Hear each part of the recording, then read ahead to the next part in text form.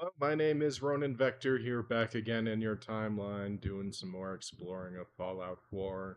And also, we're going to be hanging out with Oxhorn today as he plays Fallout 76 for me, because I don't feel like it yet. So, here we are. To pick us up where I left off last, I did do a little work off stream. I went ahead and did the quest to get Hancock as a quest member, because who gives a fuck about that quest? And yeah, so that's what's going on. I'm gonna outfit him, get him looking all nice and spiffy. Apparently, there's a super mutant bumming around, so we're gonna deal with that. But let's put on a little oxhorn and get going here. I'm not quite sure what we're up to yet, but we're gonna figure it out. Oh yeah, let me check my streams real quick. Looks like YouTube's working. It looks good. Twitch is being a turd. There we go. All right. We are square.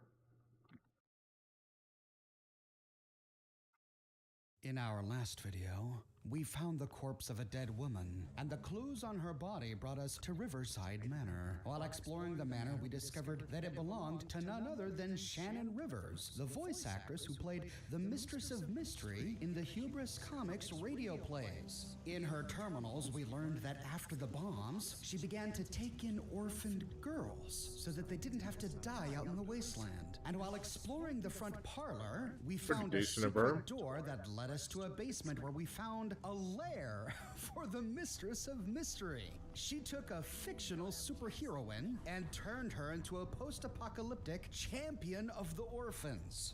That's Upon pretty cool. finding her lair, we begin the side quest Initiative Mysteries. We now have to find a way to join the Order of Mysteries. This place is perplexing, with lots of elevated pods and offices and doors against every wall. We'll start by accessing one of the terminals we find in a monitor bank against a pillar in the center of the room. Each one of these terminals gains us access to the main Cryptos terminal, which appears to be a main computer running this entire base. Cryptos mainframe system. Welcome to Cryptos. Please register to create an account. Our only option is new initiate registration. Beginning registration. Welcome, unknown user. It then creates a new account, gives us login credentials, and hands us an initiate welcome holotape. Welcome to the Order of Mysteries. Oh, We look then at find that. a list of instructions. Number 1, listen to the headmistress's welcome. When finished, log into our new account. If we don't have a mentor, one will be assigned to us. Use the database queries option to search for an available mentor. If you do not have a Veil of Secrets, report to the production facility. Okay, well, first things first, let's back out of the terminal and listen to the headmistress's holotape. We find this in our inventory, and thankfully all of the holotapes related to this quest are neatly organized with the prefix Order of Mysteries, so we can easily find them. This one is called Rank Initiate. Hello, dear. Welcome to the Order of Mysteries. I'm sure you're a little nervous. I know, it's a lot to take in. But the girls wouldn't have invited you here if they didn't think you were ready. 8 years ago, I began training the girls we adopted to fight like the Mistress of Mystery, the hero I played for all those years on the radio. Does that sound a little silly? I suppose it did to me too, at first. But the world needs the Mistress. It needs people with the strength to face the darkness, the will to survive against any odds. It needs you. It's time for you to join our sisterhood, the Order of the Mistresses of Mystery. You won't have to walk this path alone. For the next few months, you'll be training with one of your sisters. If you have someone you want to work with, that's fine. If not, Cryptos will assign you a mentor. And as soon as I get back, we'll sit down for tea. Just the two of us. I promise. So Shannon Rivers was inducting the orphans she adopted What a from nice the lady. wasteland into the Order of Mysteries. Simply by wearing Oh, the boy. worn veil we found on the corpse at Camden Park, we've fooled Kryptos into thinking that we're an initiate, that we are one of those orphans. And so it automatically placed us on the path towards becoming an initiate. To continue that path, we can log back into Kryptos under our new username, Unknown User. Since it appears that no Mistresses of Mystery are alive anymore, let's see if Kryptos assigns a mentor to us. We'll start by reading the mission board. As a safety precaution, initiates are not permitted to accept missions from this system. When your mentor believes you are ready to operate independently, your promotion to novice will unlock this board. Initiates in need of a mentor should request one by using the appropriate database query. Okay, let's see if we can find database queries. Directly below this, mission reports. The automated mission reporting system is still in development. For instructions on whom to report your missions to, please consult the handbook. Backing out, we'll go straight to database queries. Hopefully we can find a mentor using this. Preset database queries are available based on your rank and active missions, if any. For manual queries, or for additional assistance with this system, please speak with Frederick Rivers, Shannon's husband. The following preset queries are available. Initiate mentor assignment. The computer then accesses the database, runs the preset query, mentor assignment, tries to access our personality file, but as we are a new unknown user, it fails. It then tries to match our personality with another Mistress of Mystery, but since it doesn't have access to our personality, it again fails, and so it uses its backup plan, the failsafe, finding a random match, which it completes. We are assigned to the mentor, Mistress Natasha Hunt, but she's currently on a mission in Lewisburg. Notes, your mentor is currently on a mission. You may wait for her to return, or meet her in the field and assist her in the completion of her mission. Well, the fact that she is still on a mission after all of these years tells us that she likely never succeeded in that mission, never returned from that mission, which means we have to go out to Lewisburg to find her. Backing out of database queries, we can explore the rest of this terminal. In the next one down, we find the Order of Mysteries Handbook. Oh, and here we find a lot of stuff. First, from Head Mistress Rivers. I never thought I would be part of something like this. All my life, I was just an actress, playing the part of a hero on the radio. But everything changed after the war. There were so many people in need, you girls most of all. Frederick and I were glad to adopt you, to share what we could. Food, shelter, and training. My old acting turned survival skills. But this world needs more than survival. It needs heroes. It needs you. In these past few years, you have shown me that together, as sisters, you can accomplish things that even the Mistress of Mystery could never have imagined. In the next one, mission statement. The Order of Mysteries is a sisterhood dedicated to upholding the virtues exemplified by the Mistress of Mystery. Courage, cunning, and compassion.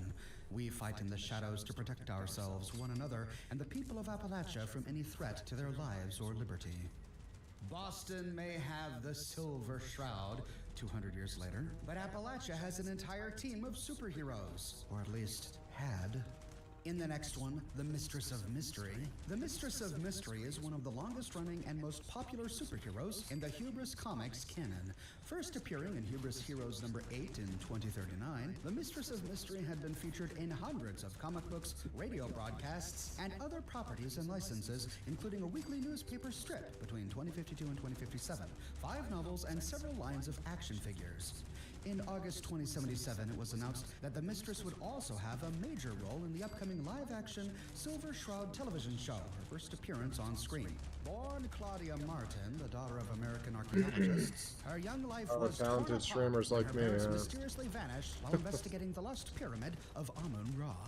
Orphaned and alone, she was forced to survive by her wits on the streets of Cairo until she was adopted by a wealthy heiress. On her 18th birthday, she came into possession of her parents' effects and set out to learn the truth behind their disappearance, delving into a web of ancient legends, occult societies, and dark intrigue. The Mistress of Mystery is a confident, quick-thinking, and capable hero. Instead of superhuman or mystical powers, she relies on her skill, training, cunning, stealth, and subterfuge to overcome her foes. Although she often operates alone, she has appeared alongside many of Hubris Comics' other heroes over the course of her career, most notably the Silver Shroud, her longtime friend and former love interest, the Inspector, her partner in the Mysterium mystery serials, and most recently, the rest of Hubris' greatest heroes on the team of the Unstoppables. The Mistress of Mystery has been drawn by over 30 artists, notably Tara Winters, Kelly Donovan, and Lucille Perkins. The iconic radio voice of the Mistress of Mystery is Shannon Rivers. I want to read every single comic. Man, this sounds like a great series. But I suppose we have to be content with what we have. Backing out, in the next one we find the Regalia of Mystery. In addition to her skills and training, the Mistress of Mystery drew upon an arsenal of powerful tools to aid her in her work. The Veil of Secrets shields the Mistress's face, cloaks her identity, and hones her senses. It also protects her from a range of threats, including poisonous gas, smoke, and fumes. That sounds like it might come in handy. Looks like we'll be turning our worn veil into an actual veil of secrets in just a minute. But next up, the garb of mysteries is the Mistress's formal gown. Though it took a variety of styles over the years, the garb was carefully crafted to provide her with unhindered movement, enhancing her stealth and speed. The Phantom device is a tool for infiltration, creating a cloud of disorienting smoke to conceal the Mistress while she makes a daring escape. And I've been wondering about this. I found the Phantom device on the inventory of a Bethesda dev while browsing through the footage I captured at the Greenbrier Hotel. Now we finally get to find out what this is for. It's a reward for completing the Order of Mysteries. The Blade of Bastet is the Mistress's legendary sword, a weapon of heroes handed down through the ages. Capable of piercing any armor or barrier, the blade is lighter, faster, and stronger than any lesser weapon. The voice of Set is the iconic .44 revolver wielded by the Mistress. Its array of powers included the ability to fire bullets that exploded into noxious smoke, disable electronics, or disrupt magical fields. Wow, I wonder how many of those powers the real voice of Set will have. And finally, the Eye of Ra was the Mistress's greatest relic, a jeweled brooch that allowed her to draw upon the full extent of her abilities in the most dire of trials.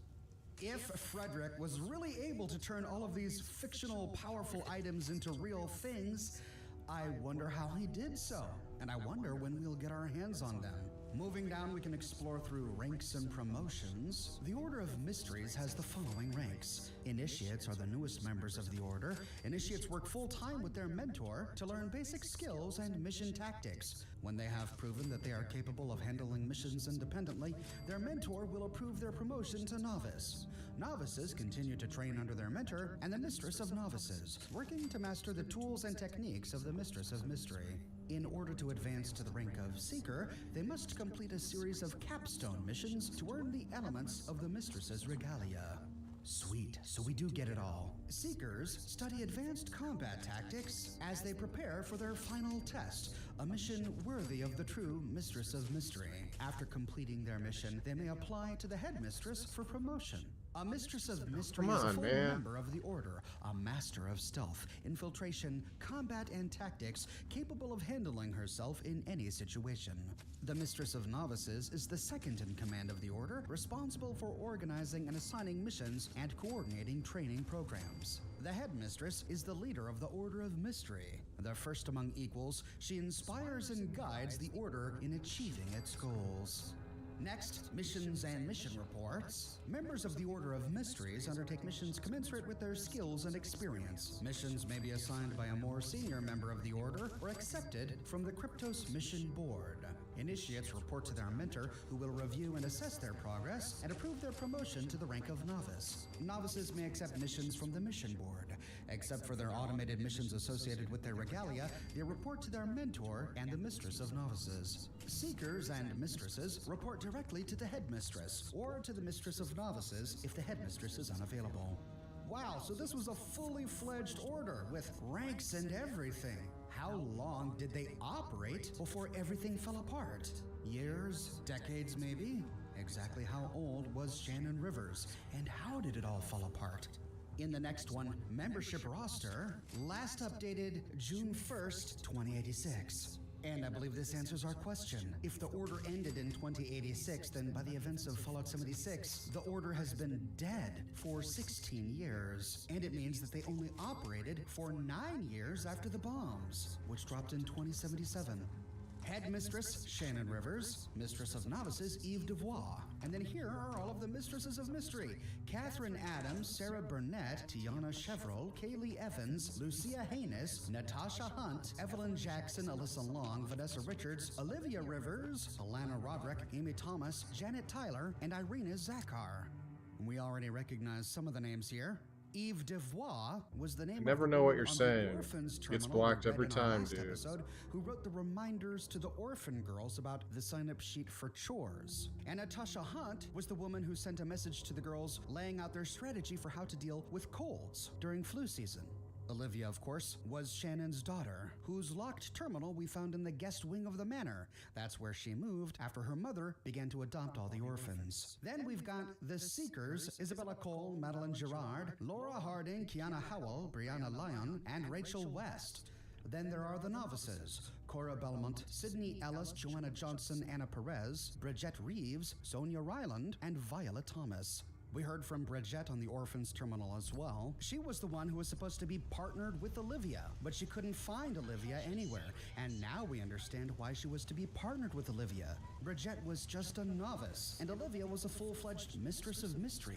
It looks like Olivia may have been her mentor, who was supposed to teach Are these Bridget, super but then mutants? Olivia ran off to do something else. I wonder why.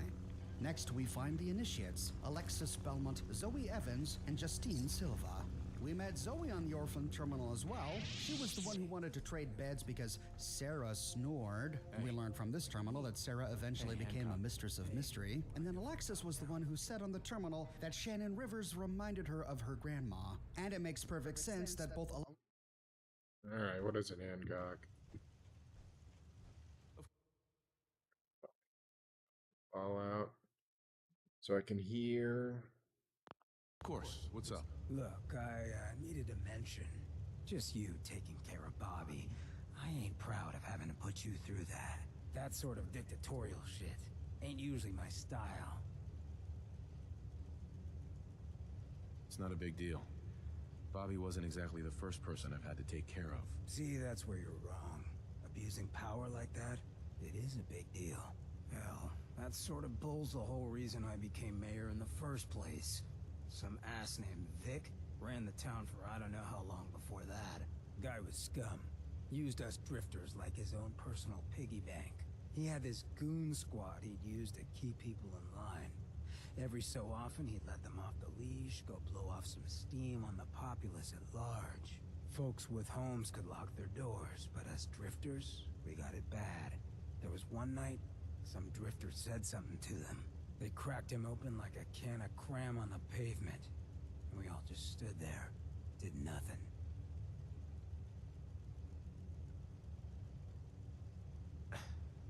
How could you do that? You should have intervened. Easy to say now, but you weren't there. I would have ended up the same, or worse. I felt like less than nothing. Afterwards, I got so high, I blacked out completely. When I finally came to, I was on the floor of the old state house, right in front of the clothes of John Hancock. John Hancock, first American hoodlum and defender of the people. I might have still been high, but those clothes spoke to me, told me what I needed to do. I smashed the case, put him on, started a new life as Hancock. After that, I went clean for a bit, got organized. Convinced Cleo to loan Or me up some ahead. hardware. Got a crew of drifters together and headed out into the ruins. Started training. Next time Vic's boys went on their tear, we'd be ready for them. What's he telling me this? I never even asked. The fact that you're standing here and Vic isn't would suggest things went well? Oh yeah. So the night of, we all got loaded. Let Vic's boys get good and hammered. And burst from the windows and rooftops where we'd been hiding. They never even saw it coming. We didn't have to fire a shot. We didn't have to. But we sure fucking did. It was a massacre. Once we'd mopped up, we strolled right into Vic's quarters in the State House. Wrapped a rope around his neck and threw him off the balcony. And there I am, gun in hand, draped in Hancock's duds, looking at all the people of Good Neighbor assembled below. I had to say something. That first time I said them, they didn't even feel like my words. Of the people, for the people, was my inaugural address. Became Mayor Hancock of Good Neighbor that day. And from then on, I vowed I'd never stand by and watch. Ever again. Oh. I like a good neutral character. Maybe I will hang out with him. You fought so hard to become mayor. Why leave? I ain't really the ponderous type. When an instinct takes hold, I listen. This time around, instinct said I should join up with you. Seems it was a good one. I just hope you get where I was coming from. I ain't out to bring harm to anyone that didn't earn it. Though I'm getting the distinct idea you got the same plan. Well, you probably heard enough of me running my mouth for one day. Wanna get moving? Okay. Hey. Hmm? Hancock. You're looking a bit on edge. Just give me a blonde. Your thoughts? I get the Good Neighbor lifestyle ain't for everyone, but it beats the alternatives. Folks in a place like Diamond City wouldn't give a ghoul the time of day. Your thoughts? So a ghoul walks into a bar. Bartender says, "We don't serve ghouls here." Ghoul says, "That's fine. Is the human fresh?" Your thoughts? Everyone should get to live life on their own terms. That's what Good Neighbor's all about. Served us well so far. Your thoughts? Reliable guns are always at a premium in the Commonwealth. Your thoughts? This beats mayoral duties any day of the week. Your thoughts? World's always gonna have tyrants. But if I get my way, there'll be a lot less. Your thoughts? You think the vaults were built to keep people out or shut people in? Your thoughts? Not a lot of folks would travel with a ghoul, even one with my kind of charisma. Your thoughts? Most folks just don't know real living. Not like this. Say so. Alright, let's get this turd outfitted. Oh yeah, I gotta find this asshole. Maybe I can find him from up high.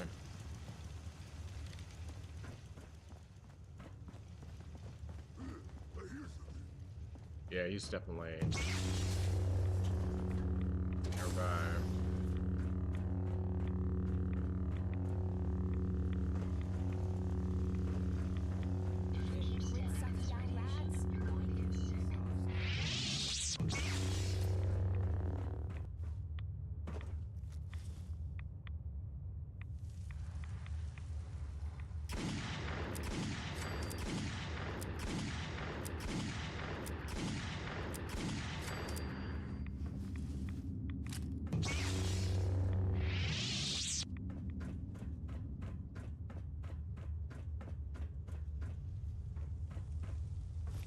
Alright, now I should be square. Not really digging the irradiated weapons. I realized they irradiated me. Which makes sense in retrospect. These feel too much like tunes for my liking.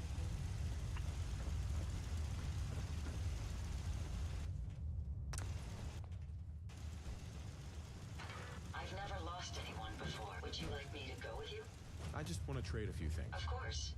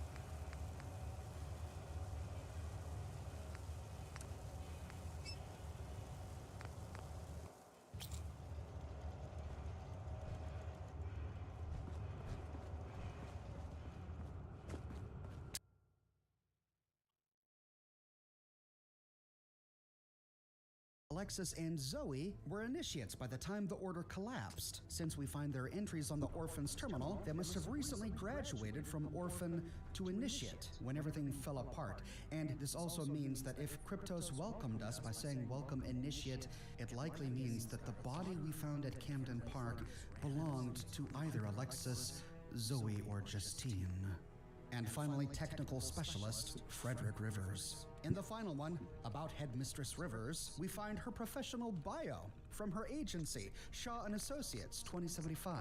Shannon Rivers, 2024 to still alive, was born in Beckley, West Virginia. After an early career in regional and touring theater, Ms. Rivers made her radio debut in 2047's Invaders from Planet Z. She quickly earned a reputation as gifted and versatile actress, starring in numerous radio dramas and serials. In 2051, she began her long-running role as the radio voice of the Mistress of Mystery. Ms. Rivers is well known for her advocacy of charitable causes, especially issues affecting the economically depressed residents of Appalachia. Well, I guess it's no wonder she ended up adopting all of those orphans. It was part of her character even before the bombs dropped.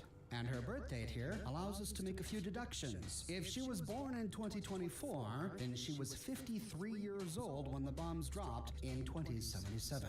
The roster was last updated in 2086, and if that's when the order collapsed, she would have been 62 by that time. In 2053, she married Frederick Rivers, noted inventor and architect. They have a daughter, Olivia. Inventor and architect, I love it! And that makes her 29 years old when she got married in 2053. If she conceived that same year, then that would have made Olivia 33 years old when the order collapsed, assuming it collapsed in 2086. Backing out of the handbook, we can finally learn more about Kryptos. Curious about our little system here? Kryptos is a genuine Robco mainframe, custom built for some top secret DIA project before the war. The government pulled the contract, and one of my buddies asked if I wanted to take it off of their hands. I needed something to run Shannon's new training room, your Hall of Trials, and it was a steal, so I took him up on it. If you have any questions, don't be shy. I'm always happy to talk tech. Frederick. So Kryptos was an old government DIA mainframe, retrofitted to become the mainframe for the Order of Mysteries. Man, I can't wait to learn more about that. Either of Backing them. out of the terminal, we can now explore the headquarters. We see a door down to the production facility. That's where we need to go for the quest. But to start exploring, we'll go up the staircase behind us into the council chamber. Here we find a long table and a terminal on a side table called the Council Chamber Terminal, but it's locked. We have to have a key to read it. Looks like this is where the Mistresses of Mystery held their council meetings. We see Shannon Rivers' chair at the head of the table and the Mistress of Mystery logo emblazoned on a wall behind her. But there's nothing left here. We'll come back later. Heading out the door, we can head downstairs. Going round a corner, we can take stairs to the bottom level, and turning right, we find a door to the Hall of Trials. According to that last entry we read, this was Shannon Rivers' training simulator that she used when preparing for her television role. Heading inside, we don't find any turrets, no enemies, just garbage all over the place and sparks flying out of a wall. Looks like it's been out of commission for quite some time. Heading out of the Hall of Trials, we see a terminal, Hall of Trials Control Terminal. But upon accessing it, we see that it's offline and no training program is loaded. About the Hall of Trials is my masterpiece, a fully automated combat training arena, hydraulic walls and floors to reshape the space, robot and turret fabricators, a whole warehouse of traps and obstacles pulled straight from the comics. It was perfect for Shannon's training, and it's perfect for yours. There's no better place for you to hone your skills, to challenge yourself and your sisters, all in a safe and controlled environment. I'm proud to think my little project has made all of this possible. Frederick. In the next one, select training program. Notice, due to the recent incident, all Hall of Trials training programs have been suspended until further notice. Oh no, I guess it wasn't as safe of an environment as Fred thought. Classes will continue to be held in the hall. Please report to the Mistress of Novices for your training schedule. What happened? Was someone hurt? And finally, we can choose to begin program, but it says error. No training program selected. Please select a program to continue. But we never find an option to select a program, probably because Frederick shut the thing off after the recent incident, whatever that was. Out of the Hall of Trials, we can now go into the production facility. This is where our quest marker leads us. Here we find what is likely Frederick's primary lab, and a bunch of dizzying options, workbenches, holotapes, and terminals aplenty. We'll start by following the quest marker to the southeastern terminal bank. Both monitors here connect to the same computer. It's the fabricator terminal. The Order of Mysteries Automated Fabrication System. Fabrication System Instructions. Hello, ladies. Meet the newest addition to our production facility, the Order of Mysteries Automated Fabrication System. I think it's our best invention yet. Lately, we've been spending more and more time making the routine items you all need. Your weapons, veils, garb. Happy to do it, but it's been keeping us from working on anything new. So we've built this little guy. Just select the item you want, insert the components, and it should be able to assemble your standard gear in a couple of minutes. It's all hooked into Cryptos too, so it knows what you're authorized to make, and the system can automatically report successful missions. Supplies are limited, so you can only make each item once. Let me know if you want an override on that, or if you need something custom. Always happy to help. All right, so it looks like we'll use this system to craft the Mistress's regalia, but it looks like we have to unlock each piece one at a time as we rise through the ranks. Directly below, we find Fabrication Services. Welcome, Initiate. You are authorized to fabricate the following items. Initiate, Veil of Secrets.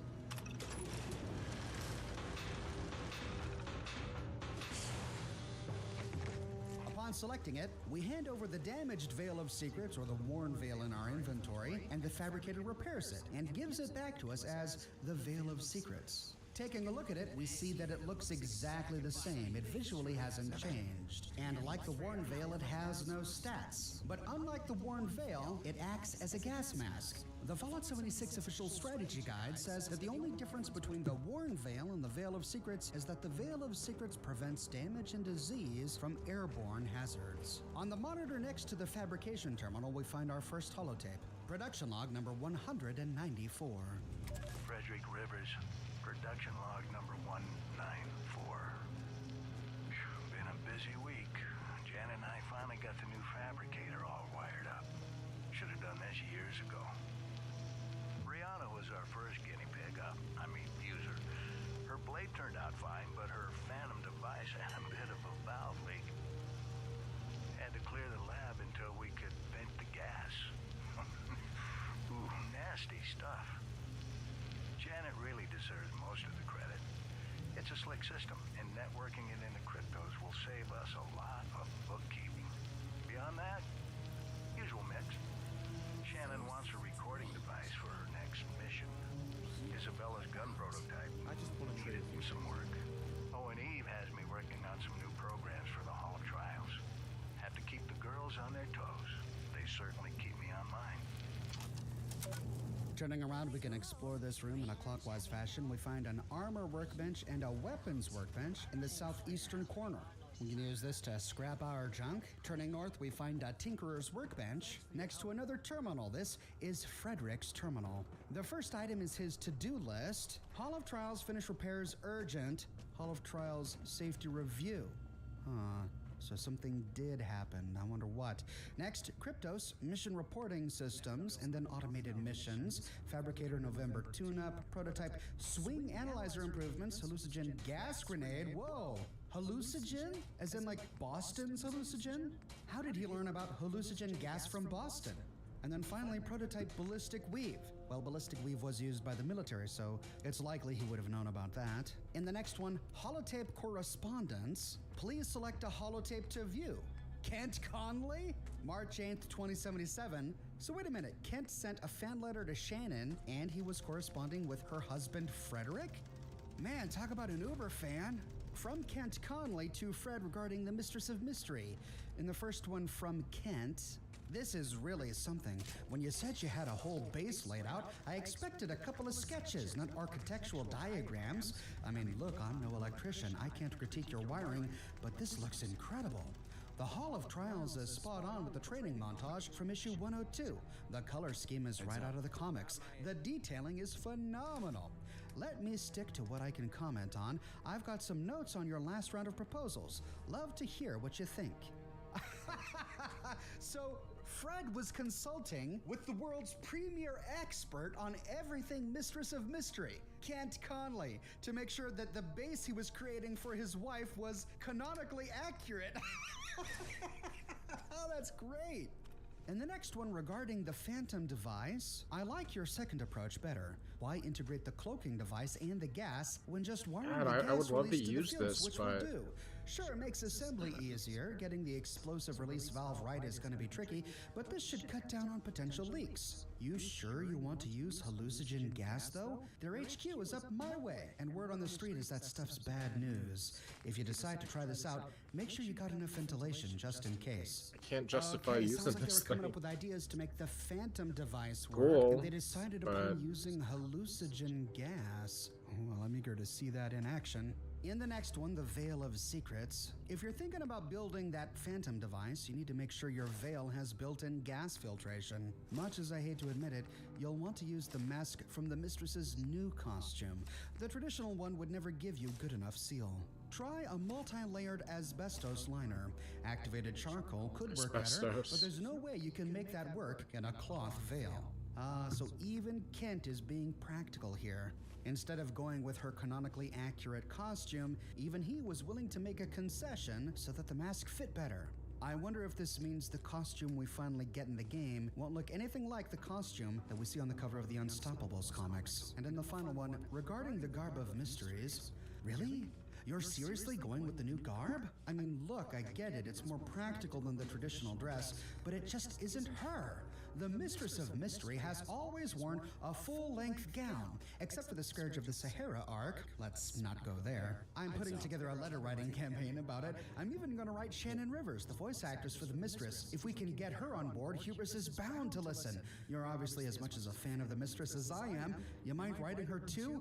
Oh, so Kent had no idea that Fred was her husband. He just thought they were pen pals who loved the Mistress of Mystery. Geeks just talking about their passion. Fred was hiding his identity from Kent. But yeah, it looks like the dress we're gonna get looks nothing like the one we saw on the Unstoppables comic.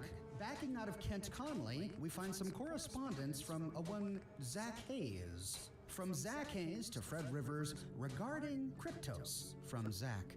Really? Just like that? I have to say, giant multi-million-dollar mainframe systems are usually a harder sell. Not that I'm complaining. For an order like this, a rush installation is no trouble at all. I'll have my team out at your place on the 23rd. You did say you wanted this delivered to your house, right? I've put a copy of the manual on the tape. Look it over. Give me a call if you have any questions. Pleasure doing business with you, Fred, as always. Looking forward to hearing all about your projects. So this is the military contact, or maybe not a military contact, a guy who happened to get access to former military-grade hardware. Maybe he worked at an auction or something and couldn't get rid of the mainframe. And below this is the Kryptos user manual. Oh, error not found. Oh well, moving out of this, we find yet another stack of correspondence from Kent Conley. This time, later the same year in July, regarding the Mistress of Mystery from Kent. What do you mean you built it? Look, Fred, that's a little much, even from you. I've seen those plans, remember? I mean, sure, you got all the details down, you're as into this as I am, but you're never gonna get that kind of hardware. Military-grade mainframe, combat simulator, it'd cost millions. You have a fortune you haven't been telling me about? And in fact, he did. Mistress of Mystery, money from Hubris. Don't get me wrong, I'd love to see whatever it is you've built. A model? Some kind of getup in your garage? Mail me some photos along with your next tape. Always great talking with you. Man, I think we can retire Kent as the Mistress's greatest fan. I think Fred might be. Loving and doting husband, sure, but Mistress of Mystery uber geek too. Next, regarding the Garb of Mysteries, yeah, I know it's what they're using in the TV show, and believe me, I'm looking forward to it. The Silver Shroud is my all-time favorite hero. I just don't think it's the right call for the Mistress. One way or the other, though, you should think about adding some kind of protection to the costume. I saw an article in Guns and Ammo about a new concept for ballistic weave. You've got connections. Any chance you could get your hands on it? If you do, could you send some my way? Great news. Looks like if we finally get our hands on the Garb of Mysteries, it will accept ballistic weave. That makes a non-power armor build for Fallout 76 perfectly viable. And finally, regarding the voice of Set. God, don't get me started on this. Yeah, sure, incendiary cartridges would work, so would resonance ammo, or hypersonic shot, or even EMP bullets. We've complained about the voice for years, but Hubris just keeps retconning it. Okay. If you want a gun that can handle whatever crazy thing they come up with next, your best bet might be to build a stable holo receiver so you can swap out the mechanics. Man, I love the fact that Kent Conley was involved in every aspect of building the Mistress of Mysteries regalia. Good old Fred had the right contacts everywhere and did his research. Backing out of holotape correspondence, we find Frederick's personal journals. They only go back to June of 2077. He only kept them for a few months. In the first one, what do I even write here? Shannon always was into journaling, but I've never seen the appeal. No one's gonna care about my memoirs. Let's see, we finished off the basement with 2 days to spare. I might even have to squeeze in that little folding screen I've been toying with. Zach and his boys got the mainframe online this morning. I let him test out the Hall of Trials while I put it through its paces. Worked like a dream. Laser turrets is still a mite touchy though. Burned that toupee clean off. But oh dear, could that be some foreshadowing to the real accident that happened later? In the next one, the very next day, I still remember the day I met her. It was at a benefit dinner for the Engineering Institute. She was supposed to be a celebrity guest, but it was before her career really took off. No one knew her. I found her in a corner, started babbling on about my work and fabrication algorithms, and she actually cared. She was interested. No one was interested in my work. Her fans never give her enough credit. They only know her as an actress. But she's brilliant. She has vision. She understands my work, understands the value in exploring new ideas, new designs, without being subject to some giant corporation trying to exploit people for a quick buck. We've always had an arrangement. Sometimes my projects bring in a little money, sometimes they don't. It doesn't matter. She loves acting, and her royalties more than cover my costs. I get to dream. I get to experiment. I get to build things beyond her wildest imagination. And then we get to share them. Her reaction, her approval, means more to me than any profit or prize ever could. Oh man, could this be candidate for the greatest romance in the Fallout universe? In the next one on the 29th, she loved it. I've never seen her so happy. It's been a long year working on the design, swapping ideas with Kent, making sure I got all the details right. It cost... God, I don't even want to think about it. But it's done, and right now, it's what she needs. She's been so worried about that damn television show, worried about making the jump to TV. We don't need the money, but she wants to keep acting. It's what she loves, and if there's anything I can do to support her, I will. And then they stop. But then, many months later, on October 6th, Shannon's off to Boston, so it's just me and Olivia again. She's been kind of sullen lately. I think the stress is starting to get to her. I can't even keep up with all the tutors she has these days. Her mother and I expect a lot from her. Maybe too much. But she's a phenomenal young woman, the best at whatever she sets her mind to. I see that potential. I just want to help her reach it. Uh-oh. Looks like Fred and Shannon were pushing their daughter a bit too much. But when your mom is the Mistress of Mystery, and then she becomes the real Mistress of Mystery, that's a lot to live up to. In the final one, the first thing you learn as an inventor is to recognize failure. I never remembered to update this damn thing, so I'm giving it up. I got a fresh palette of holotapes today, so I'm gonna try audio logs instead. Maybe I'll have more luck with that. Oh, okay. So he wasn't much of a journaler, that's fine. Let's see if we can scan his office to find more holotapes. Next to this terminal is a weapons workbench where we can scrap or modify our weapons. And on a box next to the weapons workbench is another holotape. Production log number 209. Frederick Rivers, production log number 209. This whole thing still amazes me sometimes. Take Cryptos. I needed a mainframe to run Shannon's training room. My buddy Zach at Robco had a mothballed old DIA project he wanted to unload. I didn't give a damn about the price. It looked impressive, and it's been one hell of a machine. The girls have done a fantastic job collecting intel over the years. Rachel, Janet, and I spent the last 2 weeks pruning the database down, and we've still got more leads than we know what to do with. Oh, Rachel had an idea for an automated query system for mission assignments. I took a look at her code. Nice piece of work. I think our old mainframes right, not a military contact or an auction guy, but a Robco employee. Well, no wonder he got his hands on DIA technology. We find the next holotape on a counter between the Tinkerer's workbench and Fred's terminal. Production log 212. Frederick Rivers, production log 212. I've started digging into Kent's old idea for ballistic weave. It's ambitious, I'll give him that. Finding the right pattern is going to be... oh, Shannon. Sorry, I didn't hear you come in. What are you up to, dear? Another log. Does anyone ever listen to these? I don't know. Maybe they'll come in handy for Janet someday. She practically runs the place now. I just tinker. You do more than that. I could never have done this without you. I know that, look. What's bothering you? Olivia? Our daughter is 2 days late. Again. Frederick, I don't know what to do with that girl. She's smart, talented, but she never listens. She won't take orders. When I try to correct her, she just storms off. Do you think you could...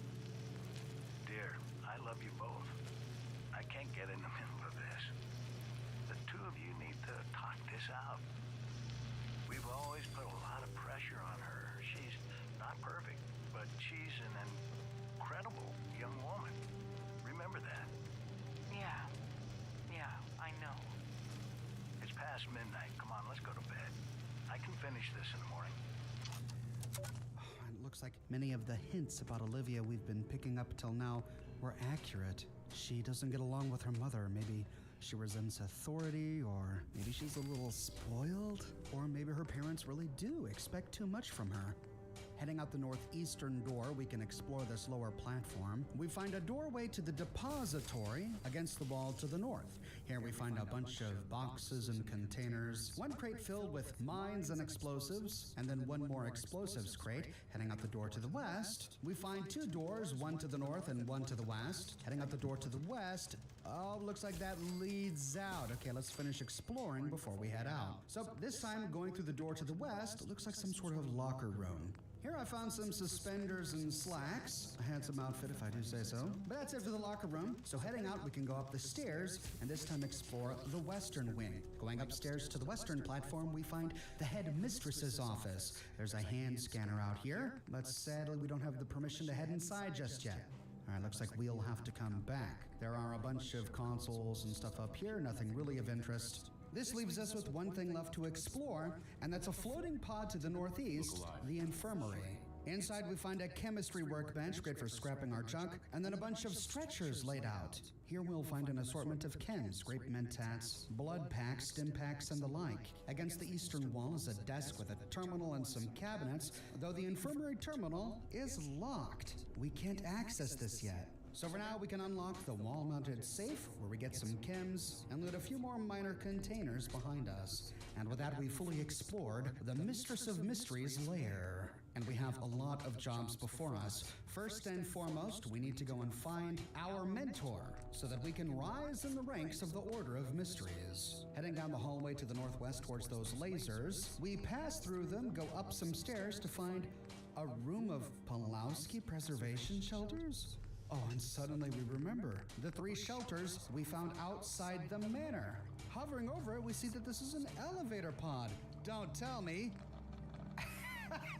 Sure enough, Frederick turned these Pulowski preservation shelters into elevators that lead straight to the Mistress of Mysteries lair. This is fantastic. It means that we don't have to go through the entire manor each and every time. We have to come back here for the quest. Though the Pulowski preservation shelters do come out in the middle of a mole rat hotspot. Mole rats are always spawning here. So it looks like our mentor was last seen near Lewisburg. To get our next rank, which will allow us to read the infirmary terminal and the council chamber terminal, and that will unlock a new part of the mistress's regalia, we have to head to Lewisburg to find her. But sadly, we are all out of time today. We'll meet our mentor in Lewisburg and fully explore the city in our next video.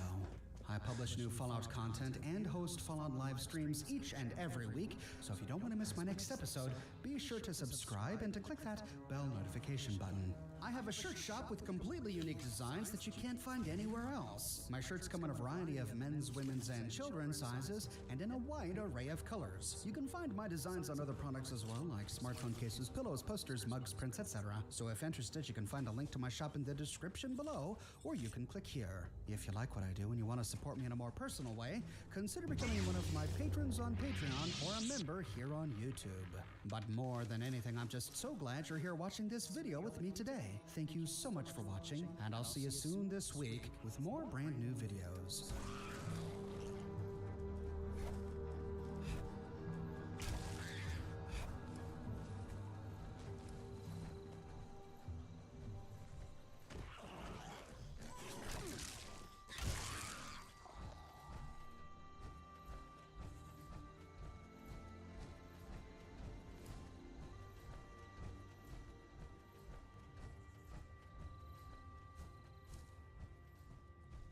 There's no sport to spilling blood if the person ain't earned it. In our last video, we explored the secret base within the basement of Riverside Manor. There we discovered the Order of Mysteries, a post-apocalyptic secret society tasked with fighting crime in Appalachia.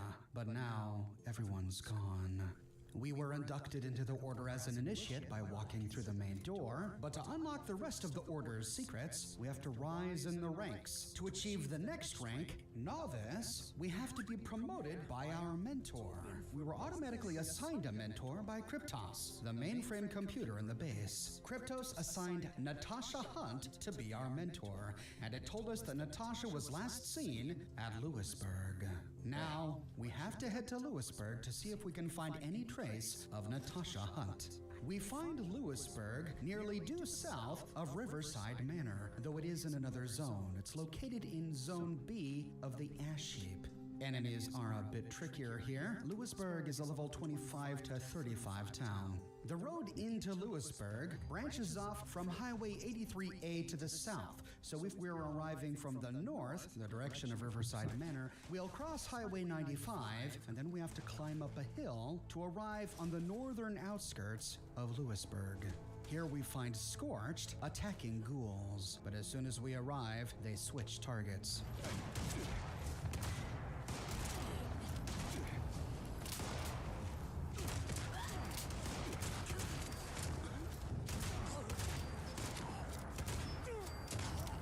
Killing the Scorched, it was here that I found the Savage Divide treasure map number 5. I've collected many treasure maps so far. Someday soon I'll put together a video digging up the treasure at the end of each. But for now, on to Lewisburg. The signs outside Lewisburg describe it as the coolest small town in America. Lewisburg is a giant square broken into 4 quadrants. West Washington Street travels east to west at the southernmost end of the square. Then we find Court Street traveling north to south on the western edge of the town. Between these 2 streets, we find 4 quadrants. The 2 southernmost ones are almost complete ruins. We don't find any intact buildings to explore. But the top 2 quadrants do still have some intact buildings. But more interestingly, we find fire escapes which grant us rooftop access, where we will find some interesting goodies. And at the northern edge of the town is Foster Street, running east to west. There is a church to the north, completely boarded up that we can't explore, a graveyard even further north, next to the town's water tower, a bot stop station on the eastern outskirts of the town, and a train station on the southern side of town. Now, the post-apocalyptic residents of this town were in the middle of celebrating a spring garden festival. At the time, whatever cataclysmic event destroyed all life in West Virginia struck. And so we find Main Street completely boarded up. Tents and market stalls lining the streets and banners draped between the buildings. We'll turn Lewisburg upside down in search of Natasha Hunt, and along the way, we'll uncover a few clues hinting at some of the greater things that were happening before and after the war here in West Virginia. I arrived at the northwestern corner of the town and then wandered all over trying to kill the Scorched. So to establish a point of reference from which to explore, we'll move to the southernmost edge of the town to first explore Lewisburg Station. If we arrive from the front, we find graffiti on a wall, Hey. man before machine. If, however, we arrive from the south, we have to cross a railway track, and we find a warning sign posted, not a public crossing, all persons are warned not to trespass. Stepping onto the train platform, we can open the rear door to find a responder vendor bot. Many of the train station vendor bots share the same inventory and have the same caps to spend. We can use the station as a bit of a pit stop. Outside on the platform, we find an ammunition vending machine, and inside, we find a stash box. This box is connected to our stash back at our camp. And next to this is the Lewisburg Station Terminal. Here we learn the same thing that we'll learn at all other train terminals here in Appalachia. If we choose ticketing, we get an error message. Ticketing dispenser malfunction. Please contact station staff immediately. Backing out of this and into information, we learn that we're at the Lewisburg Station on the Red Line, which before the war connected to the Welch Station and the Watauga Station. And if we choose estimated wait times, we learn that we have to wait for 1,000 years and 1,000 days. Well, let's see if we can go do something else with our time. At the western corner of the train station, next to some lockers, we find an armor workbench, useful for scrapping all our goods. And in the nearby bathroom, all we find is a plunger and an umbrella. Heading out the door, however, we see that even though we cleared the scorched, super mutants have spawned in Lewisburg.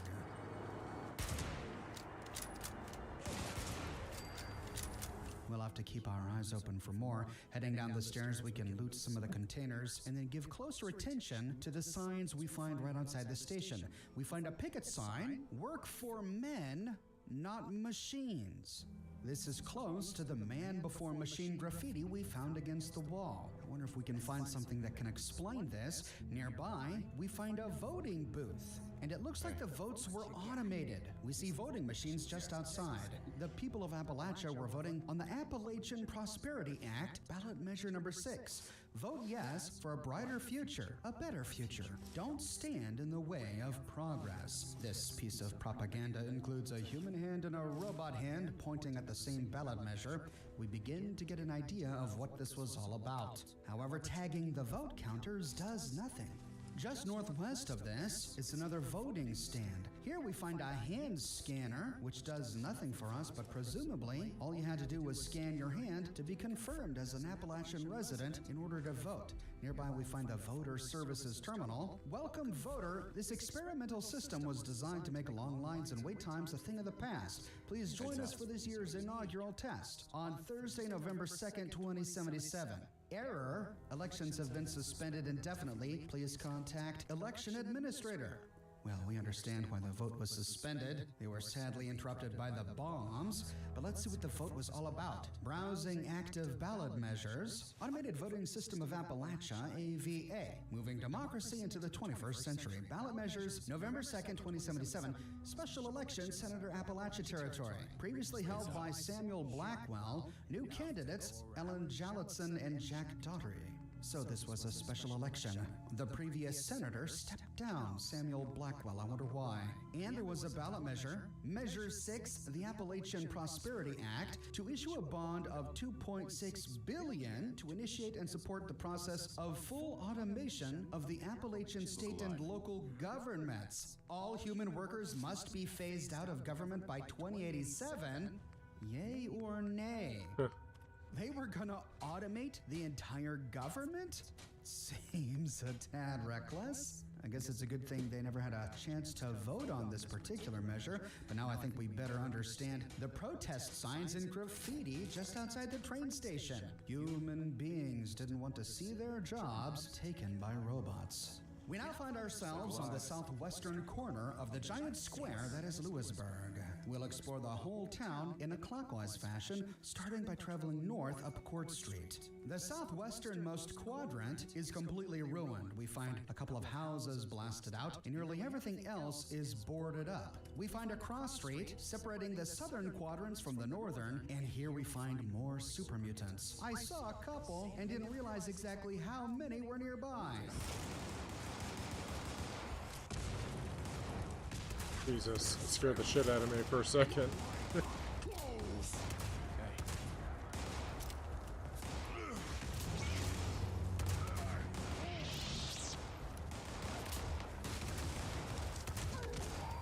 just too many. I had to retreat to the train station for cover.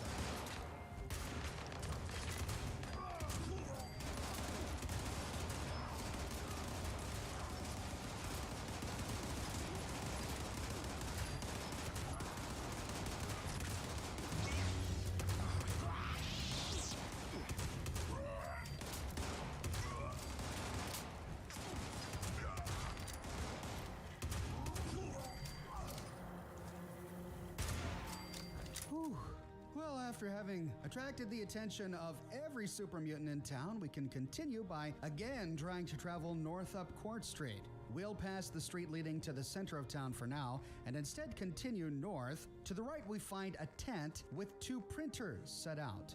Special election vote, and here we find a ballot printer. So this is how people got their ballots. But sadly, when we try to activate it, it says the printer does not respond to your input. So continuing north, we see a greenhouse hiding behind one of the big boarded up buildings, but sadly not a lot of plants we can harvest inside. We only find a toolbox and a few other random pieces of scrap. Heading back into town, we can take Foster Street east. Across the northern quadrants, we see a fire truck parked here and petrified people off in the distance. There are a few alleys. We'll explore these in a minute. Continuing east and then turning north, we see a bit of a picnic area. Here we find tables bedecked in plastic plates, aluminum TV dinner trays, all sorts of cutlery. A great place to hit for plastic if you need to craft shotgun shells, though we do have to step over skeletons. There's a burgers and hot dog stand at the northern end of the side road, and we see a door back there, but to access the door, we have to head northwest and round a barrier. Here we find a ruined car, a grill, and the door we can open. For our efforts, we find a few containers to loot and a recipe. This time I found some infused blood leaf tea, as well as a first aid kit.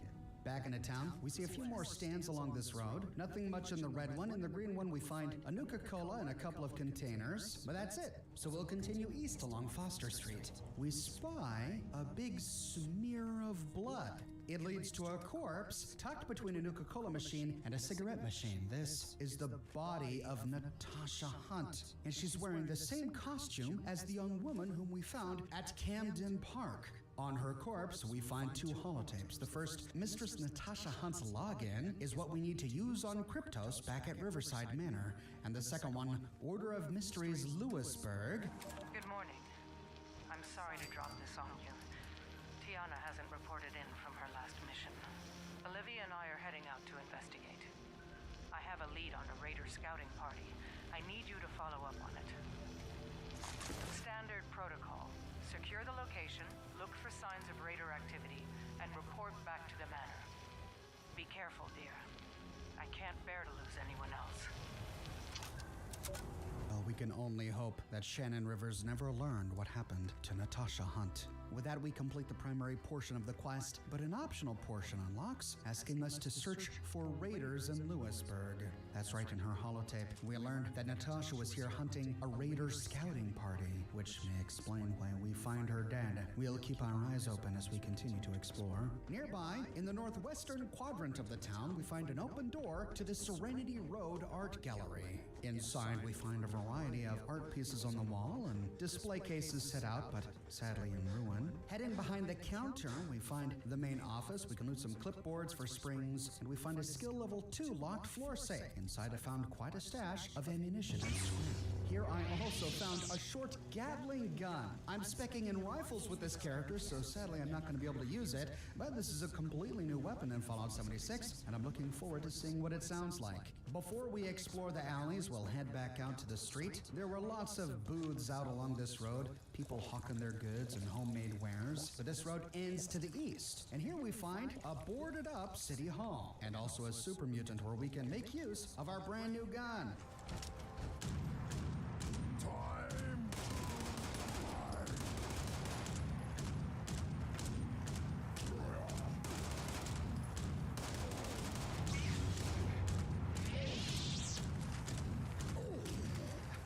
Okay, not very efficient. Well, I haven't specced into it, but a whole lot of fun to mess with. Turning around, we see that the city hall is indeed completely boarded up. Sadly, we can't head inside, but they were playing music during this special election. We see a stage set out where we find an acoustic guitar, which we can play for the well-tuned bonus, some blocks and toys set out, and a pink hand. I didn't know what this was at the time, but this pink hand is important in a quest later on. I'll cover it in greater detail when we cover that quest in the future. There's a banjo up here, and then we can jump down to loot the picnic tables out here, where we find a bunch of beverages and a few coolers. Now, just north of the City Hall, I saw a little walking path and a fence. Here we see a sign that looks like a man looking through a telescope. Okay, maybe we'll find a good sightseeing ledge.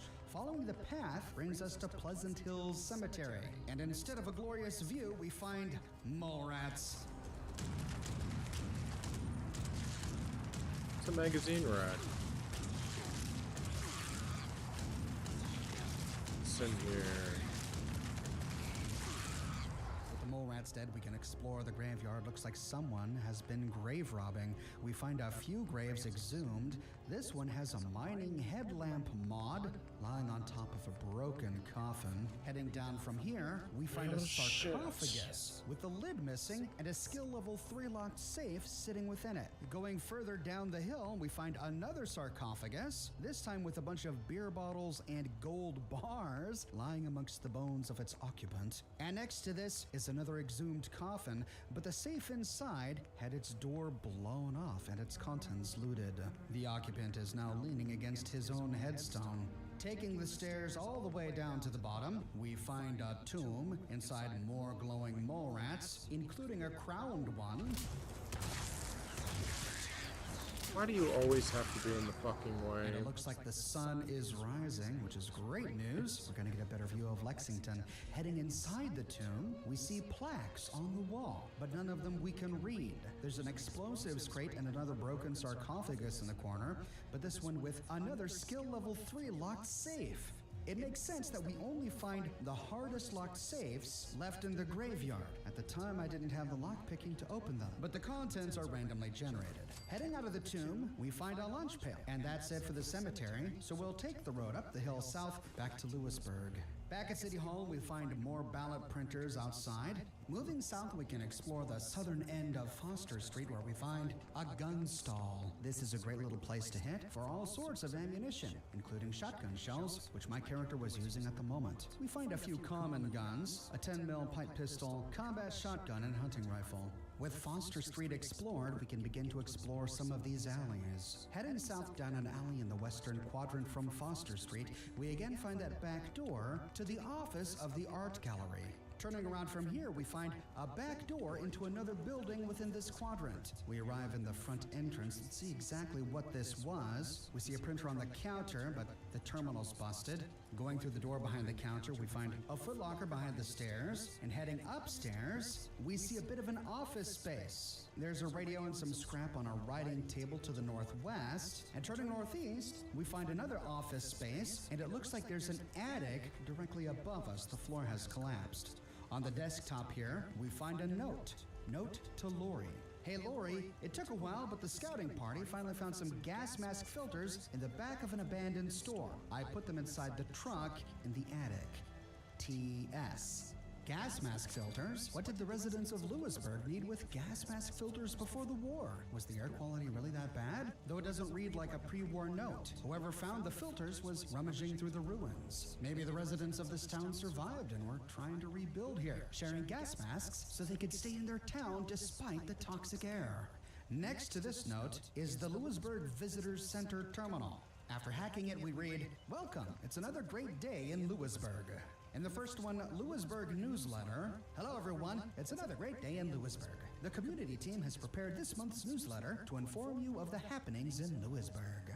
Sky Gardens. We are overjoyed at the success of our roof garden initiative. The flowers, produce, clean air, and fellowship is something we can all enjoy. If you'd like to be part of our Sky Gardens, let Ms. Helene know. Toxic Ash public service announcement. Although we are working hard to keep Lewisburg pristine, sometimes the weather isn't always cooperative. Please make sure you wear your gas masks. Feel free to stop by the visitor center for replacement filters. Okay, so we're reading messages from survivors of the apocalypse who chose to stay in Lewisburg despite the toxic air instead of moving on. And they even went as far as to plant sky gardens and host a spring festival. Well, they certainly had hope. Art exhibition. This month, Lacey Molina is exhibiting at the Serenity Road Art Gallery. please stop by and appreciate her beautiful oil paintings. Spring Garden Festival. It's almost time for this year's festival. This spring, we want to highlight our beautiful sky gardens. Make sure to visit downtown this Saturday for food, flowers, crafts, and live music. In the next one, we find a category for electronic mail, but network not found. And below this, we find an option to disengage a nearby lock. Let's see if we can find this safe. On a wall nearby, we find a poster promoting Uncanny Caverns. We'll explore that place a bit later. We find the safe on the other side of that writing desk, but sadly inside I didn't find much for me. Heading into the bathroom, we find a mirror with chems, and that's about it. Now let's see if we can find a way into the attic. We saw that room above us, but we don't find a stairway up from here. Back down in the alleyway, we can take the fire escape ladder up directly south of the door to the art gallery. At the top, we find two paths, a path to the rooftops to the northeast, and then one directly west of us. Heading west first, we find a duffel bag, which was empty in my game, and then taking a wrap south, we find a hole in the roof leading to the attic directly above the visitor center. Here we find a radio we need to turn off to avoid demonetization and an end of dungeon steamer trunk. Strangely enough, we don't find any gas masks or filters in here. Is this evidence that the town was looted after the Spring Festival? But if so, by whom? Now, the Fallout 76 official strategy guide says that there is a bobblehead here, but someone must have looted it because I didn't find it in my game. Heading back outside, we find a little rooftop greenhouse. This one had a first aid kit and some potted plants, and we find a skeleton on the floor holding a tin pitcher. Turning around, we can now explore to the northeast. This brings us to another rooftop greenhouse with, again, two paths to explore. We can go south or west. We'll go south for now. Here we find a flower bed with some rhododendrons and soot flowers, good for tea, which leads to another rooftop with more soot flowers and rhododendrons. Lewisburg is a great place to hit if you need to stock up on tea-making supplies, including fertilizer. But this is a dead end, so turning around, we can retrace our steps north. Here we find another rooftop greenhouse, this time with ash rose plants. Again, wonderful for tea. From here, we can take a ladder north to a rooftop overlooking the entire town. And here we find the corpses of 3 raiders. The first, wearing a red bandana, lies slumped against a pipe. And the second is draped over the ledge of a building, apparently shot while trying to snipe someone below. This is Carrie, and on his body we find Carrie's orders. Carrie, got some new intel. One of the girls will be out your way on Thursday. Get word to Shar and his boys in Big Bend. You're gonna need backup. Stake out Lewisburg, set up an ambush, find a good sniper's nest, and don't underestimate her. If she gets a chance to react, you're all dead. Don't screw this up, Brody. So the raiders were hunting down the mistresses of mystery. But how did this Brody know that Natasha was gonna be here? I guess the years of being thwarted by the secretive order finally forced the raiders to organize. But what happened here? Did Carrie and Natasha kill each other simultaneously? Or did something else, something bigger than them both, kill them and everyone else here in town? Around his corpse is littered a bunch of ammunition and another note next to a stealth boy. Easy pickings. All right, we've been eyeing Lewisburg for a while now. It's actually impressive they've stayed organized this long, but we found a weak spot.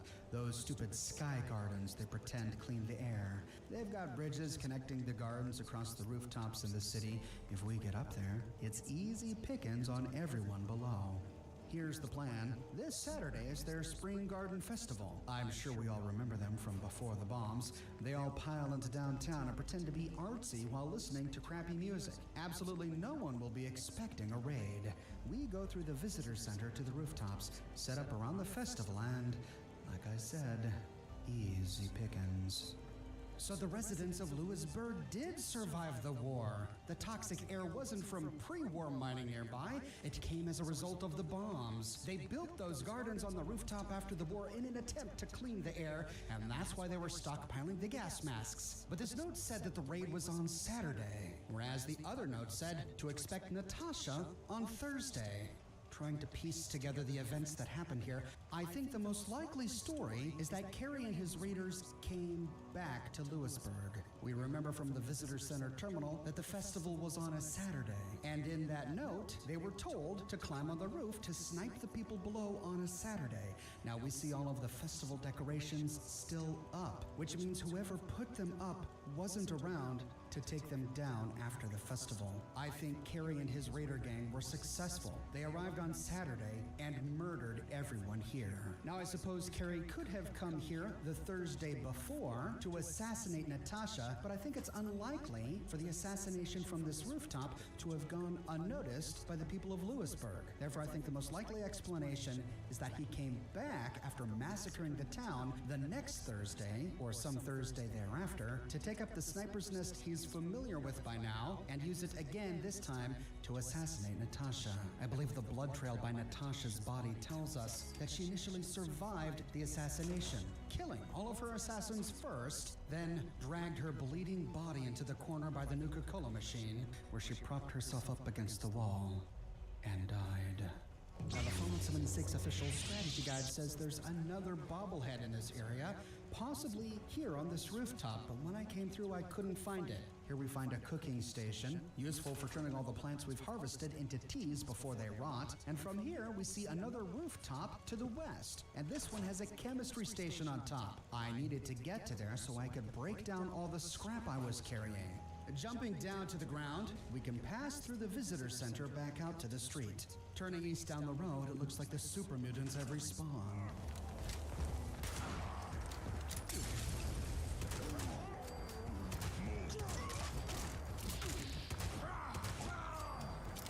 With the super mutants dead, we can head to the northeastern quadrant and explore these alleyways to find a staircase to the rooftops above. Here we can explore through the back door of one of these ruins. This is really ruined, but it looks like it was a diner before the war. We see plates and a few bowls of food set out, and then a duffel bag next to a woman's skeleton. Heading back to the alleyway behind the diner, we see no fewer than 3 fire escape ladders. The one nearest to the back door, however, leads to a dead end, so instead we'll take the fire escape ladder we find to the southwest. This leads to another rooftop where we find yet another greenhouse. Taking the ramp east, we find 2 skeletons in lawn chairs next to a cooler and an ammo box. Here we find wild carrot flowers and soot flowers growing from the planters, good for teas, as well as more bags of fertilizer. Moving west, we see a petrified corpse in the middle of this bridge. This leads to another rooftop garden with more rhododendrons and soot flowers, bags of fertilizer, and a tool case. This then leads to that other fire escape that we saw in the alleyway leading up.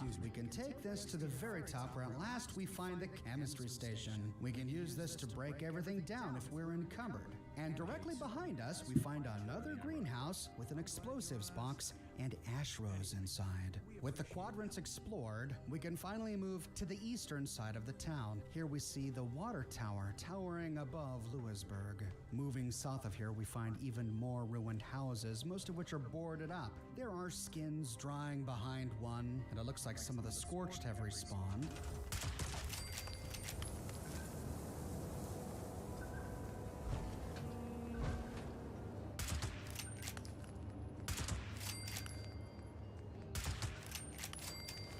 Continuing south down the eastern road, we find a gate to a backyard playground and garden. We can round one of the houses to take care of another scorched. There is a gate in the back of this garden, which we can use to explore a nearby red-roofed building. Getting closer, we find that this was a bot stop. There are 2 terminals here. Looks like pre-war residents could have used this to summon a robot to help with some activity. This brings us back to West Washington Street, where we find graffiti on a ruined train car, block the bot, and the Lewisburg town sign. Heading towards the train car, if we jump in the back, we find 2 skeletons. And next to them is a Civil War era dress and a Civil War era top hat. So you can get a full Civil War era costume in the back of this train car. With that, we've explored the entire town of Lewisburg, and we got what we came here to find. Heading back to Riverside Manor, we can take the Pulowski Preservation Shelter elevators down to the secret lair. I found that I had to hop out of my power armor, even when wearing the veil without a helmet, to There we pass go. through the laser grid. Inside, we can access the Kryptos terminal. And now that we have Mistress Natasha Hunt's login holotape, we find an option to log in as her. Under her login credentials, we find most of the same stuff we found in ours, with a new section, Administrative Actions. Here, Natasha could have registered as a mentor, but since the Order is dead, we don't see any initiates to take on as proteges. And directly beneath this, we can use her credentials to authorize a promotion. Select the promotion you wish to authorize. Authorize promotion, Novice of Mysteries. She only had the authority to promote an initiate to a novice. We can then scroll through a list of the known initiates, Alexis, Zoe, and Justine, and then also the unknown user, ourselves. Choosing this one, we find success. Please ask the selected user to log in and claim their promotion. So, backing out of Natasha Hunt's login credentials, we can then log in with ours. We get a new message. You have now earned the title of Novice of Mysteries. As a novice, you will continue to train with your mentor and the Mistress of Novices as you work to master the skills, tactics, and combat techniques of the Mistress of Mystery. We are now authorized to craft the Garb of Mysteries at the Fabricator. We also get a brand new holotape from Shannon Rivers, and to continue, we must listen to her message. Now, this screen was a little deceptive. It appears like the text on this screen has finished loading, but it hasn't. We have to click the screen again to find the option to click Continue, which gives us the holotape. With the holotape in hand, we can finally listen to Order of Mysteries rank Novice. Congratulations, dear. I'm sorry I can't be with you today. But I'm sure the other girls can walk you through your vows. God, these quests are Things so have been sad. difficult for us of late. In 8 years, we only lost one member of our family. In the past 3 months, we've lost 7. All to raider ambushes. I've asked Eve to accelerate our training program. If the worst should happen, we need everyone to be ready. In order to become a full member of the Order, you will need to master the tools of the Mistress of Mystery. Sword, shot, and shadow. Work with Eve and your mentor. When the time comes to prove yourself, Kryptos has the details. Our quest continues. We have to craft the Phantom Device, the Blade of Bastet, the There we Voice go. of Set, and then master these tools. But now we have the option to craft the Garb of Mysteries at the Fabricator. So heading on over, we can choose Fabrication Services, and we find a new option, Novice Garb of Mysteries.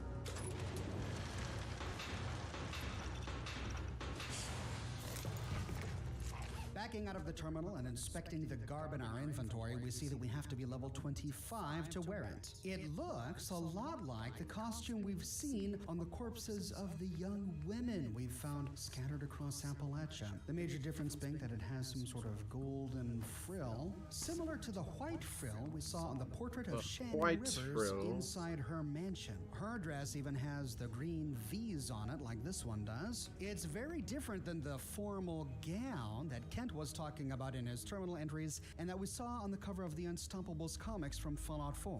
So this must be the new costume the Mistress of Mystery would have worn if the Silver Shroud TV show had ever been made. Even though we can't get it until level 25, this dress becomes useful even late in the game. At level 25, it starts with only 15 ballistic damage resistance and 15 energy damage resistance, but it gives us +1 to perception, and though it doesn't say so here, the Fallout 76 official strategy guide tells us that it improves our sneak chance as well. Then every 5 levels, we can upgrade it further, and each upgrade step goes up a further 5 ballistic and 5 energy damage resist. To upgrade it, we just have to have the Garb of Mysteries crafted from the Fabricator, bring it to any armor workbench, and then it simply requires cloth, leather, and steel to upgrade it every 5 levels. Now, despite what Kent and Frederick were talking about concerning ballistic weave in the terminal entries, when I switched to modify, I didn't find an option to add ballistic weave to the Garb of Mysteries. Indeed, even though I had the Garb of Mysteries in my inventory, it didn't even appear in the menu under Modify. It only appeared in the menu under Craft, and only through the crafting interface could I upgrade it every 5 levels. Perhaps we are to suppose that the ballistic weave is already woven into the dress, which explains its damage and energy resist, though why it doesn't cost more ballistic weave to upgrade it is beyond me. Now that we have Natasha Hunt's login, we can access 2 new terminals. From Kryptos, if we turn around, we can head up the stairs to the Council Chamber. Here we can finally access the Council Chamber terminal. The Order of Mysteries Council Chamber, recording status off. We find 2 options. In the first, recording controls, we can choose to start recording, but if we do, unable to connect to the recording system, please contact production for assistance. So this is just telling us that this terminal was able to record the meetings that went on here in this council chamber. Backing out of recording controls, we can choose recording archive, where we find 1 recording to listen to. We can select council meeting October 5th, 2086 at 10:01 in the morning. That ejects the holotape, and we now have to load it into our Pip-Boy. All right, let's keep this brief. Vanessa and Brianna are missing. Given recent events, we should assume they've been ambushed. What do you mean, assume? Are we just giving up on them? Of course not, but We should take rescue teams. Groups of 3 or 4. They can't possibly take us all on. We're shorthanded enough as it is. We can't have everyone on search and rescue. Damn it. None of this makes sense. We fought those bastards for years. Any one of us could take down an entire raider squad ourselves. Most of us have. But now, all of a sudden, we're the ones getting wiped out? Why? What changed? I don't know, but we have to find a way forward. Eve, I want you to ramp up our training program. The younger girls need to be able to defend themselves. Of course. Olivia, watch the manor. If you see The anything hell? suspicious, report back at once. Sure. I mean it. No games, no pursuit. Yeah, got it. Everyone else? I'm going to post a new mission this afternoon. I won't assign it out, but I want you all to take a look at it. If anyone has any better ideas, see me in my office. Dismissed. So the raiders were suddenly becoming a problem, where they weren't a problem in the past. Were the raiders just becoming better organized? She mentioned a new mission, but even when we log in with Natasha's credentials and check the mission board, we don't see it. Perhaps someone already took it. The next terminal we've unlocked is the Infirmary Terminal. The Order of Mysteries Infirmary, Duty Officer Blank, Chief Medical Officer Mistress Natasha Hunt, Medical Officer Mistress Alana Roderick, Aide Seeker Isabella Cole, Aide Novice Cora Belmont. So Natasha was their doctor. By losing her in the field, they really lost a lot. In the first one, Infirmary Orders, we find 4 options. In the first, Emergency Care Order, limit emergency care based on your qualifications. Notes, none of us are doctors. None of us have any real medical training. We've learned a lot over the past few years, but all the textbooks in Charleston won't make you a surgeon. Just because you can rip the arms off a Protectron medic doesn't mean you can use them to resuscitate someone. In an emergency, take a step back and assess what kind of care you can safely provide. Do that. You can be a hero everywhere else. And the next one, antibiotic restrictions. Order reserve antibiotic as a last-minute treatment. The dysentery epidemic exhausted our stock of antibiotics. There's another supply run to AVR Medical up on the mission board, but that place has been picked clean over the years. I asked the headmistress if we could reach out to the responders for help. You can guess how that went. Until we can replenish our supplies, focus on providing supportive and palliative care, and use herbal remedies where possible. Why did Shannon Rivers not want the Order to contact the responders? Did she just really want to maintain their secrecy? In the next one, Stimpaks and dehydration. Order monitor for dehydration following Stimpak use. Notes, while not mentioned in the medical literature, dehydration appears to be a serious side effect of repeated Stimpak use. Patients receiving Stimpaks as part of their treatment regimen should be monitored for dehydration and administered additional water and/or IV fluids. Where possible, members should avoid the use of Stimpaks in the field and instead report to the infirmary for treatment.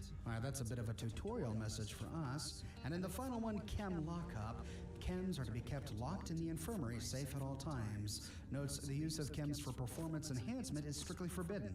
Chems promote dependency and addiction. Recovery can be long and painful in the absence of a Dictol and hampers mission readiness. Any chems recovered in the course of a mission are to be turned over to infirmary staff for safekeeping. Any further incidents of theft should be tracked and reported. Backing out of orders, we can now explore infirmary logs. The following audio logs are available. Infirmary log, September 17th, 2086. Backing out to play it on our Pip-Boy. This is the infirmary log for Tuesday, September 17th. Mistress Natasha Hunt reporting. We have 2 active cases. Alexis is in critical condition following the accident in the Hall of Trials today. I've done my best to stabilize her, but I'm no surgeon. She's lost a lot of blood. If she goes into shock, there's not much we can do. Laura is still recovering from bone worms. Her blood work is clean, but I recommended light duty for the next 2 weeks. There was one minor incident today. Olivia commandeered an entire bag of Stimpaks and took off without a word. I put in a complaint, but headmistress's daughter and all, she never changes. So there was an accident in the Hall of Trials. Alexis got critically injured. She was one of only a few initiates, which means she likely wasn't the corpse we found at Camden Park, unless she quickly recovered after this holotape was recorded. And what did Olivia need with a bag of Stimpaks? She sounded like she had an attitude when we heard her voice during the council meeting. Then again, her mother was really stern with her, but it also looks like she was getting preferential treatment being headmistress's daughter and all. Back in the terminal, we can read the medical records. Error, all medical records on file have expired. For access to archival records, please contact production. Oh, great. And finally, we can use the terminal to unlock the safe if we want to, though we already picked it in a previous episode. Sadly, the chem stash that they were bragging about in the terminal was only one piece of psycho. Now, we need to log back into Kryptos to discover how we can earn the rest of the mistress's regalia. The Phantom Device, the Blade of Bastet, and the Voice of Set. We'll tackle those 3 tasks in our next episode. We walk away with the excellent armor piece Garb of Mysteries, but also with a bunch of questions. What happened to Alexis after she was injured in the Hall of Trials? Did she really die? How did the Raiders know that Natasha Hunt was going to be at Lewisburg? How did the Raiders get more organized? And why was the Order suddenly losing? To learn the answer to these and other questions, be sure to tune into my next episode.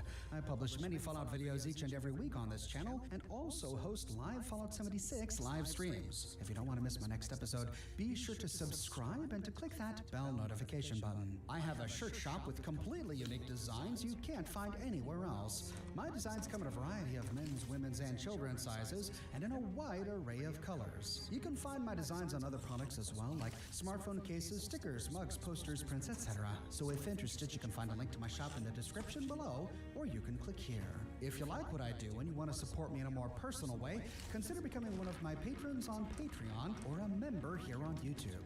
But more than anything, I'm just so glad you're here watching this video with me today. Thank you so much for watching, and I'll see you soon for the next episode.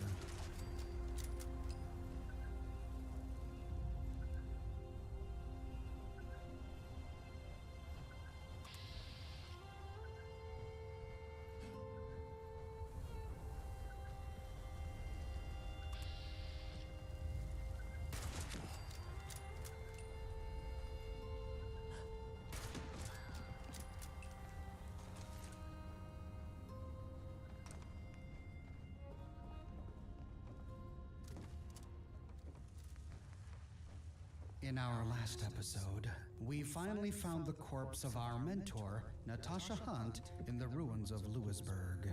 She had been ambushed and assassinated by raiders who knew she was coming. A raider boss named Brody was the one responsible for setting up the ambush, but how did they know she was coming?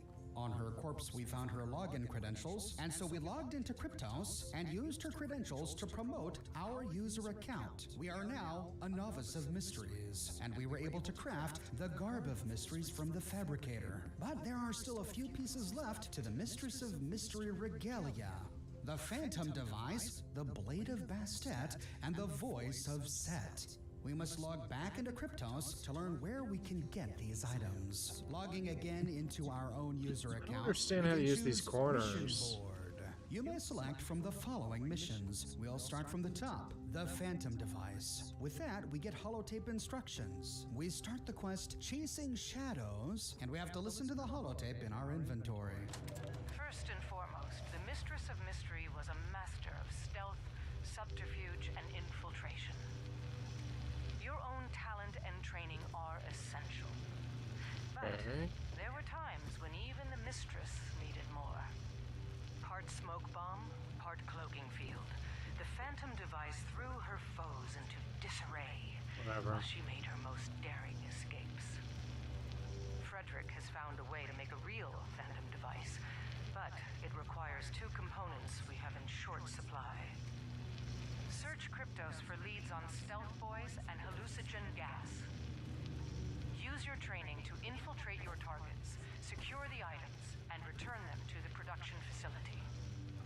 Good luck, dear. And be careful. We'll work on the Blade of Bastet and the Voice of Set in a minute, but for now let's focus on the Phantom Device. We can get a stealth boy and a hallucinogen gas canister in many different locations. It doesn't matter where we pick them up. In this example, I didn't have to run off and get a stealth boy because I found one next to Carrie's corpse on the rooftop gardens of Lewisburg. But if we don't have a stealth boy or a hallucinogen gas canister, we can log into Cryptos to see if it can track one down for us in the ruins of West Virginia. Logging into our user account, we'll go to database queries. This was blank while we were an initiate, but now that we're in office, we find many more options. We'll start by querying about Phantom Device components. Mission log number 822 indicates that a stealth boy may be in the possession of the raiders at North Cutthroat Camp. Searching database for hallucinogen gas done. Pre-war sales records indicate that hallucinogen gas may be found at the Garahan mining headquarters. Please acquire the components and return them to the production facility for processing. Now you saw the quest objective to get a stealth boy complete itself because I already had one in my inventory, but for the sake of being complete, we'll head to the North Cutthroat Camp so I can show you where to find it. To get there, we'll fast travel to the Pleasant Valley train station. This is right next to Top of the World and the nearby ski lodge, which we'll explore in depth in an upcoming video. The train station is a great place to visit. It not only has a responder merchant, but here, as with all train stations, we can access our stash, purchase from vending machines, including an ammo vending machine and a first aid vending machine, and there are plenty of workstations to use to break down our scrap. But to find the North Cutthroat Camp, we take the train tracks north. Soon we see a ruined road off to the east. Moving to the road, we can continue north. Eventually, we see a ruined blue truck and the remnants of what was once clearly a raider camp. But it looks like now it is swarming with mole miners. Taking aim.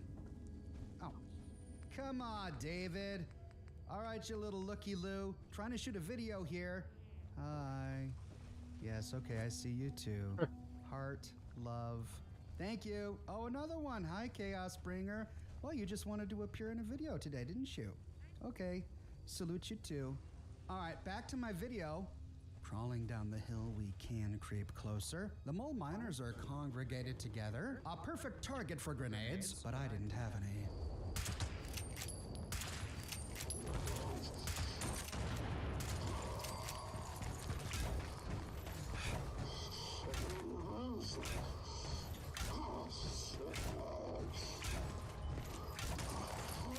Say they did a good job with the noises. These there. mole miners are excellent enemies to kill to farm for black titanium. Black titanium, which is an ingredient we need for a very special suit of power armor, which I'll tackle when I start my series on the quest Minor Miracles. Hopping into the back of the blue truck, we see that it was delivering parts for telephone poles, and back here we find a tool chest with scrap. The main part of the camp is on the western Yeah, it's side because I of the forgot to put a road. corner Here there. I That's found why I'm the messing plans up. for domestic tables on a domestic Starting to table, get the hang and of corpse this, a raider on a slowly but couch. surely. In a display case nearby, we find a spiked lead pipe mod and some ammunition. There's Nuka-Cola laying out on a shelf, and to the southeast we find more bookshelves with water, bobby pins, a skill zero-locked footlocker, stacks of ammunition and beer, and a tinkerer's workbench. Not a bad place to hit. Near to this we find a tea table with 2 decapitated heads having tea.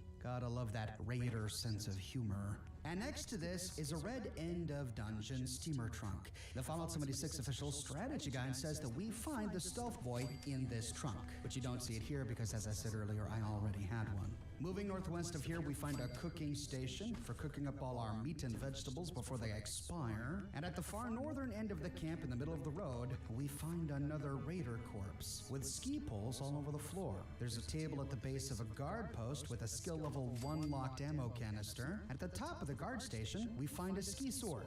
These ski swords are excellent melee weapons early and mid-game. After looting scrap at the other guard station, we find a chem box to the northeast, a couple of heads in a shopping cart, and some thankfully empty bathtubs. Just as I was about to leave, I noticed a hut. How did I miss that earlier? There's some cutthroat raider graffiti on the side. We'll learn exactly where they got their logo in an upcoming video, but heading back to the hut, we can take the stairs to the Well, very how the top, fuck did this where we happen? find a third raider corpse. Here we can sleep in the sleeping bag and loot ammo from the ammo box. Maybe I don't Just north beyond the need camp, we it. see a bit of a firing range they had at one time set up, and all we find in the back of one of the trucks is a tool case. So, part 1 of the Phantom device found. We now need to track down part 2. And this sends us far south to the Garahan Mining Company's headquarters. Now, this headquarters is a central location for the side quest Minor Miracles, and it's chock full of interesting lore. I can't wait to tell the story of the Garahan Mining Company and their bitter rival Hornwright Industries, but I'm gonna have to save that story for another day. So instead of going through the That's entire annoying. facility, we'll race into the lobby, down the Oh, escalator, that's and fine. into the mining atrium. On the other side, we find ourselves on a balcony where we have to kill some Liberator robots. On the ground floor, we continue south, open the big sliding doors, past the Nuka-Cola machine to the CEO's office. Our quest indicator is pointing us towards a locked safe. It's skill level 2 locked, and if we can't pick it, we can always hack into the CEO's terminal, which is Yeah, I skill level messed it 0 up. locked. Inside, we can read a bunch of wonderful lore, which again, sadly, I have to skip for right now, but at the very end, we find safe control. Toggling safe control, we can back out, loot a luck bobblehead on a nearby shelf, kill some more liberators, and then loot the hallucinogen gas canister from the safe. We now have everything we need to make the Phantom device. So, heading back to Riverside Manor, we can rush to the Pulowski Preservation Shelter elevators, take it down to the secret lair, hop out of our power armor, run through the laser grid, and head to Frederick's lab. Then, activating the fabricator terminal, we can navigate to Fabrication Services, and now choose the Phantom device.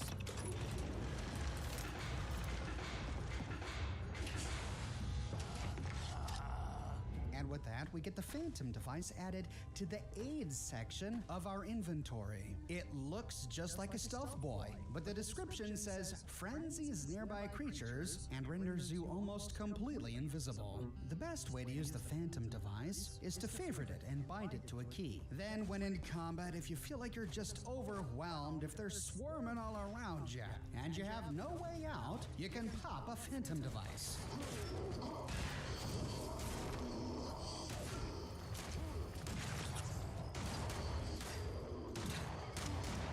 This makes no sense to me.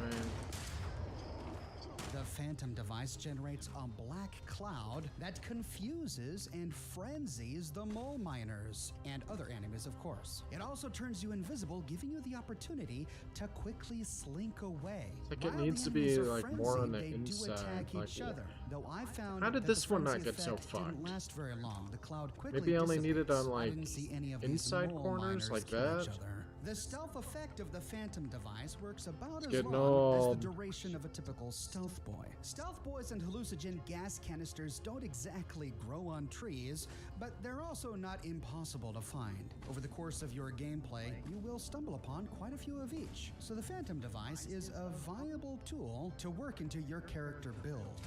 Back at HQ, we can access the mission board to download the Blade of Bastet holotape. We can then listen to it with our Pip-Boy. In combat, the Mistress of Mystery relied upon her speed, agility, and training in the martial arts, including the art of the sword. For many years, her favorite weapon was the Blade of Bastet, a legendary sword passed down from hero to hero across the ages. The time has come for you to earn your own blade. First, you'll need to locate a sword with historic Alright, significance. this is maybe looking That right. symbolism matters. You'll treat it with respect. Cryptos should have some leads. Then you'll need to pick up one of Frederick's swing analyzers and attach it to your sword. The analyzer will collect data on your stance and swing as you wield it against different foes. Once the analyzer has finished its work, Frederick should be able to hone your sword into a blade worthy of the Mistress of Mystery.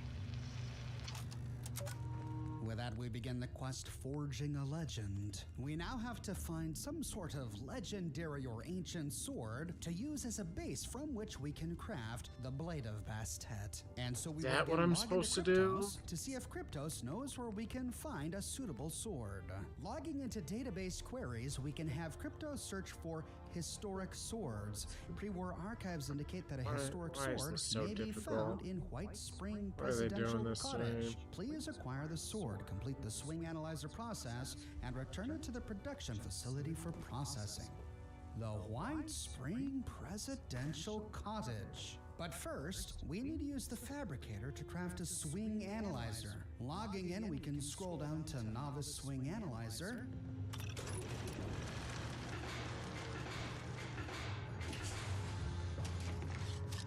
And the fabricator makes it for us. We find it in our inventory in the mods section. This is a melee weapon mod. We'll attach it to our Blade of Bastet after we forge it. Crypto said it located an historic sword at the White Spring Resort, and so we'll travel to the center of the map. Now, the White Spring Resort is an important location for the primary quest, and it's sprawling, chock full of buildings to explore and lore to consume. We'll save exploring the primary resort for when we do our series on the full story of the primary plot. For now, all we have to do is find the Presidential Cottage. We'll explore all of the lore we find there. We find the White Spring Resort by taking the 83A east of Riverside Manor. Then we take 63A north to reach the resort. Along the way, we'll start daily quests, events, and it's likely we'll find many other players here. We'll pass the primary resort on the right, the White Spring Golf Club on the left, which we'll explore in another video, and we bump right into a Deathclaw.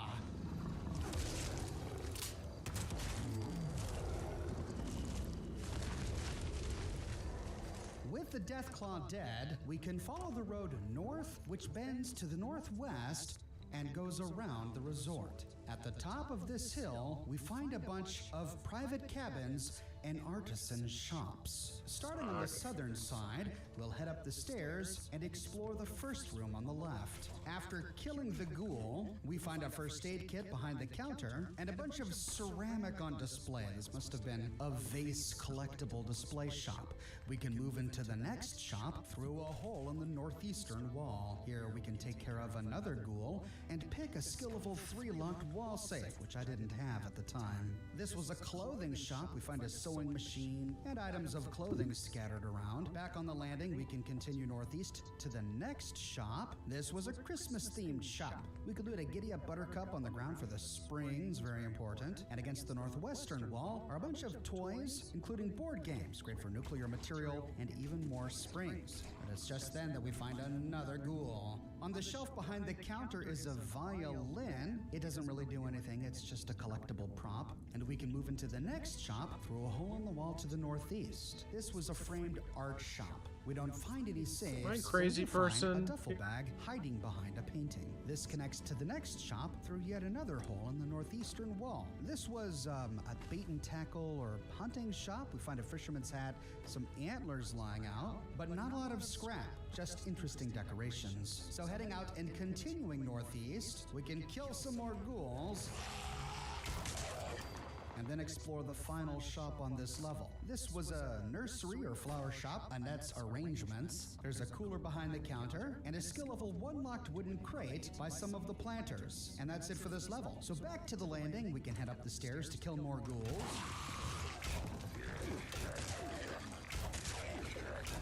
And this brings us from the artisan shops to the private cottages. These cottages were protected by hand scanners, but the hand scanner on this cottage has been God, broken, why is as this have so the windows. miserable? Heading inside, we can move into the big Why won't it formal snap? dining room. It's still beautifully appointed even all these years later. And God. we find the historic sword in a display cabinet next to a terminal. It looks like a Chinese officer's sword.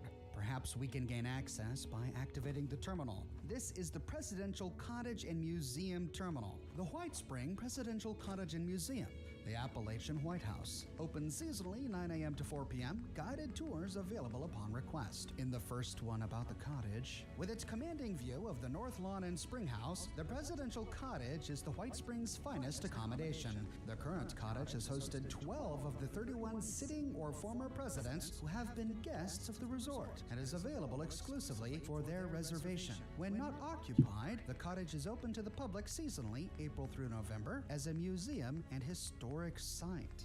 Okay, so it was a museum. I wonder then whose sword is in the case. In the next 1 hour presidential history, for generations, the White Spring Resort has been host to America's most prestigious and discerning guests. Preeminent among them have been 31 sitting or former presidents of the United States, including Presidents Lincoln, Grant, and Roosevelt. With its idyllic mountain climate, restorative spring waters, fine sporting facilities, and cultured atmosphere, the White Spring has long been a favored vacation What am I supposed to do with these corners here?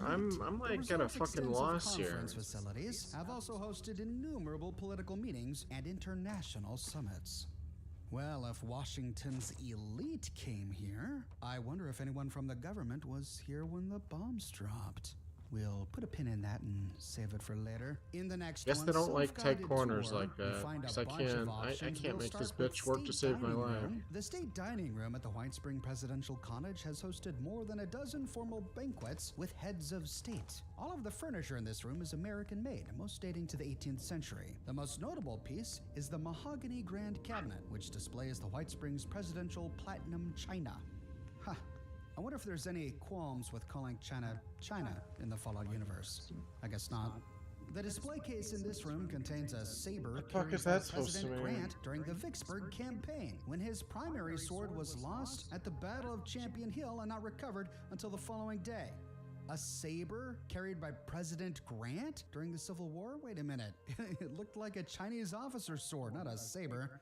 We'll have to take a closer look. In the next one, Hall of Heroes. The Hall of Heroes displays a fine collection of high-quality reproduction oil paintings commemorating America's Revolutionary War heroes. Take in the breathtaking view of the White Springs legendary golf course from the President's portico on the rear of the house. The deck chairs on the portico were purchased from the White House in 2042 following renovations to the White House pool. In the next one, Social Parlor. When not enjoying activities elsewhere on the property, the first family often retires to the social parlor on the first floor. The parlor features a comfortable space for casual discussions and evening entertainment, especially after a formal dinner. The grand piano in this room has been played by several notable pianists and innumerable presidential children. The cello, though once believed to be an original Stradivarius, was later determined to be a forgery, but remains with the house as an item of particular interest.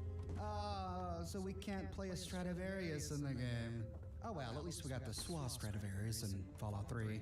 Next, the Presidential Suite. Upstairs, the Presidential Suite provides an elegant respite for our distinguished guests. Notable pieces in this room include an antique television and phone from the Roosevelt White House, and a bureau that once belonged to President Millard Fillmore. Although originally a traditional four-poster, the 1887 mahogany bed was refashioned into a more modern design following damage during remodeling in 2054. Please do not sit, stand, sleep, or jump on the presidential bed. I see. So this explains why the bed we'll find doesn't look like a bed made in the 1800s. That's a clever way to not have to create a new bed model for a presidential suite. And in the final one, Children's Suite. For decades, the Children's Suite has hosted the children and grandchildren of our presidents. Of particular note are toys donated by each of the children who have stayed in the cottage. Together, they represent different eras in American history, from an original 1903 teddy bear through icons of the mid-century space race to the modern Giddy-Up Buttercup. The rather considerable wear on the antique furniture in this room is a testament to the many hours our young guests have enjoyed here. Convenient that the Bear, Rocket, and Giddy-Up Buttercup just so happen to be the same toys we find all over the wasteland. Backing out of this, we can then go to staff access. Staff access only. No unauthorized use permitted. Verifying credentials failed. A valid employee password is required for access. If you require assistance, please contact resort security personnel. So we need to gain employee access. And yeah, this doesn't look like a saber at all. It's a Chinese officer sword. What? They could have at least used a revolutionary sword. It at least has a passing resemblance. At any rate, we see the beautiful mahogany grand cabinet that the terminal was bragging about, but all of the china appears to be missing. So moving out a hole in the northeastern wall to a hallway, we can go out the back door. This just leads to a porch. Here we find a chem cooler. The hand scanner on the back door is again broken. Seems like a failed security measure if it can simply be broken to gain access to the door. Back inside, we can go down the hallway. There is a staircase leading upstairs. We'll head there in a minute. Moving on to the next room, it appears to be the social parlor mentioned in the terminal. We see chairs and a piano. And in the corner, we find a destroyed White Spring docent Protectron. And on his wreckage is the presidential cottage password. Don't look All right. I think that's what we need. Turning around, we can head back to the dining room, access the terminal, and this time when we choose staff access, we read verifying credentials done. Last security recording, September 14th, 2086. Again with that 2086. The logs at Riverside Manor all ended at 2086. The terminal here at White Spring also ends in 2086. I wonder if it's just coincidence. We find a few options in the first display case access. We can open the display case. Then we find remote door control. Oh, looks like there's a door we can open, but checking it, multiple faults detected. Please check your door for any visible signs of damage. Contact maintenance at extension 91 for any necessary repairs. Oh, I see. This was for the front door with the hand scanner, but it's already broken. And in the last one, export security recording, 9/14/2086. Warning, your security tape drive is full. Please replace the security tape in order to resume normal monitoring. And with that, we get the presidential cottage security recording. Opening it up in our Pip-Boy. Brody, Hey, you're late. I know. Sorry. This is Blackwater territory. We've had issues with them lately. Spare me. Any news? The last two raids have gone well. We lost a couple guys, but nothing like before. The boss said he'd take your deal. Finally. Honestly, I can't believe it. Babe, you and I are moving up in the world. Do you have the tape? Not yet. Found the program I need. Meet me here next week and I'll have it for you. Until then, I've got another ambush site picked out. You think you can do this? Lewisburg. Yeah, Carrie's gang's down that way. All right, I'll set it up. Anything else? No, we're good. See you next week.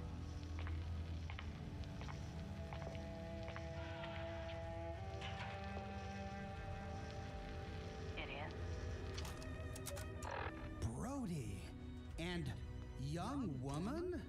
The security system here at the presidential cottage managed to record Raider boss Brody organizing the assassination of Natasha Hunt in Lewisburg.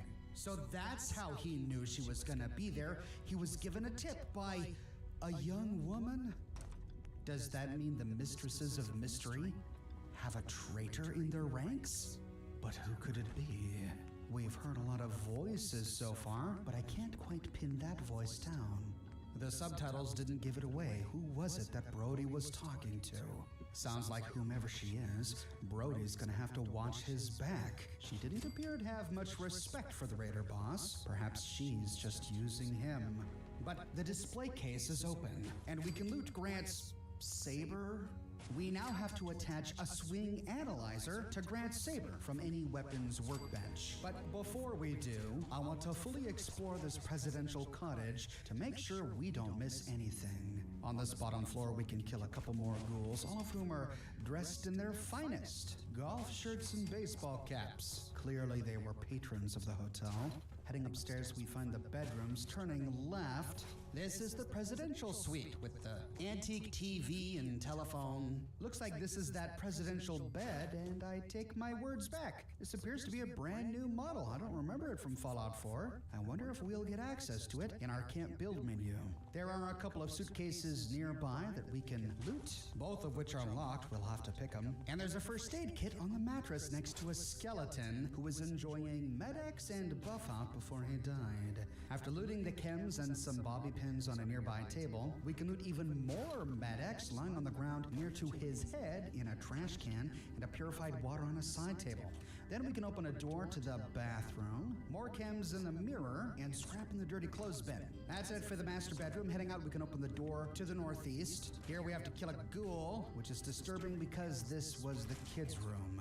Here we can loot a giddy-up Buttercup, just like we read about on the terminal, loot a footlocker, and a bunch of other toys we are familiar with. Though we do find a Bumble Bear on a couch. Not sure how rare this is. It's the only one I've found. And the medicine bobblehead. The smart man knows a bandage only hides his wounds. When used, heal 30% more with stim packs for 1 hour. There are a couple of unique framed paintings on the walls. Looks like they were made by kids.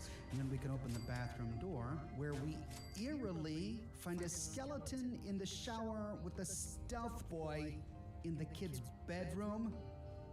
Okay, creepy. At his foot is the presidential cottage password. This appears to be the same password we found on the Protectron's wreckage. I guess it's just here in case we couldn't find the other. After looting the bobby pins in a garbage can and the chems from the mirror, we can head back to the hallway to open the door at the southern end. This leads to another patio where we find scrap and boxed foods. So that does it for the presidential cottage and museum. As we were enjoying the plaque outside, we found a ghoul presenting himself. Let's take care of that. Before continuing on, I want to explore the rest of these luxury White Springs cottages. We see a storage area beneath the stairs. Hopping on in, we find a few sacks to loot and a big wheelbarrow full of fertilizer. Back on the walking path, we can move to the next cottage. After looting a bobby pin box, we see that the hand scanners are still functional, preventing us from entering these cottages. Well, wait a minute, this resort was for the rich and powerful of the US government. And here we find these private cottages still locked? So no one has been in here for 25 years since the bombs dropped? What is on the other side of these doors? Maybe they're just empty, or maybe the residents are still there. Moving down, we find that the third one has been shattered open. If it's so easy to shatter these hand scanners, I wonder why the other two haven't been destroyed yet. Heading inside, we find the occupants. We can loot a skill level 2 locked suitcase on the bed. And moving to the coat closet, we find a bunch of scrap, a bowler hat, and a skill level 2 locked floor safe. In the bathroom, we can loot chems in the mirror. Moving out and down to the other cottages, we find a similar scene. Plenty of scrap food and junk outside, but the hand scanners outside the doors are all active, and the doors are all locked. Now at this point, I was pretty encumbered. I couldn't fast travel back to Riverside Manor, so taking the road east from here, we can try to find a workbench. It just so happened that the big green brick building leads to the White Springs Fire Service. We see a big truck parked and a friendly fire service Protectron. Here we also find a power armor workbench, an armor workbench, a weapons workbench, and a tinkerer's workbench. Now one of our steps is to attach the swing analyzer to the sword, and we could have done that from the weapons workbench here, but I kind of forgot about it. The fire station garage has a lot of wonderful scrap. We even find a gas mask in one of the lockers, and a wooden crate filled with scrap. Moving into the office, we can open a northwestern door to a bathroom with chems in the mirror, and moving east leads to a break room, complete with a bed and a footlocker. That's it for White Springs for now. We will, of course, explore the entire place in upcoming videos, but for now, we must continue with our current quest. Back at camp, we can use any weapons workbench to attach the swing analyzer to the sword. From the modify menu in the crafting bench, we press space to modify, and then in the mod slot, select the swing analyzer we created using the fabricator back at Riverside. With the sword modified, we now have to kill 6 different types of creatures. Can you please so fuck we can get off? it calibrated. This is fairly easy to do. I got lucky in that I got attacked by Scorched right after leaving my shack. That counted for creature number 1. You have to be I such went a off to do fucking another nightmare. quest while I was working on this one. Now I really wanted a death claw to be one of the enemies I killed to God. calibrate this thing, so heading back to White That Springs, piece of shit you is can always in my reliably way. find one death claw walking Drives me around near nuts. the pool. I took it down with my I would do black anything rifle, for you then to my move your shotgun, body. and finished it off last hit with Grant's saber. Holy shit. I just...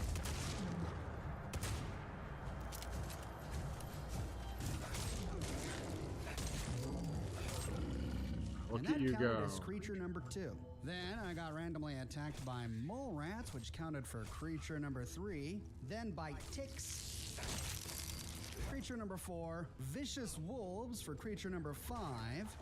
And it was here that I stumbled upon a Mr. Prize bot. What a day it's been, but I fight Congratulations! You are a winner of the Great Appalachian Sweepstakes! I have been authorized to deliver your prize winnings. We at the Great Appalachian Sweepstakes appreciate your That's me continued up, dude. purchases and subscriptions. However, we would like to remind you that your bill in the amount of $73,428.66 is overdue, and prompt payment is appreciated. Have a great day. Congratulations!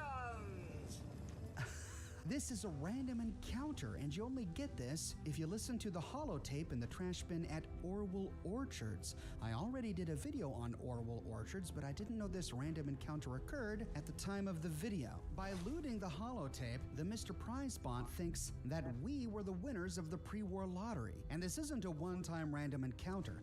He'll stop by every now and then and just give us 100 pre-war money. But I had one more creature to kill, and I got number 6 by stumbling upon a feral ghoul. Whatever. For it. With the sword fully calibrated, we can head back to Riverside Manor to use the fabricator to craft the Blade of Bastet.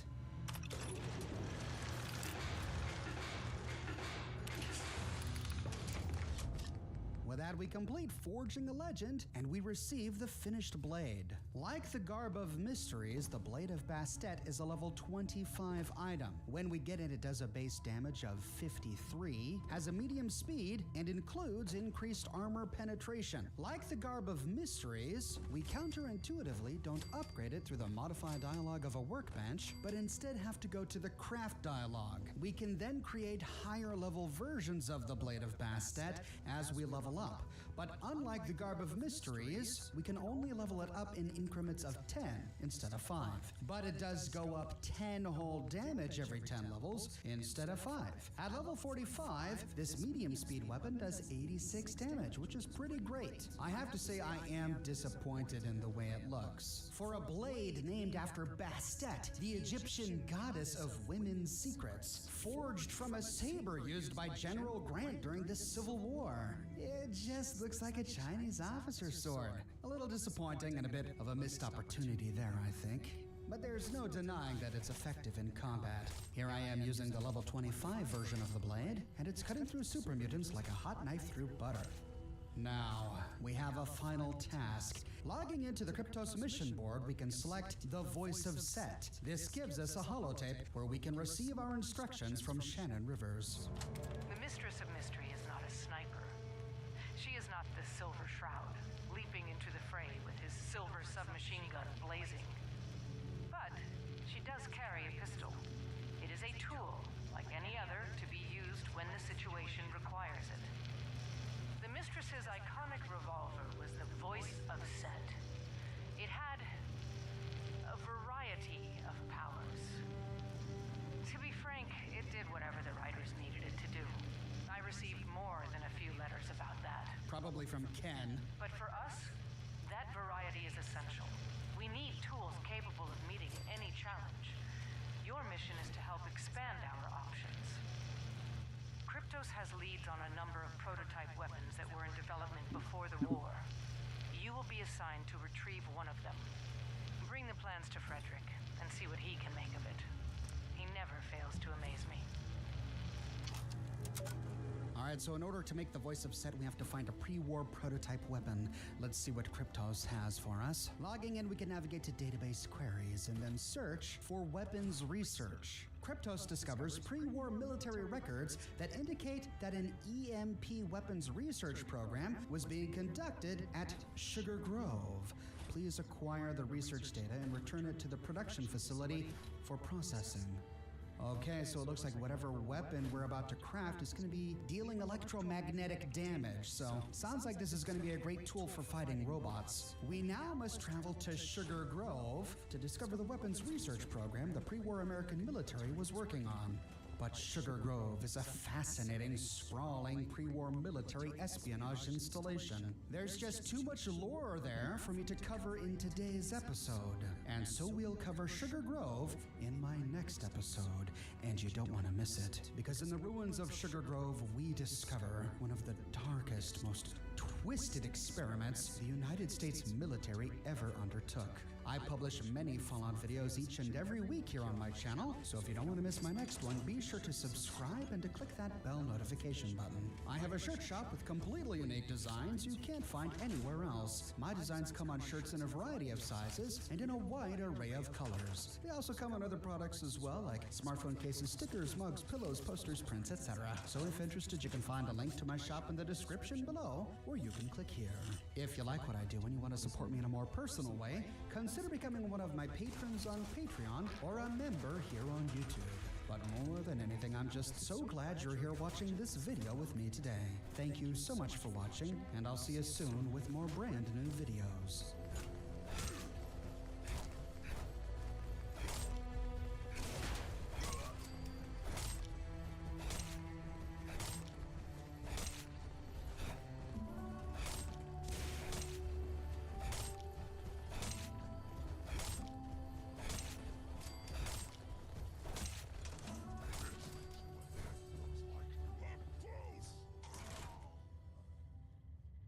In our last episode, we tracked down a hallucinogen gas canister and a stealth boy to assemble the Phantom device, a consumable that frenzies nearby enemies and renders us completely invisible, allowing us to slink away. We then went to the White Spring Resort and stumbled into the ruins of the Presidential Cottage to retrieve Grant's saber, a Civil War-era sword used by President Grant, from a display case as a base from which to craft the Blade of Bastet. But there is one piece remaining in the Mistress of Mysteries regalia, and that is the voice of Set. Set was the Egyptian god of violence, storms, chaos, and disorder. What exactly will this voice of Set be? Well, Shannon Rivers gave us some clues while describing it to us. We know it's going to be a one-handed pistol, and the only weaponized pre-war technology that Kryptos could find was some sort of EMP research program being undertaken by the United States military at a secret intelligence base called Sugar Grove. So the pistol is going to have some sort of EMP effect. To complete this weapon, we have to travel to Sugar Grove and retrieve the EMP research. Sugar Grove lies in an area where we find the ruins of many pre-war satellite dishes. This was clearly a hotbed of United States intelligence. To find Sugar Grove, we can take Highway 104 east from the White Spring Resort, which was one of the last locations we visited. Now it's a much straighter shot to veer off the road about halfway there and cut across some hills. But a safer route is to follow Highway 104 east until it intersects with Highway 107. Then take Highway 107 northeast. After a while, we'll find Sugar Grove appear to the left. But I tried to take the shortcut, and so I arrived at the secret facility from behind. Standing atop the hillside overlooking Sugar Grove, we find cars still parked in the parking lot, and even a stretch limo parked beside the building. So the people who worked here were here when the bombs dropped. Their remains are likely still inside. Jumping down, we can kill some rats. There are 2 bear-proof trash cans outside, right next to the back door. The back door is locked, and it can only be released by hacking the nearby Skill 0 locked terminal. Once hacked, we can open the door and head inside. We arrive at the top of a staircase. Heading down the stairs... Oh, we find our path south blocked, and the door to the west requires a key. Only Black Site guard key can unlock this door. Okay. And we can't squeeze through this crack. No buttons on the wall. Looks like we are stuck. Well, we'll have to come back if we ever find this key. But to infiltrate Sugar Grove, we have to head back outside. After killing another rat, we can go around to the northwestern side of Sugar Grove. Here we find a security check-in shack with more rats inside. There's a weapons workbench in here, which we can use to scrap down our junk, but we don't have to worry about it. There will be plenty of workstations we'll find deeper inside Sugar Grove. There's a box of 10mm ammunition on a crate, some fusion cells in a locker, and a 10mm pistol lying on top of the lockers. That's about it for the check-in station. Heading out, we see that someone has created a ramp using fallen logs and scrap wood, connecting the roof of this structure with the nearby ledge. Instead of heading through the front door, maybe we can climb up there. Next to some dumpsters, we see a concrete staircase that leads to a little concrete hut. The seal outside reads, Naval Radio Station, Sugar Grove. Inside the hut, we find a chemistry workbench, more lockers, and some steel scrap on a table. The hut is otherwise empty, but we can use the iron staircase attached to this hut to reach the roof. Here we find a ruined mattress, next to which are 2 boxes of 45 caliber rounds, a hunting rifle, and a Nuka-Cola. There's a duffel bag here, and it's just then that we get spotted by a Mr. Handy. We can take the ramp to the nearby ledge, and from here we get a better view of the roof. It looks like there's a crashed vertibird on the roof. There is another ramp nearby, which we can use to gain access to the roof of the primary building. From here, we find a rubble ramp that leads deeper inside, but before we go down, let's finish exploring the rooftop. Taking the eastern staircase, we can climb up to the vertibird crash site, and it is an absolute mess. Hopping up on top of the vertibird, thankfully we don't find any human remains inside, but it would be easy to drop right through here to the building beneath, and I wanted to avoid that for now. To explore the rest of the roof, we can move south, where we find a circuit breaker lid.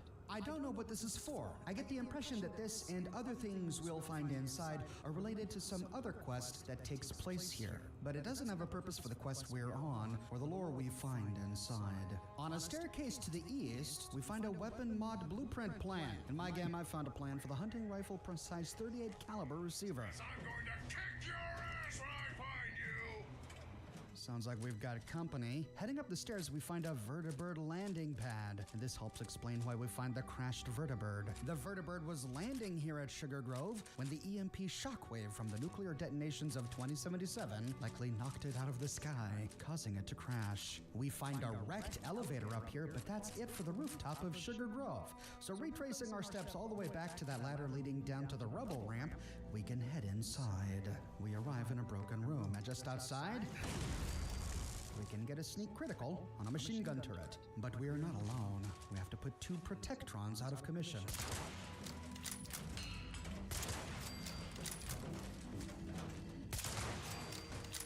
With this entryway more or less clear, we can explore. This room is really empty. There's nothing behind the rubble ramp. Heading outside, we see a couple of offices on this top level and reception down below. Heading around to the front desk, we find a Mr. Handy. Before going behind the counter, we'll explore this elevated waiting area. There's a double door on the wall to the east next to the couches. This leads to a bit of a conference room. And here we find some pencils. Sugar Grove is an excellent place to hit if you need lead. You'll probably get more from gyms where you can find dumbbells, but pencils are a great source for crafting ammunition. Heading out, we'll go downstairs to the lobby level to make sure we didn't miss anything. We find 2 reception areas. Going behind the western desk, we see framed portraits, but all the terminals are ruined. Interestingly, we find detective case files. These aren't important as they might seem. It's just that the government employees working here were detectives working on a lot of cases, so we find these scattered all over.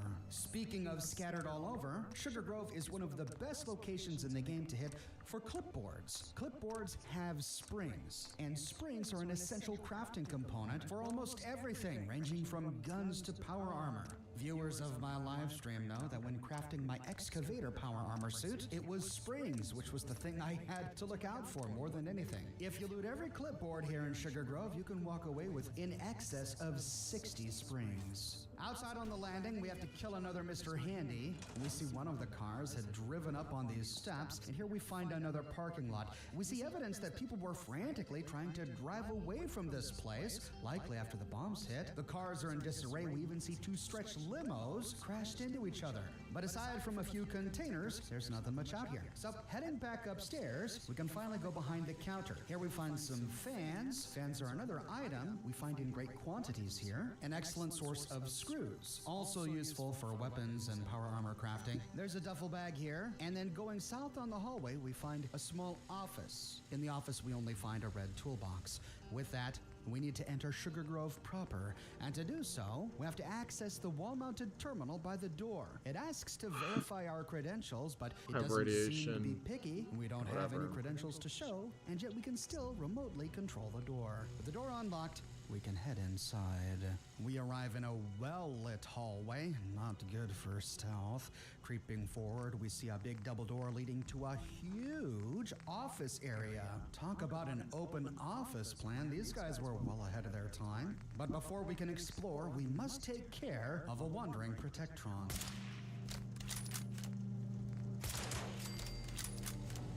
And this is the mother lode. This open office has a dozen or more desks, each of which is covered in clipboards, pencils, and desk fans. Careful cherry picking will allow you to walk away with exactly what you need for that excavator power armor set, or for upgrading your T60 set, or for being able to repair your combat shotgun. There are a few private offices. The first one to the west from the entrance is nondescript, just small items of junk. The second one directly north of it contains piles and piles of chairs and desks. Looks like they were moving desks into this room for some reason. We see a blinking camera in a corner, but we can't interact with it. Why was that turned on? Moving back out to the open office, if we head to the middle, we find filing cabinets stacked in cardboard boxes filled with paper. And the message becomes clear. We see gas cans all over the place. The government employees working here were trying to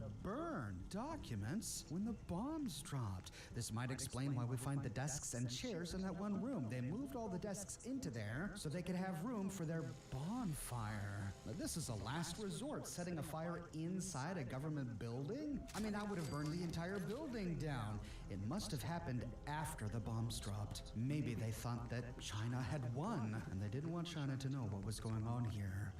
Or maybe they didn't want the American people to know. On the eastern side of this room, we find two offices as well. The first one is small. We find a cooler and a skill level 1 locked floor safe. And the second one is in complete disarray. But this one also has a safe, a skill level 2 locked box safe. With the open office explored and all its clipboards taken, we can continue by heading north down the hallway. But something is tracking us. Our caution meter keeps appearing, but we don't see anyone. Though we do hear the voices of robots deeper inside. The end of this hallway is ruined. We see rubble and sparks flying in the staircase, so we need to find another way deeper inside. We'll start by heading into the first door on the left. This led to another conference room. We find a big table in the middle of the room with chairs laid about, but nothing much here. Going across the hall to the western side, we find another conference room that mirrors the last one. Heading out, going down the hall, we find a staircase to the left, and the staircase takes us down 2 floors. At the bottom, we arrive in another lobby. Creeping to the north, we see that broken door that we found in the hallway of the rear entrance. So this is what was on the other side. We'll have to remember to go back there if we ever find the black site guard key. Something has found us, but I don't know what. Moving to the double doors to the east. Uh-oh. Ceiling mounted turret. I didn't want to let him dump lead into me, so moving west, we find a skill level 1 locked door. After picking it, we find a locked door that requires using the terminal on the wall. From inside this terminal, we can turn off the nearby turret. Okay, that saves ammunition, and open the door. Opening the sliding door, we find the turret turned off. Inside, we find an assault rifle lying on a table and the unarmed bobblehead.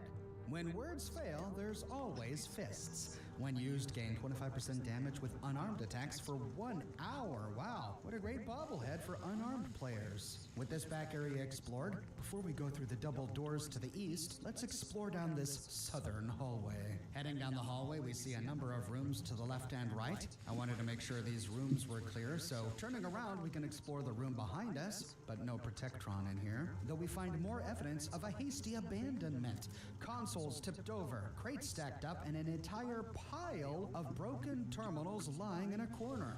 Gosh, what were they trying to hide? Tucked in the corner of this room is an archival dispenser, but I couldn't interact with it. This is another reason why I think that some other quest may take place here that I haven't done yet, because this device has nothing to do with the EMP research we are here to retrieve. Heading out, we can explore the room where we destroyed the Protectron, and here we find the Analyst's Terminal. Sugar Grove, Sig Int Analysis Division. Analyst Patricia Nunes. Our first option is to flip through her Sugar Grove intramail. And these are in chronological Alright, order. I will The be first back one, in a minute. 922 Siphon Holotapes from C West Check to the Sig Int Division of Sugar Grove. Project Siphon Holotapes are a strictly controlled resource. Under no circumstances are they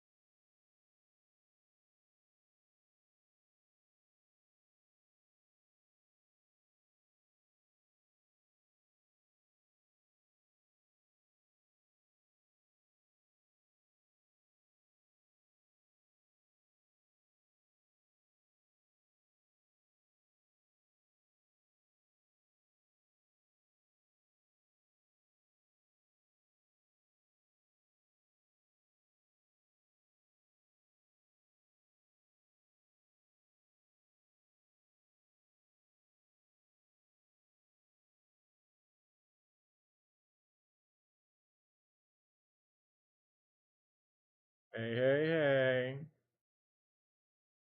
I'm back.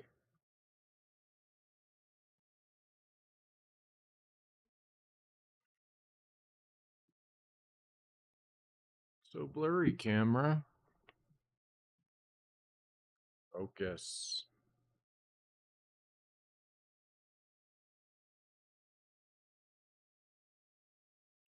What's wrong with the camera?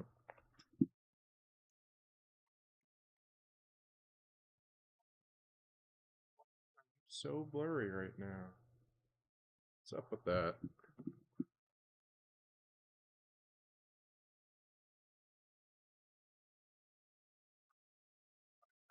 Up.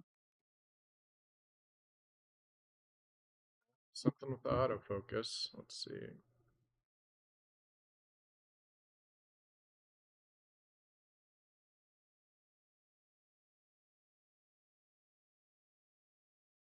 Oh, wait, there it is. Now it's fine.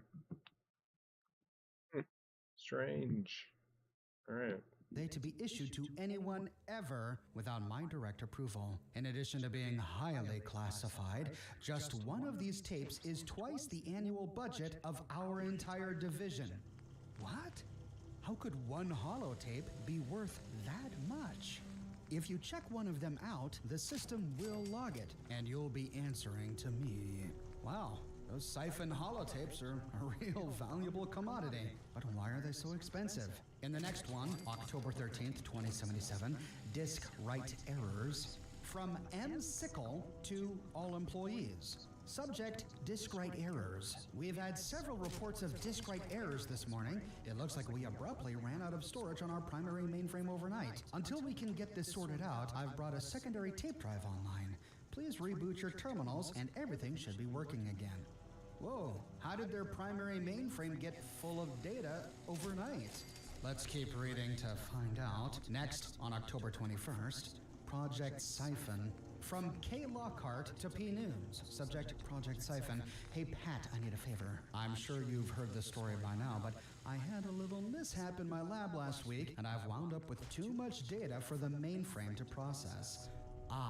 So that's how the mainframe got full. I was wondering if I could borrow one of my old Siphon tapes just for the weekend. The General is expecting a report on Monday, and unless I can pull my data together, I'll never be able to analyze it in time. It would really mean a lot to me.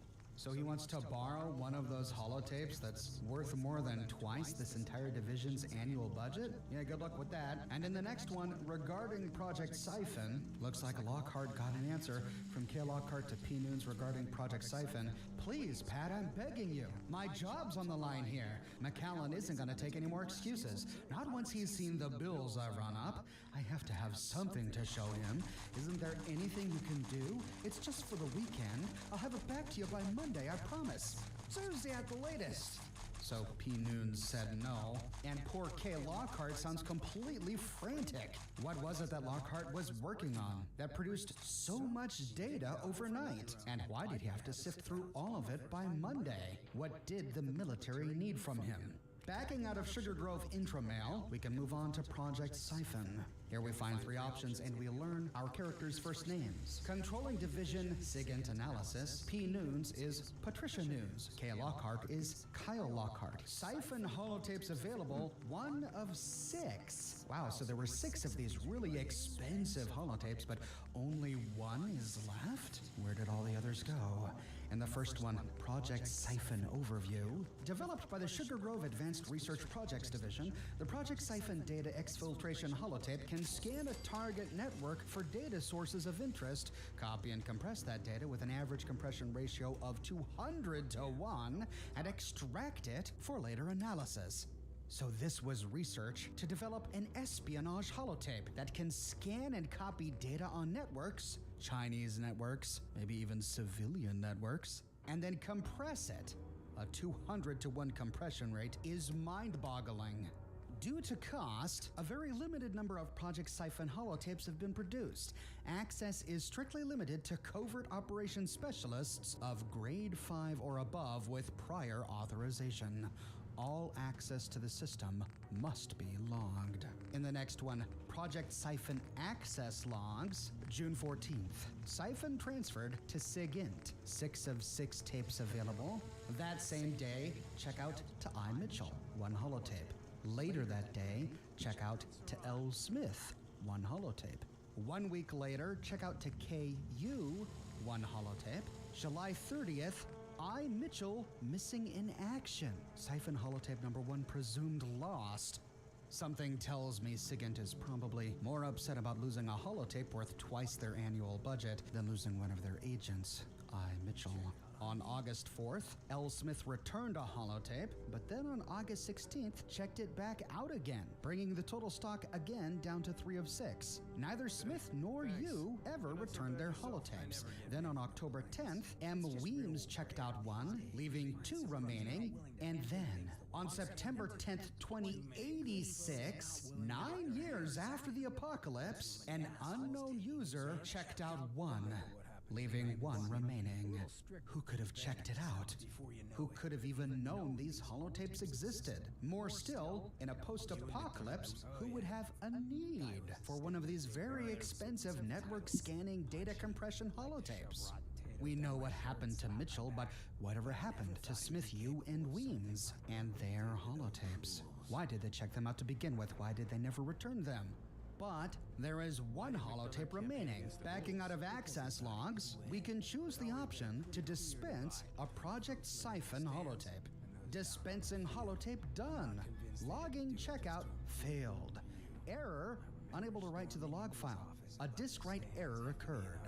Alright, so it won't be able to log that we've taken the holotape, but we do get it. There was indeed 1 left, and now there are none left. We might not have a need for this holotape now, but it may come in handy later. Backing out of Project Siphon, we can now explore analysis projects. But we get an error. Your security credentials have expired. Please contact your supervisor for authorization. Oh no. Taking a look at the Project Siphon holotape in our Pip-Boy, we see that it has 255.9 storage blocks free, and it's using a compression algorithm called CYPAX9. Now, to find a way to load up this thing with useful data. Before we leave, and if we turn off our flashlight, we see light glowing from a rubble pile at our feet. Here we find the automated call recording holotape, but it's blank. No matter what I did, I couldn't get it to play anything. I tried pressing play when I looted it, nothing. I opened it up in my Pip-Boy, tried playing it again, nothing. I tried loading it into the nearby terminal to play it directly from the terminal, nothing. I tried hopping out of my power armor to play it on my Pip-Boy, and then switching from projection mode to Pip-Boy mode, nothing. So I'm at a loss. I did make sure the volume was turned up, and as we'll see later, I was able to get other holotapes to work. But for some reason, this one didn't play anything. I don't know if it was intended, or if it's for some other quest. Heading out of the data analysis room, we can continue south down the hallway. Turning left, we find another ruined office, nothing in here. Going across the hall, we find a strange sight for an intelligence office like this. Bunk beds on the ground with boxes and boxes of records stacked against the wall. Maybe this is where the workers were stacking things before burning them in the middle of the open office. But we don't find anything else here, and that's the end of this hallway. The hallway ends at a solid wall. So, turning around, we can bypass reception to move. He's giving me a lot of lore here. I gotta listen to him. I couldn't just pretend things were fine. Still feel that way. Kind of neat. He was the first one that really noticed You. I know I run my mouth. the mayor Having someone being a who sense, sees the world for not what really it knowing. is and is willing to do something about it. It's meant a lot to me. I feel damn lucky to have you as a friend. Done barely anything together.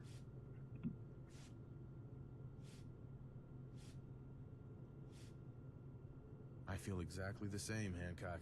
I gave for Been a hell of Hancock. a ride thus far. Then here's to a long road with plenty of ammo. Well, thanks for hearing me out. You probably weren't looking for a history lesson, were ya? You want to hit the road?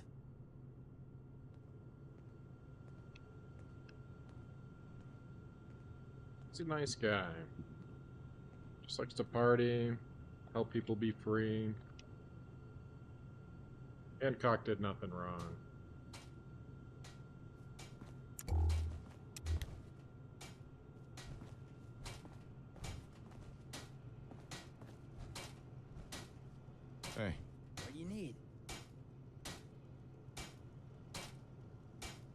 check the stash.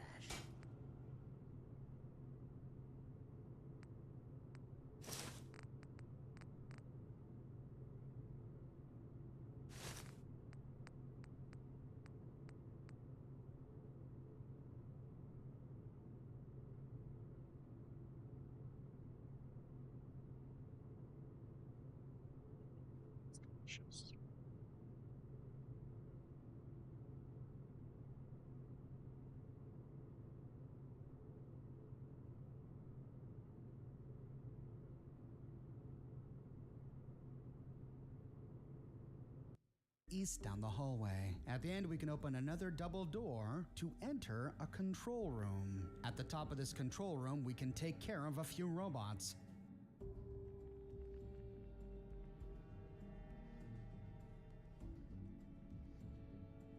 With the robots destroyed, we see a door to either side. We'll start by turning north and going up some stairs. This brings us to some sort of workshop. To the left, we find a shelf with a charging laser sniper rifle on top. Next to this is a table with a paper note. I'm watching you. Johnson, you bonehead. I know you've been stealing my lunches. Did you honestly think it would go unnoticed in a facility that was literally built to watch and listen to everything? Hell, I'm the guy who designed our internal surveillance system. Pay me back double and return my plastic containers, or I'll report what you do in the bathroom to CDR Gould. Oh. Okay, stealing lunches is pretty bad, but this guy was spying on people in the bathroom? Glad I never worked in a place like that. As we explore, we find other players running around. Math 102 ran by, and Mr. Husky came to say hello. Continuing our search, we find an armor workbench here, great for breaking down our scrap, and a weapons workbench behind us. Moving east, we see an operations office with a window overlooking the primary intelligence floor. On the ground here is presumably the skeleton of the operator. And above him is a wall-mounted cabinet with a cap stash and a luck bobblehead. There's only one way to give 110%. When used, gain +2 luck for 1 hour. Might as well use it now, don't mind if I do. Nearby we find a terminal and a console. Our friend Moff is using it at the moment. But at his feet, we find a drawer, and inside the drawer, a bunch of blank holotapes. We can loot as many of these as we want. On the other side of Moff, on the table are more blank holotapes. Just tons and tons of blank holotapes. And in the trash can below, more blank holotapes. What were these doing here? We know that none of these are the siphon holotapes. Only 6 of those were made. Perhaps someone was trying to transfer too much data onto these blank holotapes, but since they weren't siphon holotapes, they were filling up too quickly. To find out, let's inspect the nearby terminal. Sugar Grove Advanced Research Projects Division Chief Scientist Kyle Lockhart. Oh, so this was Lockhart's terminal. This was the guy that sent the message to Noons, begging her to let him borrow a siphon holotape. And the stacks of blank holotapes now begin to make a bit more sense. After having read his messages to Patricia on her terminal, we find 2 options here. The first, Sugar Grove Intramail. These are also listed in chronological order. We'll start with October 9th, 2077, power use. From N. Greaves to K. Lockhart, subject power use. Hey Kyle, I'm seeing a big spike in the power draw from your lab. You running some kind of test over the weekend? I'd appreciate a heads up on this kind of thing. I've had to switch on a couple of auxiliary generators to keep up with demand. Fucking good. And the next one 2 days later, mainframe storage. From M. Sickle to K. Lockhart, it looks like you have a runaway terminal process. And why my Something lightsabers is are bloating one of your radiated. data files. It's chewing through storage fast. I don't want to interrupt your work, but get if it. this keeps up, it's going to start interfering with operations. Do you want me to flip the breakers on your network circuits until you get this under control? What was Lockhart working on? It's all my Not even his weapons. colleagues knew.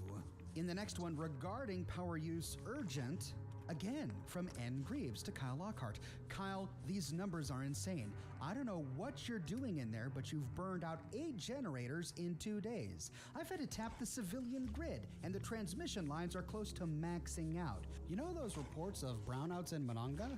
That's you. Your lab has a hard line into the base's power, so I can't just cut you off.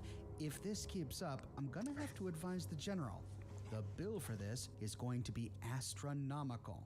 The next one, 3 days later, disk write errors, is the same employee-wide intramail we read in the last terminal. But having read the previous entries here, we now understand that message better. Directly after this, on the same day, forward disk write errors from M. Sickle to Kyle Lockhart. Let me know when you get back from vacation. We really need to discuss your data storage needs. So Kyle left some program running on his terminal and then went on vacation?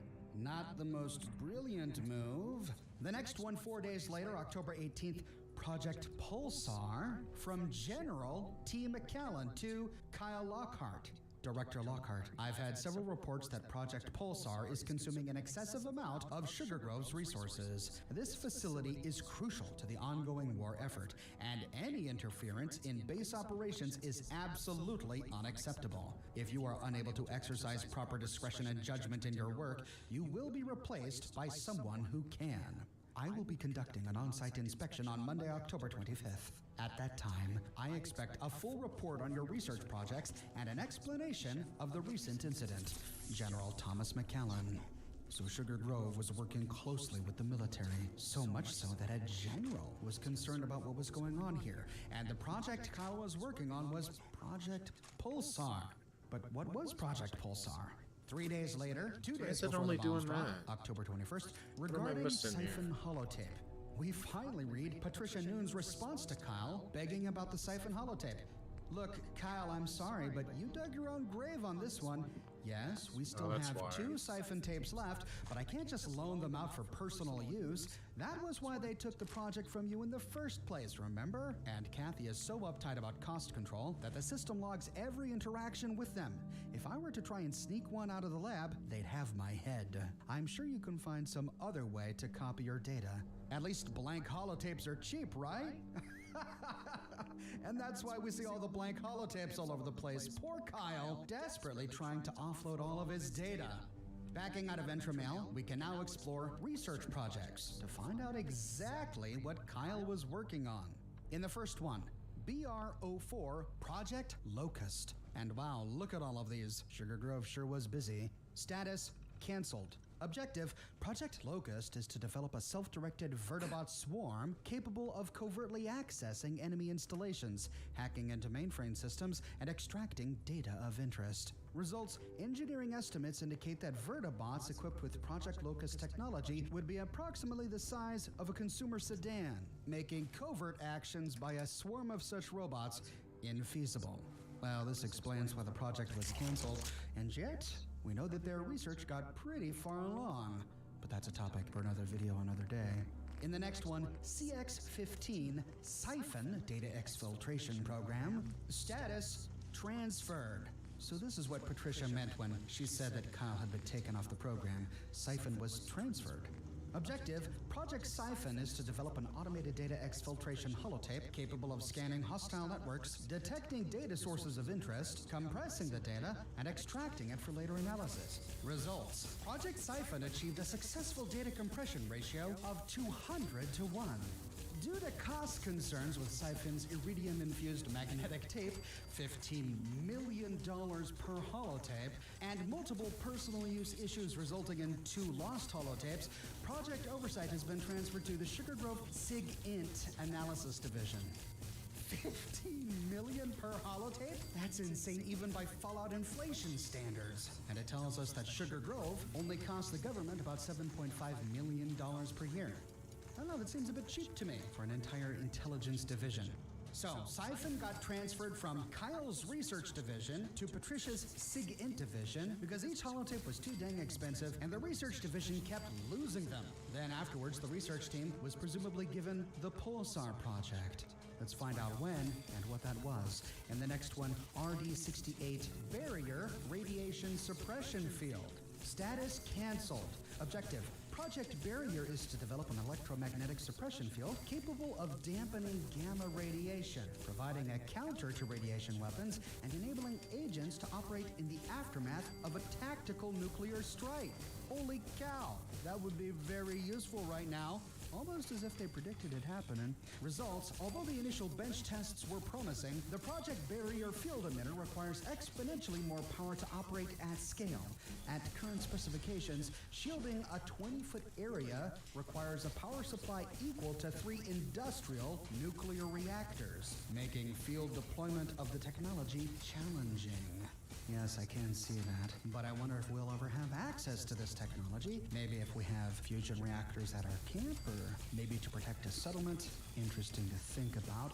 In the next one, KM-41 Spotlight, neutrino pulse emitter, status canceled. Objective Project Spotlight is to develop a neutrino pulse emitter capable of remotely scanning enemy installations and reconstructing an internal map of the facility. Results, a field test of the Spotlight emitter was conducted on a civilian office building on June 22nd. Subsequent news reports suggest that most of the resulting casualties were caused by a sudden mass psychotic episode resulting from the scan, instead of the scan itself. Although Spotlight technology has potential military applications, its usefulness as a covert operations tool appears to be limited.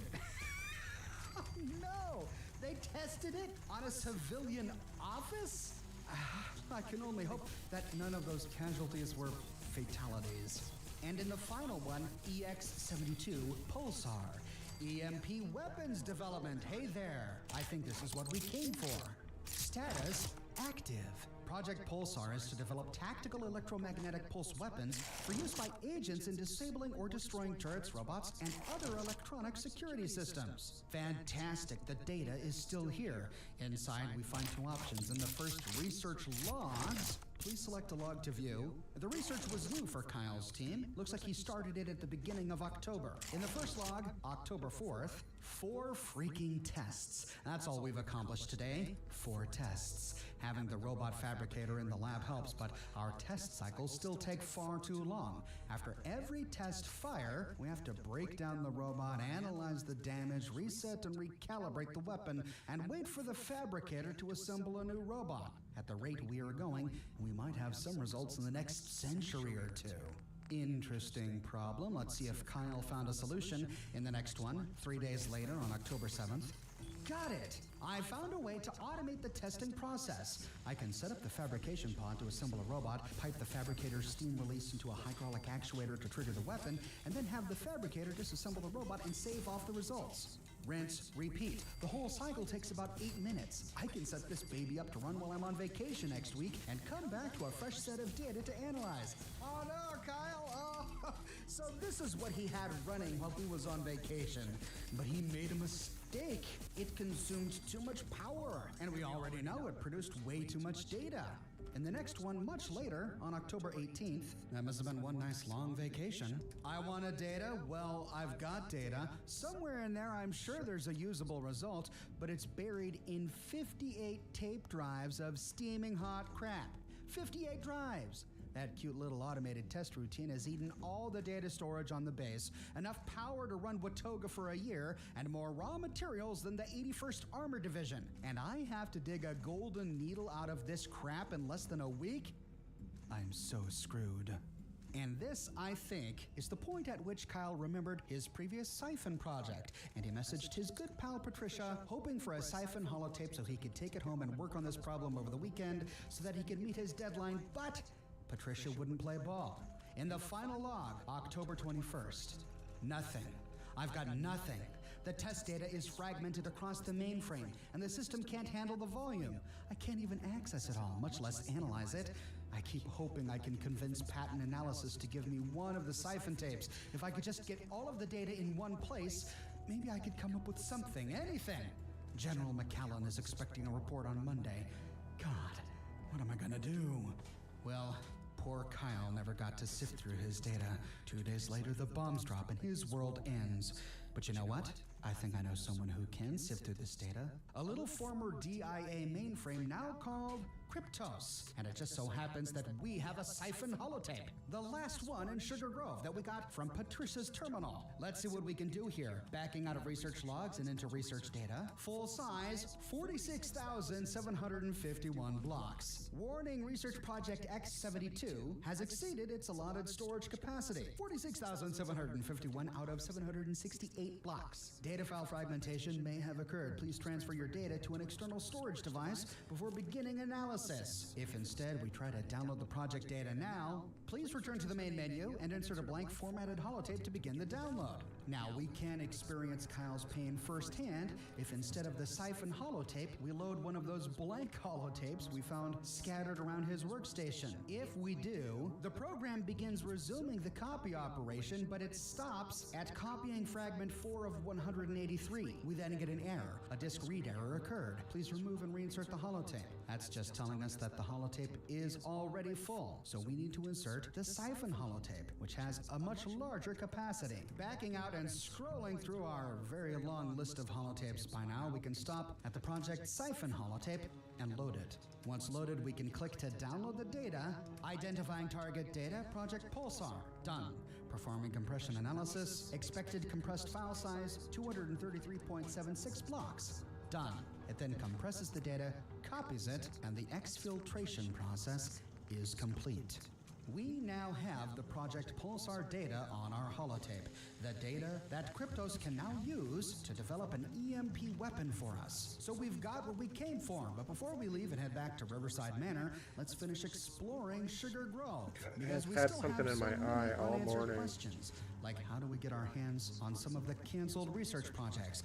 Who was the unknown user who came here in 2086 and took the second siphon holotape? And why was the general so concerned about this place? Are generals usually so concerned with what goes on at a government research facility? Before going down to the intelligence floor, we can cross the hall to open the door to the south. This leads to an office, and inside, we find another archival system access point in the corner. But turning around, we find the project director's terminal. But before we can access it, we get attacked by an assaultron.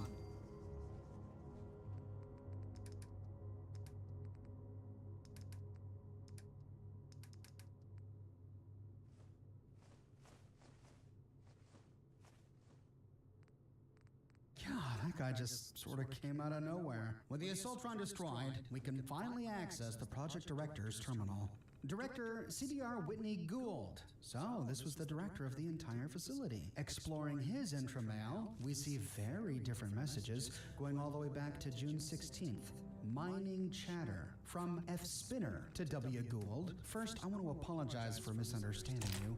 When you said there was an issue with miners at the Rusty Pit, I thought you were referring to underage drinking. On a related note, there actually is a problem with underage drinking at the Rusty Pit, but I now know that's not what you meant. A mistake I think could only have been made over a telephone call. The new recordings we took seem to indicate pretty standard anti-automation stuff. A few calls for unionization and that sort of thing. Seems mostly harmless, nothing to worry about yet, but I think we should keep an ear to the ground, just in case. With your approval, I'd like to get a guy in there and pull an undercover op. Thoughts? So the SIGINT division was spying on the miners who were protesting the automation of West Virginia? We'll be following up on this story when we tackle the Garahan Mining Company. We got a slight taste of it when we explored Lexington, and we found all of the protest signs from people protesting the automation of government. So West Virginia was really trying to automize everything, from the private sector to the public. And the next one, August 9th, 2077, Mama Dolce's, from J. Messier to W. Gould. I've been following this place ever since I sent you that report about the strange overseas wire transfers we traced coming out of there. I sent word of it to one of the boys back in D.C., and you'll never guess what came back. After bouncing around a few shell companies all around the world, the money finally landed in China. Consider this my formal request for a full surveillance op of the Mama Dolce's facility in the interest of national security. I bet dollars to donuts we turn up a den of Chinese spies. So the government knew that China was working out of Mama Dolce's. This is a bit of a spoiler for those of you who haven't seen my video on Mama Dolce's, which you can watch here.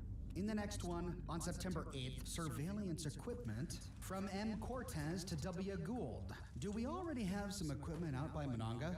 I was out there setting up some surveillance for the mission you assigned me, and I came across a device that looked suspiciously like one of ours. We didn't have something going on there and forget about it, did we? The thing looked like it was freshly installed. I didn't end up installing anything because I wanted to clarify the situation with you first. So the SIG Int division of Sugar Grove was installing this surveillance equipment domestically. They were spying on American citizens, and it looks like someone else may have been using their own technology. We haven't come across this yet. We'll have to head on over to Monongah in a future episode to see if we can track this down. In the next one, September 20th, Grafton Communists. From G. Hartley to W. Gould, the strikes continue in Grafton. Don't these people understand how important steel production is to the war effort? I'd like permission to monitor the situation more closely. It wouldn't surprise me to find a communist or two in the midst of this mess. It's in the Navy's best interest to fix this situation ASAP. And I can see why. What are new battleships made of? Steel. We don't even have enough intel to know if whomever's organizing the strikes is the same as the one who sabotaged the mill with whatever was in that powder. You authorize the tools I need, I guarantee I'll get to the bottom of it. So another reference to something we haven't discovered yet. An explosion at a mill near Grafton? Steel labor strikes? Grafton communists? Another topic for another video. In the next one, October 7th, Huntersville, from S-Glass to W. Gould. With all due respect, what's the meaning of shutting down the Huntersville op? Are we taking orders from the Army now? A complete media blackout, I get. But covert surveillance is literally what we do. What's going on there that is so secret that we don't have eyes and ears on it? Viewers of my live stream know exactly what was going on at Huntersville because we uncovered the deadly secrets while exploring it during the primary quest. But again, that's a topic for another video, another day. 6 days later, the Free States. From B. Jameson to W. Gould. Here's the latest on the Free States. After the secession, we were picking up loads of activity, but they've been pretty quiet ever since the real interesting ones, like Blackwell and Clay, locked themselves up in their bunkers last month. For what it's worth, we managed to infiltrate a few of their lines of communication, but again, they mostly seem to be staying put and waiting for bombs to drop, as if the enemy actually has the guts to pull a move like that on American soil. I'll update you if anything noteworthy happens. As far as I'm concerned, they can sit there and stew as long as they want, or at least until we can free up the resources to deal with them good and proper. This is alluding to some of the activity going on in the background for the primary plot of Fallout 76. We'll learn more about the secessionists, including Samuel Blackwell, a senator turned traitor, and the Free States who predicted the apocalypse and holed themselves up in their bunkers when I cover the primary plot of the game in an upcoming episode. But of course, it doesn't even bear repeating that when it came to the end of the world, the Free States were right. The next day, we see that same site-wide entramail about disk write errors, and that's it for entramail. So backing out of this, we find a new project that apparently only the division director, CDR Whitney Gould, had access to. Project Somnus. Somnus was the name of the ancient Roman god of sleep. I wonder what this could be about. Error. That's convenient, unless the director deleted information on Project Somnus when the end of the world finally occurred. We already know they had at least a short period of time to respond after the end of the world. We saw the piles of boxes and gas canisters in the open office. Perhaps Whitney deleted every mention of Project Somnus from this terminal. But what was it? And why did only the director have access to it? To find out, we'll head out down the stairs and turn east to explore the primary intelligence floor. On the ground, we find a seal. Sugar Grove Sigint, Audi Wide Take. Hear, see, be silent.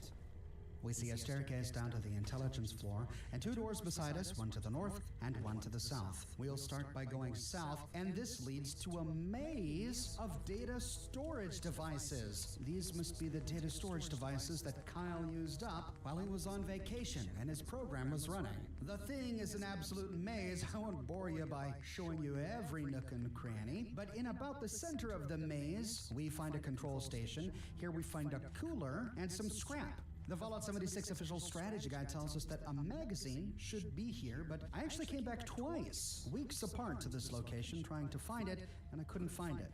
If we move to the southeast corner, we find a cap stash on one of the data recorders. In the stall directly next to this is a skill level 2 locked floor safe. And in the stall directly next to this, in the southeasternmost corner of this maze, we find a drawer lying on top of one of the cabinets. If we sneak behind it inside the drawer, we find the black site guard key.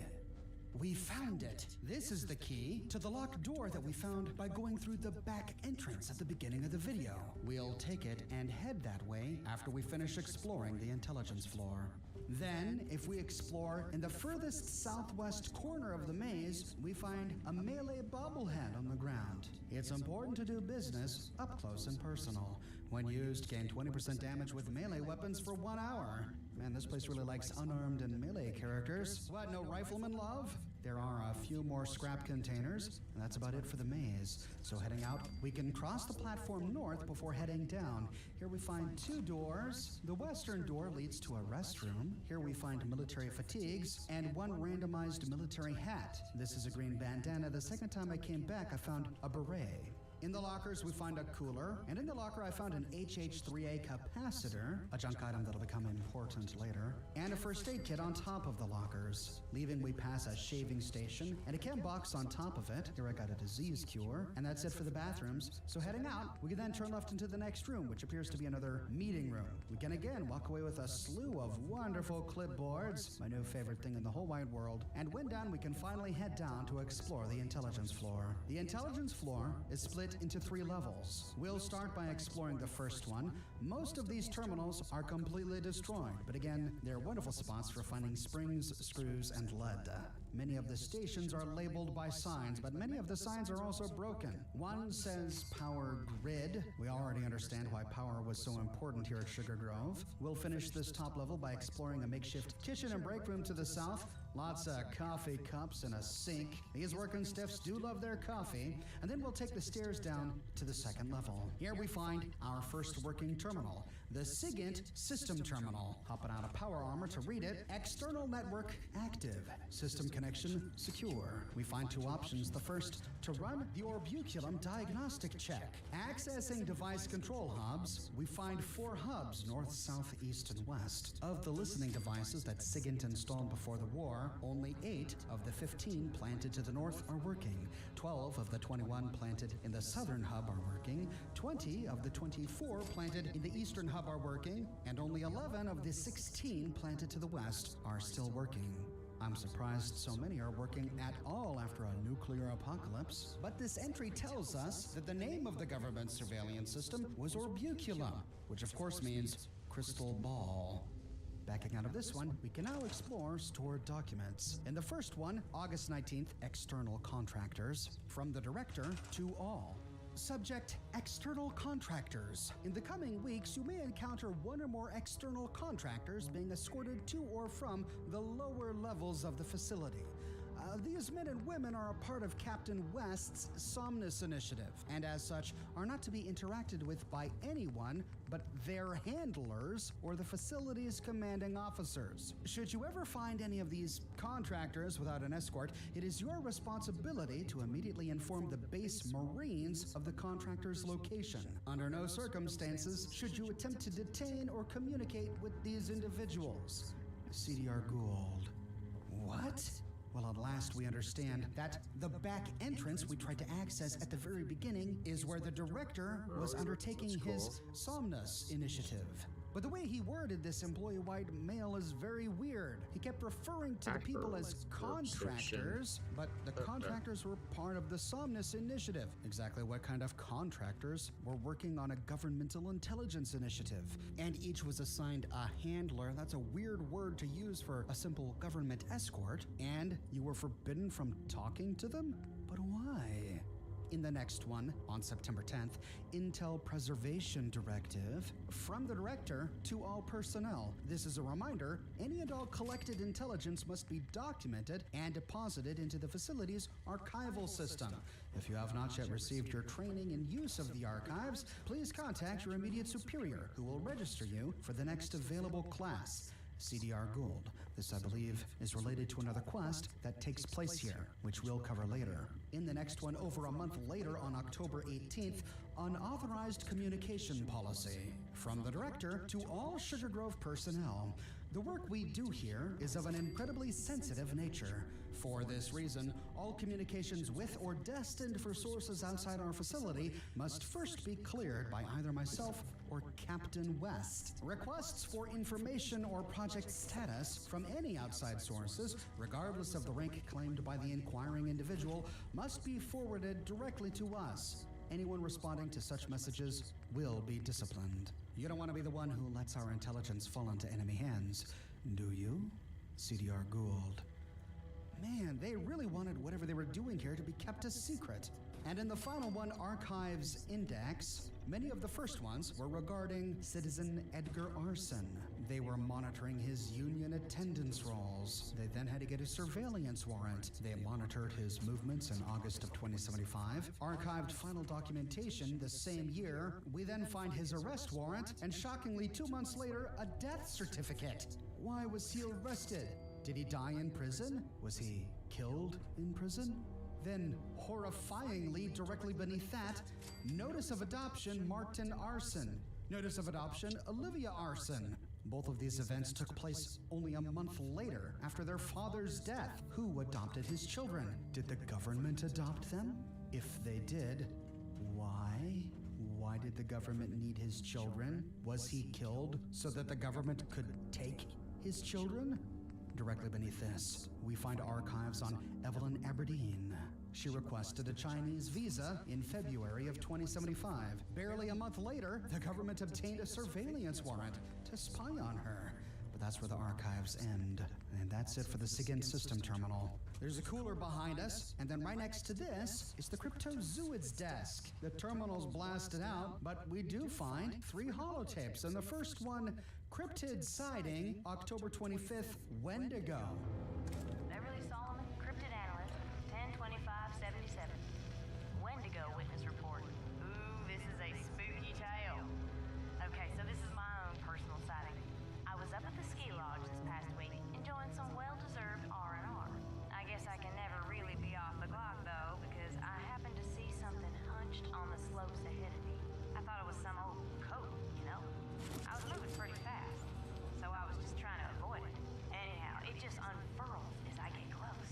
Must have been 10 feet tall, with just all skin and bones like a dead dog. It had a deer's skull cracked open in its hand, a fresh kill it was eating. And as I go by, I get this powerful cold feeling through my bones. I thought to myself, you know, Bev, you really lucked out getting that tattoo before coming out here on this trip.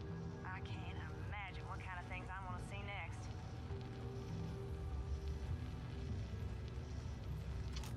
Okay, so a pre-war Wendigo sighting. A bit of an issue for those who have gotten far along on the main quest, considering we find a progenitor Wendigo and entire lore explaining how he became a Wendigo later on, but then again, they have been rumored to exist for a long time, so anyway, moving on to the next cryptid sighting, the Grafton Monster, September 27th. Beverly Solomon, cryptid analyst, 92777. Grafton Monster witness report. Well, this is from one of those spelunkers that roam the hills looking for abandoned mining claims. You imagine? Well, the classic 4-foot wide shoulders, headless profile, deep sonorous cry. They got a good glance at it. The witness didn't know what it was. The description is very clear. It came out when she started playing mouth harp, apparently. I'm gonna go out to look. Maybe that sound is the key. So the Grafton Monster likes the sound of a mouth harp. Is it just the sound of a mouth harp or any musical instrument? And in the final one, cryptid sighting, Snallygaster, October 4th. Beverly Solomon, cryptid analyst, 10477. Snallygaster witness report. Another interesting tidbit from the locals, this time about the Snallygaster. This one's for you, Teddy. Alright, so the witness overheard a loud, shrieking sound and was rushed by a dark shape in the woods. It was leaping at them, or maybe flying.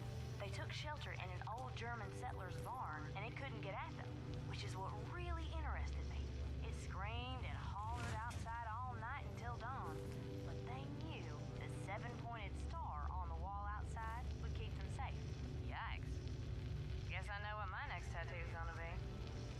Okay, well, we understand why she made that tattoo reference in the first one. She got a 7-pointed star tattoo, which she believed kept her safe from the Snallygaster, and then she presumed it kept her safe from the Wendigo she saw later. But was it the barn that kept her safe, or was the Snallygaster really afraid of the 7-pointed star? And why? At the end of this row on the second level, we find another holotape, Charleston Herald exclusive, The Motherlode. I'm William Pryor, investigative reporter for the Charleston Herald. I'm currently standing just outside the security fencing of one of several Hornwright industrial sites that have cropped up around the area in recent months. I'm here tonight to try and get some answers about what has become known in certain circles as the Motherlode Project. Could this be the answer local mining families have been looking for? A series of new mining projects that could reinvigorate the local economy. Or as the environmental groups have suggested, could these be a fresh set of toxic disposal sites, poisoning the ground beneath our feet? At the very least, according to local experts, the area's recent increase in seismic events can almost certainly be tied to these sites. And now I'm here to see for myself what's really going on. I've just made my way up to a small gap in the first line of fencing. The security here is intense. Barbed wire, armed guards. Feels like a war zone. I'm making my way over a small ridge in height. Mother of God! Ground shaking and... Oh my God. What is that? Hey, you! This is private property. Shit, it's that reporter. Jesus. He's got a gun! Gun? Wait, this isn't a... Oh, this gives us some amazing foreshadowing about the secrets we will uncover at Hornwright Industries. Remember in a previous video, I talked a little bit about the Garahan Mining Company and their bitter rival, Hornwright Industries. We will fully explore their headquarters, their other mining sites, and discover exactly what it was that reporter Bill Breyer saw and what got him killed after I complete my series on minor miracles. On the wall in the center of the room, we find a map of West Virginia and a DEFCON meter. On the map, we see a number of points of interest lit. I think these may be the locations where SIGINT had installed the surveillance devices that they were using to spy on the American people. There are a few more SIGINT terminals down here, but they all say the same thing. And you watched me loot the end of dungeon steamer trunk. So that's it for this section of Sugar Grove. But we found the black site guard key in the data storage maze. So heading outside, climbing the roof, and then jumping down to the rear of the building, we can open the back door. And heading down the hallway, sure enough, the key fits. Heading down the stairs, we open a door. This looks like a check-in table. We see a blue double door to the left and a long hallway to the right. Going down the long hallway, the first door to the right is another hallway. I have a hunch this does a complete loop, so we'll go here first. Heading down this hallway, we have to kill some rats, and then we find a security gate that we can unlock using the black site guard key. Inside we find most of the shelves bare, though we do find a fusion core and a cooler. Beneath the cooler under the desk is a skill level 2 locked floor safe. Heading out of the storage room, we find a staircase to the east, which goes down to another level. We can go north or south. Going north for now, we find a cell. Locked by cell key B2RS. A cell? Continuing north, we find some lockers, and on a crate nearby, we find the repair bobblehead. Why go down with the ship when you can try to fix it? When used, fusion cores last 30% longer for 1 hour. Might as well use that right now. Near to the lockers is another security gate, but this appears to be some sort of shower with absolutely no privacy. Maybe a hazmat shower or a chemical shower. This corner then turns west. Here we find another cell. Can only be locked by key V5XF. Continuing west, another cell. Can only be unlocked with key W9FZ. Going further west, the path then turns south, and sure enough, we arrive back at that hallway, so it did do a complete loop.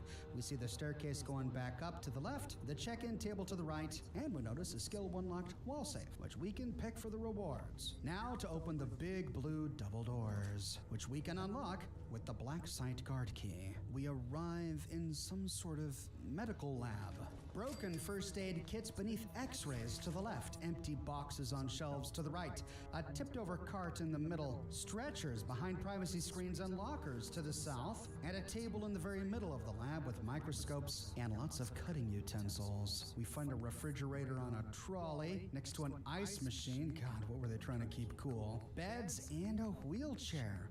Were they operating on people? Clearly experimenting on people? People whom they were holding in cells?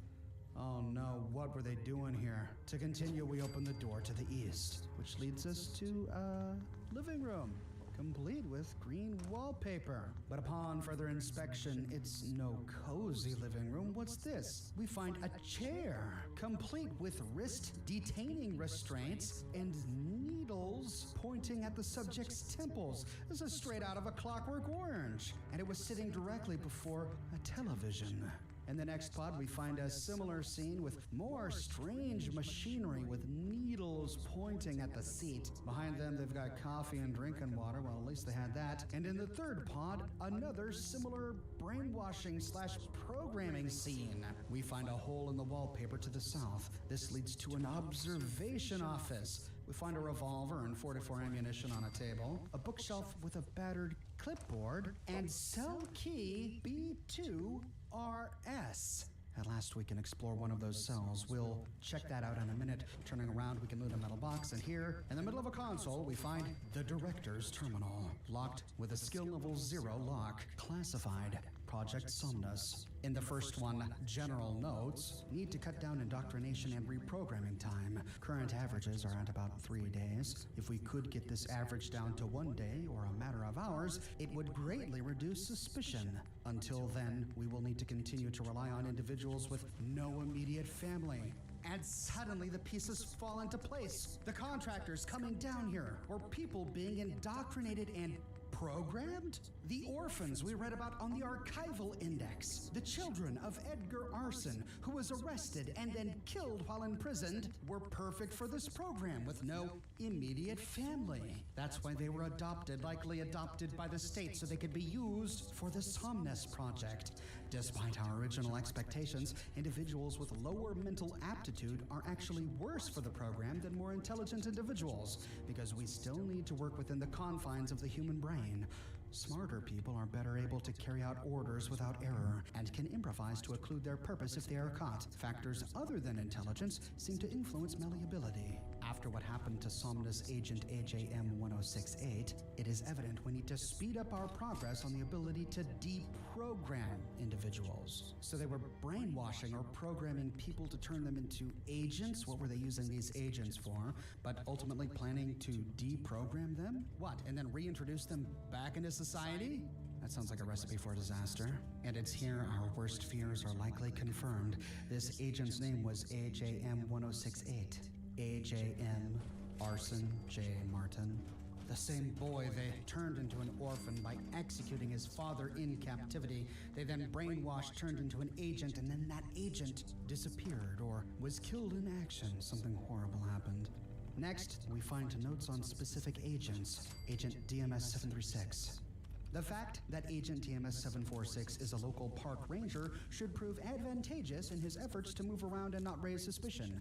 However, I believe he may be a bit hard of hearing. He understands orders more or less, but doesn't always accurately recognize voices. I'm worried he may hear an order from someone not associated with the program, but who sounds similar and divulge classified information. Note, September 21st, 2077, Agent DMS-746 did not return in a timely manner after previous round of collection. Undercover agents were dispatched to find him.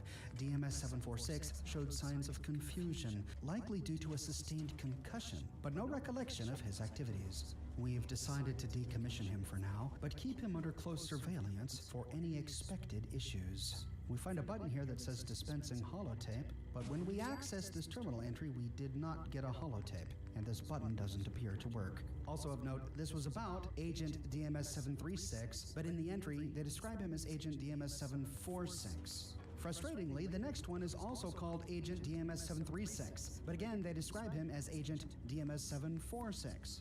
This appears to be a huge bug. It's a copy and paste of the previous agent entry with the first paragraph duplicated. So we've got a bit of a bug here. Moving on to Agent HGR-242, exhibits signs of resilience to reprogramming. Double next session.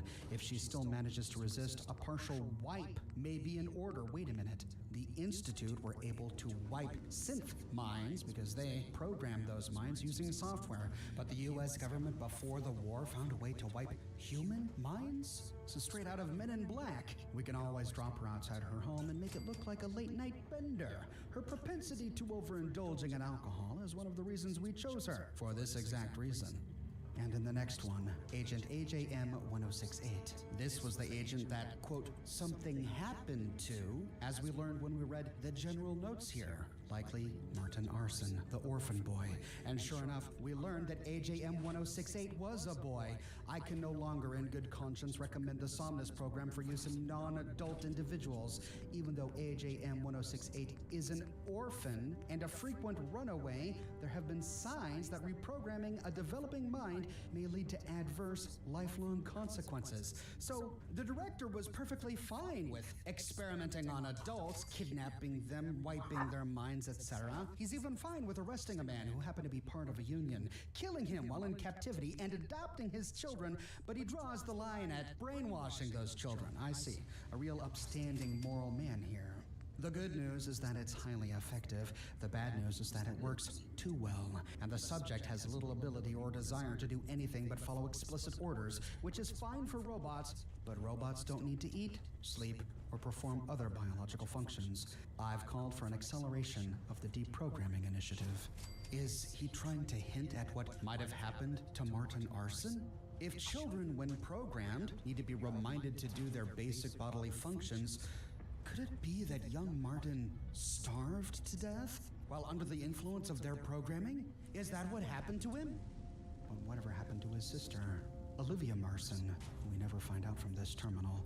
And the next one, Agent EFB-825. We need to take better care during the reprogramming process not to inhibit basic self-preservation instincts. Agent EFB-825 came back bleeding, covered in lacerations, and missing an arm after an apparent bear attack, blissfully unaware that anything was wrong. While it's good to know that this could have interesting implications for frontline military forces, it does us no good to have a trail of blood leading back to our door. Agents were sent to scrub the trail to make sure no one traces this back to us. Oh, I see. So the focus is the trail of blood leading to your door. That's the problem. Not the fact that your agent is now missing an arm. The agent you brainwashed. Glad you got your priorities straight there, buddy. And in the final one, Agent SEL-1249. SEL-1249 is a self-described... Well, Preston, you know, you gotta take care of your people. You never know when they're gonna be in trouble. On a trial basis, we have been experimenting with inserting a wild range of combat tactics, mostly revolving around martial arts. SEL-1249 has shown much promise in accepting these techniques, completely unaware to her conscious self. Indeed, it appears SEL-1249 managed to foil a bank robbery by employing hand-to-hand combat with no recollection of the incident. Luckily, the official newsprint story attributes it to a sudden instinctual rush of adrenaline triggered by the stress of the situation. Oh my God. And this is the United States of America. Makes you wonder, if this is how America acquired their secret agents, exactly how did China acquire theirs? And we better understand those chairs and TVs with the needles and devices sticking out of them. Those were the indoctrination chairs. It's how they brainwashed their agents. Moving into the next room, we find a table with a 10mm pistol and some ammunition. And on a pushcart nearby, we find 3 sets of keys. Key V5XF, B9AX, and A6KH. It's time to find out what's on the other side of these cell doors. Heading back to the cells, the first one we find still requires a key. Did we not get them all? This is W9FZ. Well, moving on for now. The cell right next to this is V5XF. Inside, we find a pitiful little cell, a dirty mattress on the ground, a toilet and sink right next to it. Is this how they cared for their own secret agents? They put them in tiny, unhygienic cells? Moving out, we can unlock the next cell with key B2RS. But inside, we find it completely blank. Though this one has 2 sinks, one of which is directly above the toilet, making the toilet impossible to use. But nothing here. We can unlock the cell right next to it with key B9AX. And here at least we find something. Some fancy lads and pork and beans with a chem box nearby. No pictures, no photographs. Nothing beautiful, nothing human. And in the next cell, we can open this with key A6KH. But this one is also completely barren. Nothing inside. But we are still missing 1 key. We've unlocked 4 cells, but there are 5 in total. Retracing our steps to try and find this key, we don't see any more on the shelf in the observation room or on top of that stack of boxes. This room was a bit of a kitchen and food preparation room. We find a chem box on a wall next to a cooler, and a skill level 2 locked safe by a bunk bed. Going north out of this room just brings us back to the hallway with the cells. And I here really we wish this complete would the snap. entire loop. The key we are missing is cell key W9FZ. Now, when I recorded this footage during my live stream, I spent probably half an hour looking for this key, and I never found it. But many days later, when I was doing another quest, I was exploring the ruins of Huntersville. I won't spoil the story of Huntersville here. It's suitably horrible, but inside Huntersville, we find It's the ruins of a suitably 2-story horrible. house with a red star. The staircase inside is complete rubble. But there's a fallen orange. tree in the backyard that we can use as a ramp to reach the 2nd floor. If we hop down from the tree and we examine the ruined bed, we see a ring of keys lying beneath it. This is cell key W9FZ.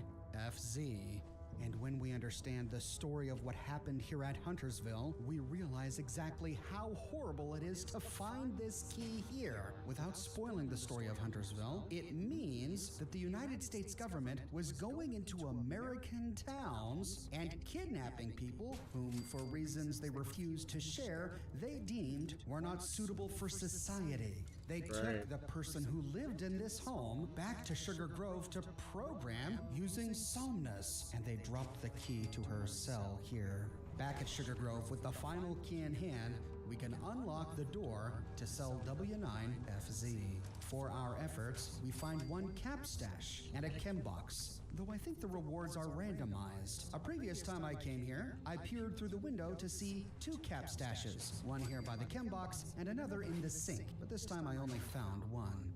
With that, we fully explore Sugar Grove and uncover all of its horrifying secrets. But we leave with 1 question yet unanswered. Who was it that came in 2086 to take the other siphon holotape?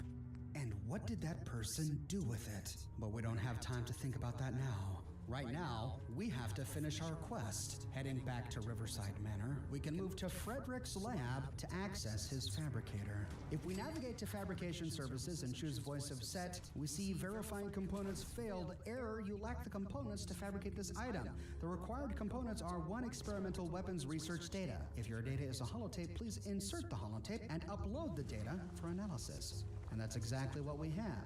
So, backing out, we can load the Project Siphon holotape from Sugar Grove, upon which we downloaded and compressed the Project Pulsar data. Once loaded, we read holotape contents, Project Siphon exfiltration program, and Project Pulsar research data. We can then choose to upload the data. Uploading compressed data done. Unpacking data done. Running automated analysis done. Fabrication services, Voice of Set, now available. Once the data is analyzed, we can back out, then go to Fabrication Services, and finally choose Novice, Voice of Set.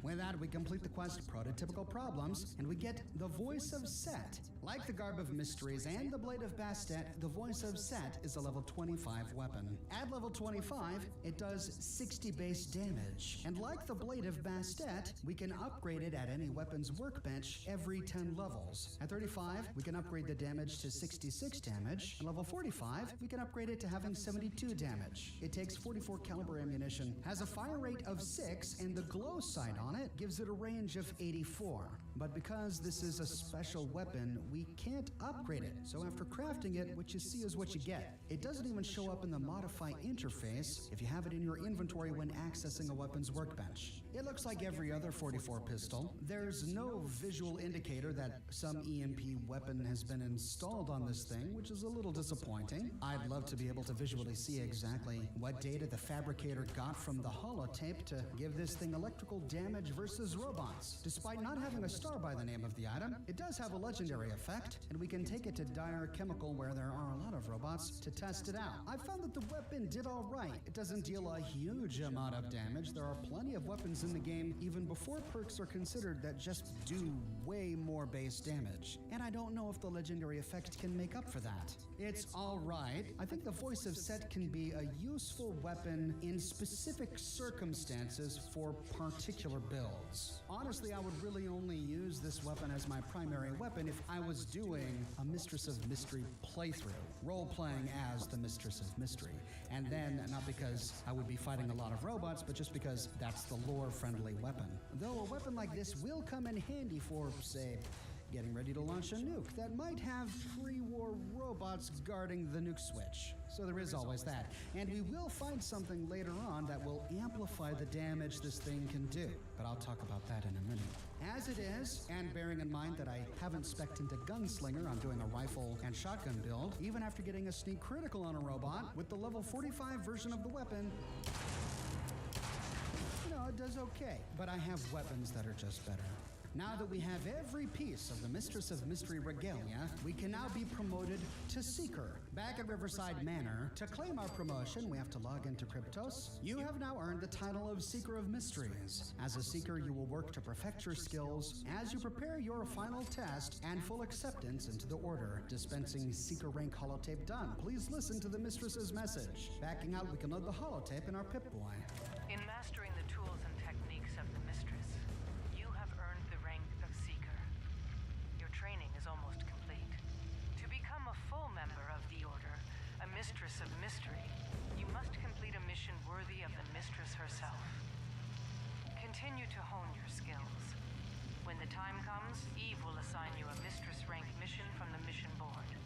This will be your final test. When you return, your sisters and I will be proud to welcome you into our ranks. We need to find out exactly what this mission is. To do so, we can log back into Kryptos using our user account, and then navigate to the mission board. Welcome, Seeker. You may select from the following missions: Pleasant Valley Infiltration. Please review the mission briefing for your instructions. We get another holotape. Backing out, we can listen to our instructions on our Pip-Boy. This mission is open for volunteers. It may well be a suicide mission. But at this point, I don't know what else to do. There have been 3 ambushes in the past week. 3 more of our sisters killed. The raiders seem to know our every move. We need someone to infiltrate the raider stronghold at Pleasant Valley. Find out how they know about us and our plans. Do whatever you have to do to stop them. And get out alive. If you can. If you make it back, report to me in my office for a full debrief. This may be the most difficult mission I've ever posted, but it's also the most important.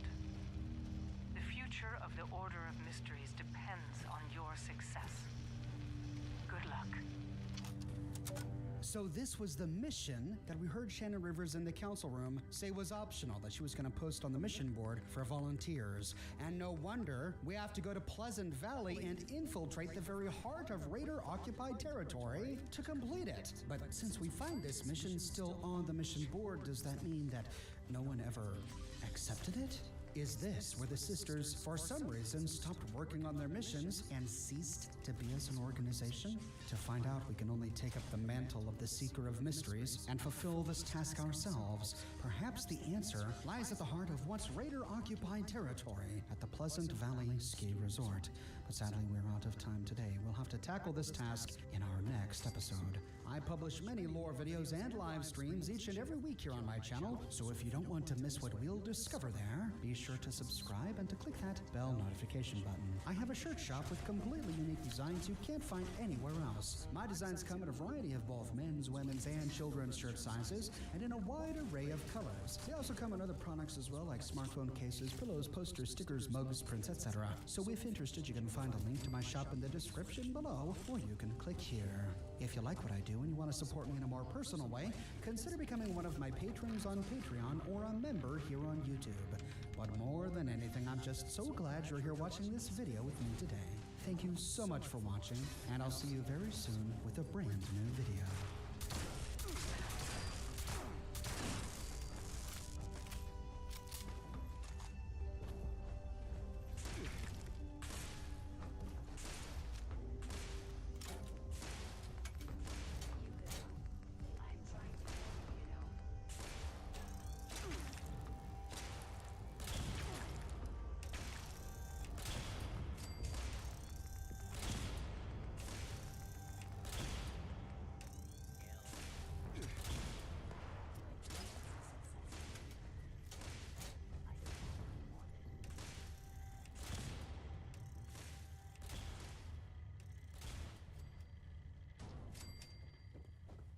In our last video, we uncovered some horrifying secrets within the bowels of Sugar Grove, a pre-war government intelligence facility. There, we found reams of data related to the government's Pulsar program, which sadly was not finished before the bombs dropped. But the data was complete enough that Kryptos was able to produce the Voice of Set for us on the Fabricator. With the Voice of Set, we have completed our Mistress of Mystery regalia.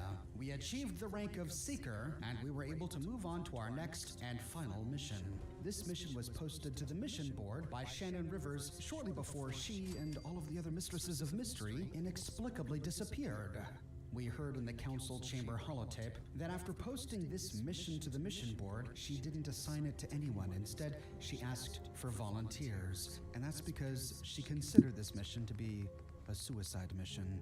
The mission was to infiltrate the heart of Raider territory at the Pleasant Valley Ski Resort. But this was her only option. The Mistresses of Mystery were being killed one after another because for some reason the Raiders knew exactly where they were gonna be. They were always one step ahead of the Mistresses of Mystery, and Shannon Rivers had no idea why. It's clear that no one ever accepted this job, for we still find it on the job board all these years later. But now that we are a seeker, we can accept the job ourselves. And so we fast travel to the Pleasant Valley Station and head north to the ski resort to see if we can find any evidence that answers this one question. How were a bunch of filthy, spoiled raiders winning against the Order of Mysteries? The train station here is another wonderful pit stop. Like all train stations, it has crafting benches and a number of dispensers, including an ammo and first aid dispenser, and it has a merchant, though this Protectron merchant still has its Raider programming. Reminder, any attempted five-finger discounts will be reclaimed and paid for with said fingers. Here we can break down our scrap and even access our stash. Just south of here is the South Cutthroat Camp. We explored the North Cutthroat Camp when we were looking for the materials needed to craft the Phantom device. Instead of mole miners, here we find a bunch of super mutants. Of note, we find a zero-skill locked box safe to the southeast, an end-of-dungeon steamer trunk by a ruined car, and in the car, an iron throne, and on top of it, the Endurance bobblehead. To the north, we find a blasted open safe with an ammo box inside near to a gondola that had been converted into a toilet. In a ruined gondola to the east, we find yet another box safe, this time skill level 2 locked. And after looting the camp of ammunition and scrap, we can head back to the train station to break it down before moving north to the Pleasant Valley Ski Resort. We can take the short way by climbing up a rocky hill to get there, or take the road, which eventually wraps back around to the ski resort. And once we do, we find that super mutants have moved in.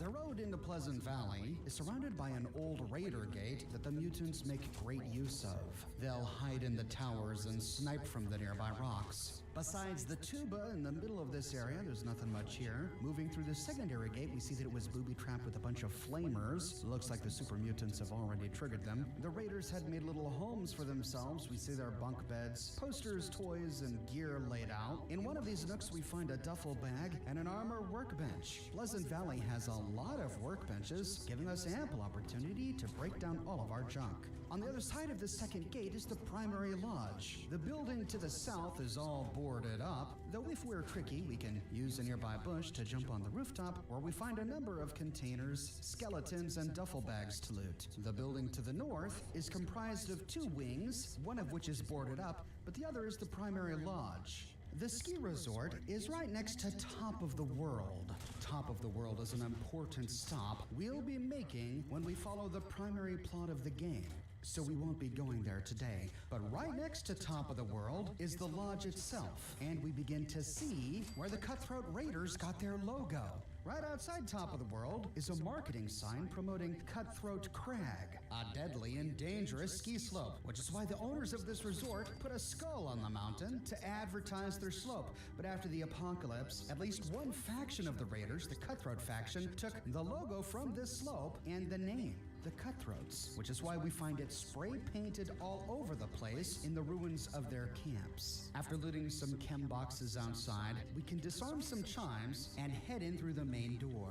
The second floor has partially collapsed, forming a ramp. Beneath the ramp, we find a chem cooler and a bobblehead. There's nothing behind the reception counter. Before going up, let's fully explore this floor. We see the Raiders had fun defacing many of the pre-war posters. The door next to this wall is a storage closet. Here we find a couple of containers, and we see a hole in the wall leading to another section of the resort. But we can't squeeze through, making this a dead end.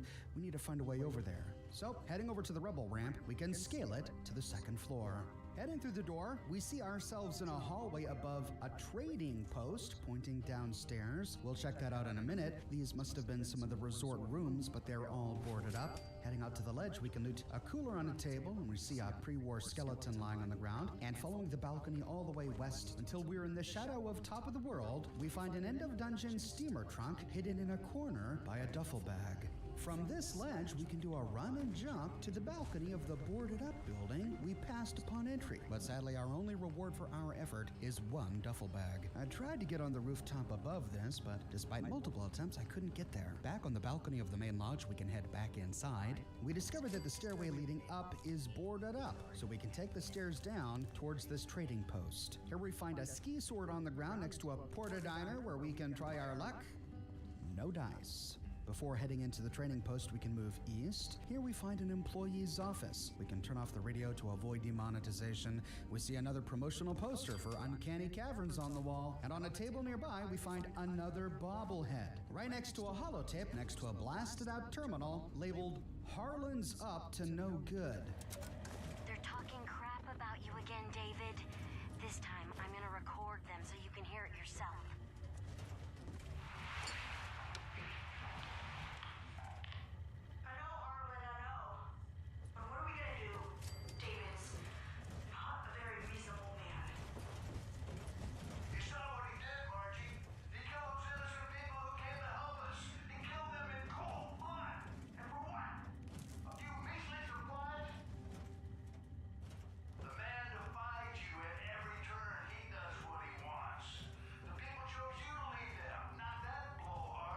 Let me pause right here to say that this has to be a mistake. The subtitles say that this is Frederick Rivers, but the exact same voice came from Harland McClintock just a sentence previously, and Maggie in this holotape referred to him as Harland. So yeah, it does say Frederick Rivers here, but that has got to be a mistake, especially considering we heard Frederick Rivers' voice in holotapes back at Riverside Manor. Anyway, to continue.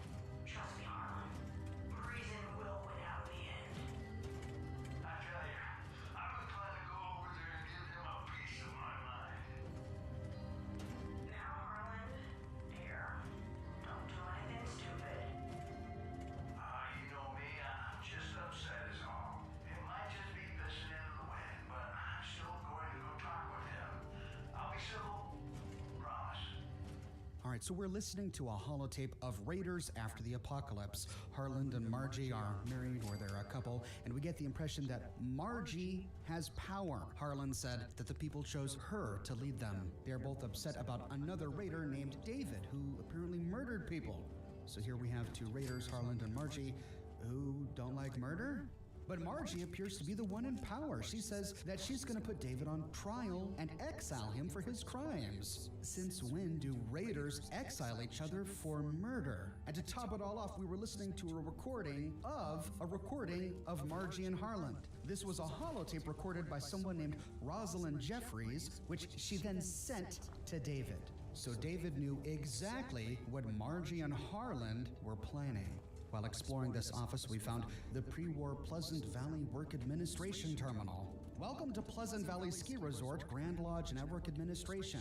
We find two options. First, we'll explore the intra-mail, where we find a number of messages, all after the war. So the Raiders here at Pleasant Valley have been using this network for their own purposes. In the first one, November 16th, 2086, regarding the community message board, from T. Larmy to T. Lagran. I know you don't want to keep scrubbing the message board, but damn it, these rumors are getting out of hand. I am not seeing Davy. I wouldn't be caught dead with that half-wit. Look, Tony, I can make it worth your while. Just lock Mark out of the system for a couple of days. Hell, with all the problems we've been having lately, you can just say it's more network trouble.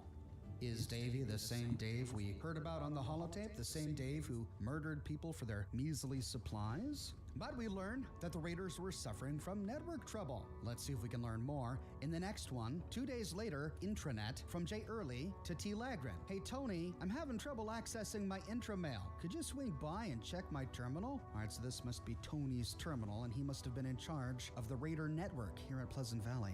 In the next one, the same day, intranet's down from A. Harrison to Tony Lagran. Hey, dorkface, intranet's broke. 4th time this month. Think you can get it back for an entire week this time? Whew, imagine being the guy responsible for keeping a Raider network up. Make no mistake, in the next one, again the same day, Alex's post from R. Talon to Tony Lagran. I'm with Alex. You need to get your stuff together, man, or someone's gonna beat it out of you. That must be in response to a message we haven't read yet. We'll see if we can find it later. In the final one the next day, memo from D. Thorpe to Tony Lagran. Mr. Lagran, this morning I received a memo addressed to all you jokers. While I recognize that the current network situation may be a source of considerable frustration, I do not appreciate being addressed in this manner by my subordinates. Meet me in my office in the top at 2:30. There are some things we need to discuss. Okay, a lot going on here. This reads like a pre-war message that we would find in some ruins, but it's not. It's written in 2086 by D. Thorpe, and we can only presume by now that D stands for David, so this was by David Thorpe, the same David we learned in the holotape who murdered some people. He's talking to Tony here like an employee, and his complaint is that he didn't like the way Tony was talking to him? What, because Raiders don't cuss? Is that what we're supposed to believe? Anyway, these Raiders were really giving Tony a hard time for the network. Bunch of spoiled little brats. One thing doesn't go their way and they just throw a hissy fit. But the final nugget we can get from this is that David told Tony to meet him at the top of the world at 2:30. But we got the impression from the holotape that Margie was in charge of the Raiders. She, after all, was gonna try to get David exiled. Why then is David giving orders in this terminal entry, instructing Tony to meet him at top of the world, where the Raider boss hangs out? We need more pieces of the puzzle to put together this story. Backing out of Intramail, we can access network administration. Mainframe intranet and operation status, error, error, error. Lots of error codes there. Multiple system faults detected. Please contact a Robco licensed service technician for assistance. The following actions are available. Reset user passwords. And we see a whole lot of names. Every single Raider who was part of this gang. And we get a few of our questions answered. A. Harrison was indeed Alex Harrison, and D. Thorpe was indeed David Thorpe. The only David listed here, though we do find a Davy Burnett. So Davy and David were not the same person. Now we can reset the password for every Raider in this network, but every time we do, we get a message saying, unable to access the selected account. Please ensure that the user has an active valid account and try again. Until we change the password for a one Brody Torrance. If we change his password, we get the new password added to our inventory. Brody, wait a minute, Brody, we recognize that name.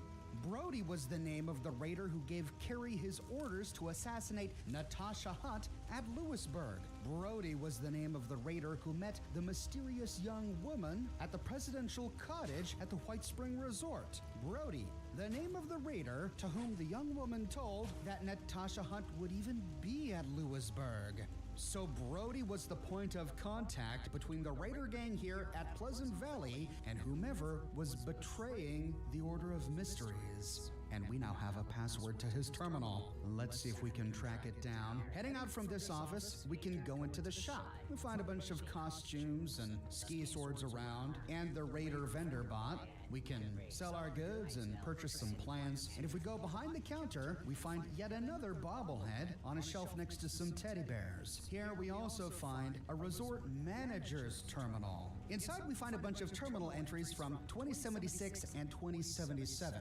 So we've got two stories being told here. First is the pre-war story about the resort and how it functioned before the bombs dropped, and the other is the post-war story about the raiders who ended up living here after the bombs dropped. This terminal is the pre-war story. In the first one, January 10th, 2077, to Carl Beltran, facilities manager, from Karen Gerard, operations manager. Carl, we've had a terribly mild winter, so I was wondering if you could consider running the snowmakers overnight for the next 3 weeks. Guests at the resort have been complaining that the powder just isn't ideal for skiing, and we don't want them heading home thinking about going someplace else next time. I realize this will put a strain on the units, but we must do everything we can to make our guests feel like they're at the premier resort for Appalachia. Over 2 months later, to Sarah Siegfried, again from Karen Gerard. I got your mail, Sarah. Believe me, I am well aware that the slopes we have at Pleasant Valley are not exactly Olympic caliber, but we must make do with what we have. That's why I would like to get some input into changing Trail C to something more exciting. That trail certainly isn't challenging, but I think if we upscale the marketing on it, we can give the impression that it's dangerous. I was toying around with ideas and I came up with Cutthroat Crag. Do you think you could mock up a flyer pushing this new idea and go over it with me tomorrow? I see. So it wasn't really a deadly ski slope. It was all just a big marketing push. And Sarah was the one who came up with the marketing materials. Little did she know that the logo that she would make for Cutthroat Crag would become the icon of a bloodthirsty and remorseless raider gang decades later. And the next one is in August of the same year, to Carl Beltran, again from Karen Gerard. This must have been Karen's terminal. Did you switch on the snowmakers, or did we have a freak blizzard last night? The entire area is covered in fresh powder, which is unusual. Well, almost impossible for this time of year. Either way, the timing couldn't be better. We have a VIP guest who just rented out the entire facility to take advantage of the fresh snow. I'm gonna need you to get on the phone to get everyone in here right away. We need to be up and running in 2 days. I know that doesn't leave your team with much time, but do the best you can, and I'll see that everyone gets a bonus. Wow, someone rented out the entire resort? That's some VIP. Going forward in time to September, from Sarah Siegfried to Karen Gerard. As I'm sure you're aware, the Pheasants on the Run event had mixed results. I'm not sure how you talked me into this event, but having guests ski down Shenanigan trying to hunt pheasant was not only ridiculous, but dangerous. That being said, we did have the highest attendance in ski rental sales on Thanksgiving in the last several years.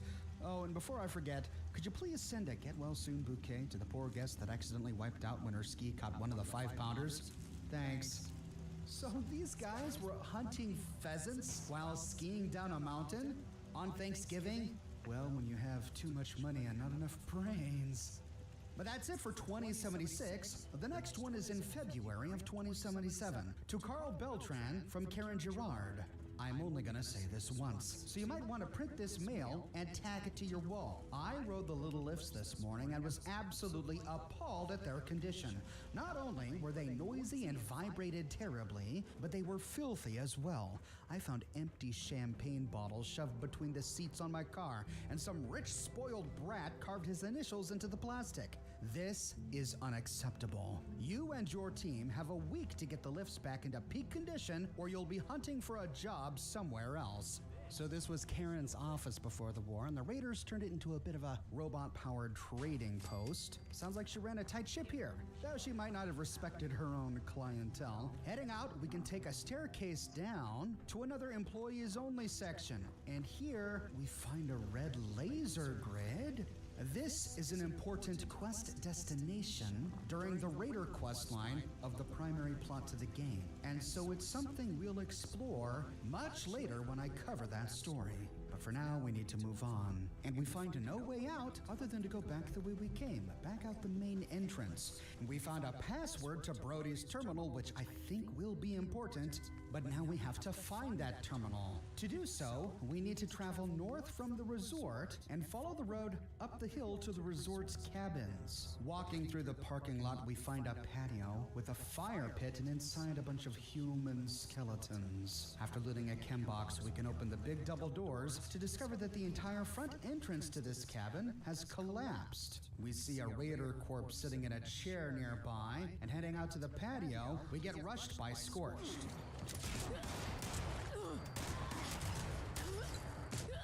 Back on the patio, we find a handwritten note. Lewisburg ambush. You hear about the ambush down in Lewisburg? Another one of those girls. They had the drop on her, and she still managed to take out half of Carrie's crew before they brought her down. Got the old man himself, too. He still owed me for poker last week.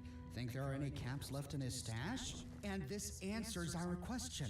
If you remember in my video about Lewisburg, I tried to reconstruct the scene by examining the position of Carrie's body and the bodies of his raider gang, and also the body of Natasha Hunt. Remember we saw that streak of blood leading to the wall that she propped her body against. She did manage to kill Carrie and his entire raider crew before dying herself. And we have more confirmation that the raiders knew she was coming. We heard Brody get the tip in the holotape we found in the presidential cottage, and the author of this note flat out says it here. So who gave Brody the tip? Looks like someone was giving a sermon out here or a lecture. If we sneak near to the petrified corpse standing at the lectern, we find a weapon mod and some right-of-way. Moving into the ruins of this cottage, we can go behind the desk. On a table nearby, we find Geraldine Fitzsimmons' holotape. It's been barely a week since the bombs fell, and supplies have become scarce. The former guests at the resort are exploring the feasibility of sending out scavenging groups to hunt down whatever they can find. What's starting to dawn on us is that there will be people outside the resort sending groups of their own. Who knows if they'll be friendly or simply take what they want. Instead of waiting to find out, we've concluded that our goods should be locked up for safekeeping. It's a smart move, and one that will keep our belongings protected until the government rescue teams arrive. It's good to know that there's still some rationality left amongst all this chaos. Whoa. I get the impression that Geraldine was a former resort employee based on the way she described the former guests of the resort, but it sounds like she and those former guests were what? Creating scavenging teams to try and survive in the post-apocalypse? And we get the impression that early on, they stored their most valuable goods somewhere at the resort, possibly in that laser grid guarded room we found in the basement of the trading post. But sadly, I won't be able to open that for you until my video on the Raider story of Fallout 76. Near to here, by a jukebox, we find another handwritten note, The Assassins. Yeah, I can't believe it either. To think a couple of girls in that crazy getup carried out all those hits. I mean, sure, I've killed a couple of people, roughed up a lot more, but their body count must be off the charts. And we never even caught a glimpse of them before this. Still, you have to admit, it's pretty funny to think we've been cowering from a couple of teenagers in Halloween costumes. The diehards must be laughing their asses off.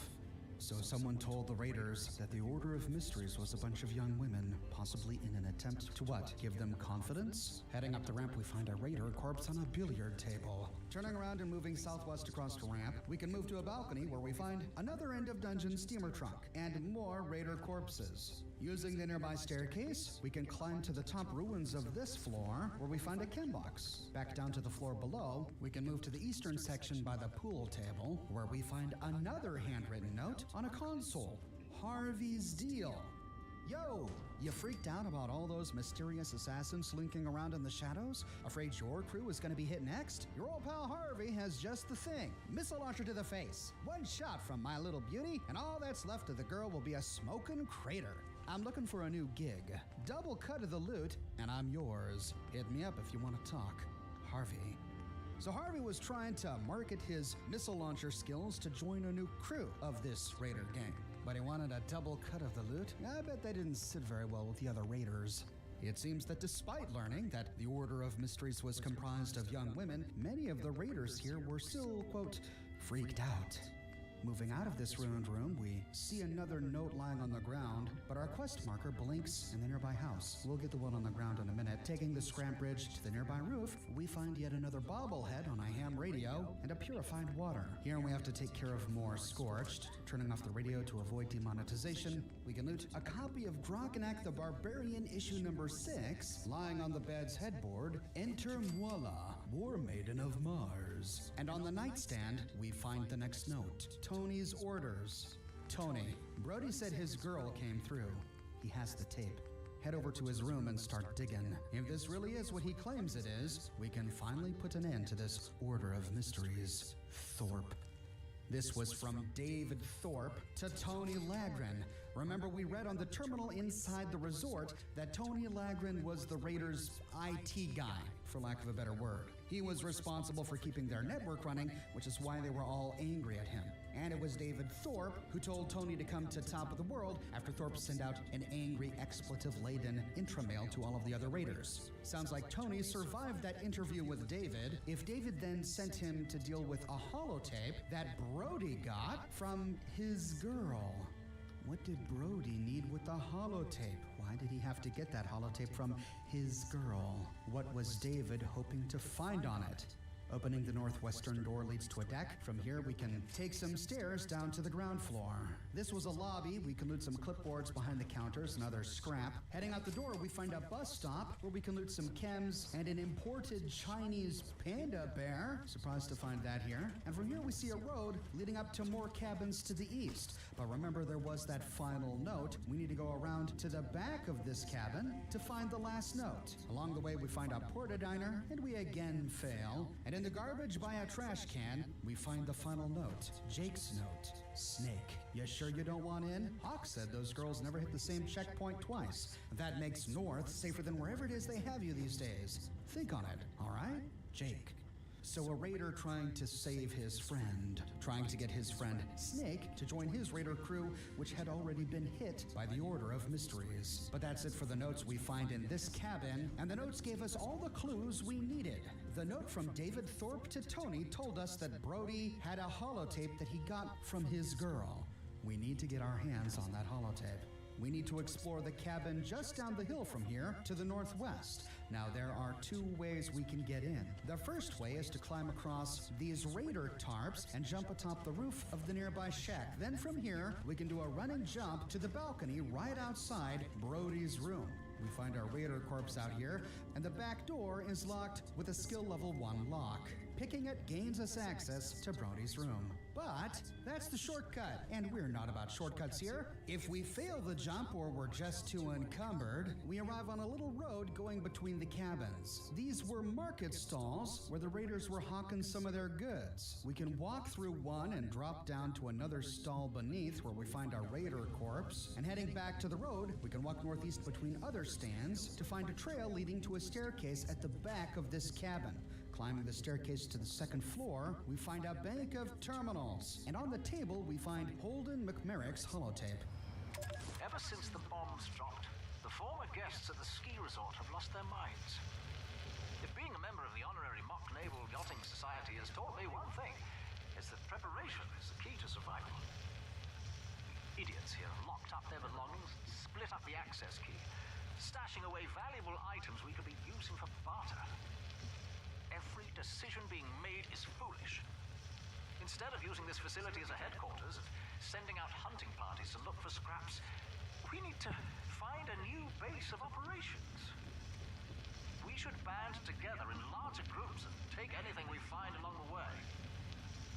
They're convinced the government is going to rescue them, but the truth of the matter is, we're on our own.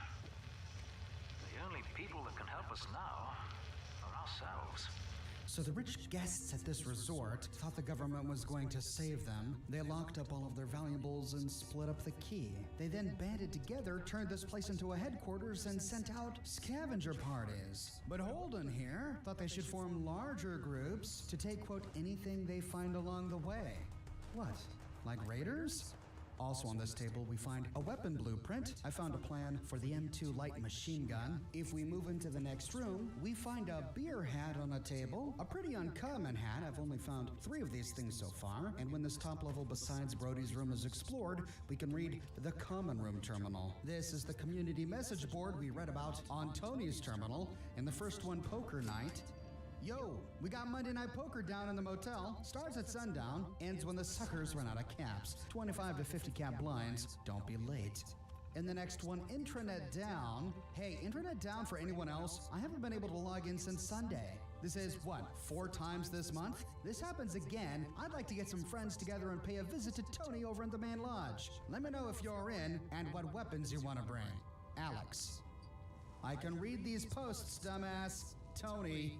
So this was the post that our Talon was referring to when she sent a message to Tony saying, I'm with Alex. These spoiled little raiders really flipped a gasket when the precious intranet went down, but I wonder why it went down. In the next one, opening South Checkpoint, Boss Thorpe is looking for a crew to take over the South Checkpoint next spring. You want in? Let me know. Rose. Well, this tells us what those North and South Cutthroat camps were. They were road checkpoints where the gangs would likely strip travelers of their goods, if not murder them. And this confirms something we suspected when we heard the very first holotape. In that first holotape, a woman named Rosalind recorded a conversation she overheard between Margie and Harland about wanting to exile David for murdering people. She then sent the holotape directly to David. We got the impression that Margie was in charge of the Raider gang here, since she talked about putting him on trial and exiling him. But now, we see someone named Rose, which must be short for Rosalind. I bet this is the same person, referring to David Thorpe as boss. We must conclude that when David caught wind of Margie's attempt to exile him, he and his supporters, including Rosalind, aka Rose, likely his girlfriend, giving her motive so she could be closer to power, overthrew Margie and Harland and took control for himself. This is why he's now called boss in this terminal. This is why he called Tony up to top of the world for a scolding. And this is why he ordered Tony to help Brody with the holotape Brody got from his girlfriend. But whatever happened to Margie and Harland? We'll learn more when we explore the Raider plot to the game. In the next one, Lost Item. Anyone seen my missile launcher? Red paint job, black skulls, got my name scratched into the grip. I set it down in the stands while I was having it out with nails after the arena match last weekend. Some bastard must have swiped it. Get it back to me by Monday and we are good. No questions asked. After that, if I ever find out who took it, you're getting an express trip down the ski lift. Harvey. Ooh. Does this mean we find a missile launcher with red paint in our future? We'll have to keep our eyes peeled. In the next one, Roommate Wanted. Carrie kicked it during the raid in Lewisburg last week, so I need a new roommate. Got a nice place up in Snowdrift Lodge. 2nd floor, balcony overlooking the arena, pool table in the common room. You'd be splitting the rent with me, Derek, and Brick, $55 a month. Drop me a line if you're interested. Mark. This must have been that lodge we visited recently with the pool table in it. Interesting that the Raiders were all paying rent to stay here. I wonder if it all went to David at the top of the world. In the next one, Yo, Brody! Yo, Brody, you missing something? I think you left your bag in the motel after last night's poker game. Got your keys in it and everything. Come snag it before someone else does. Oh no, this means Brody's room is locked. And if we can't pick it, we'll have to go get the key. And in the final one, arena schedule. Books are open for this Saturday's arena. Place your bets with Nails, Tara, or Rocky. Betting closes at 11 sharp before the fight. This week's matchup are One-Eyed Pete versus Rabbit Ralph, 3-2 odds. 2 old toughs duke it out in this no-holds-barred grudge match. Davey versus Chitters, odds 18-1. Can our boy Davey stomp his Firecrest foe yet? Watch him square off with Chitters, the terrifying Rad Roach. So this is why the girl was embarrassed that someone said she was dating him on the digital bulletin board. Steel Sisters versus Ironclad, odds 2 to 5. The arena's Assaultron ladies are up against their stiffest challenge yet, Hawk's refurbished sentry bot. Who's got the medal to take home the medal?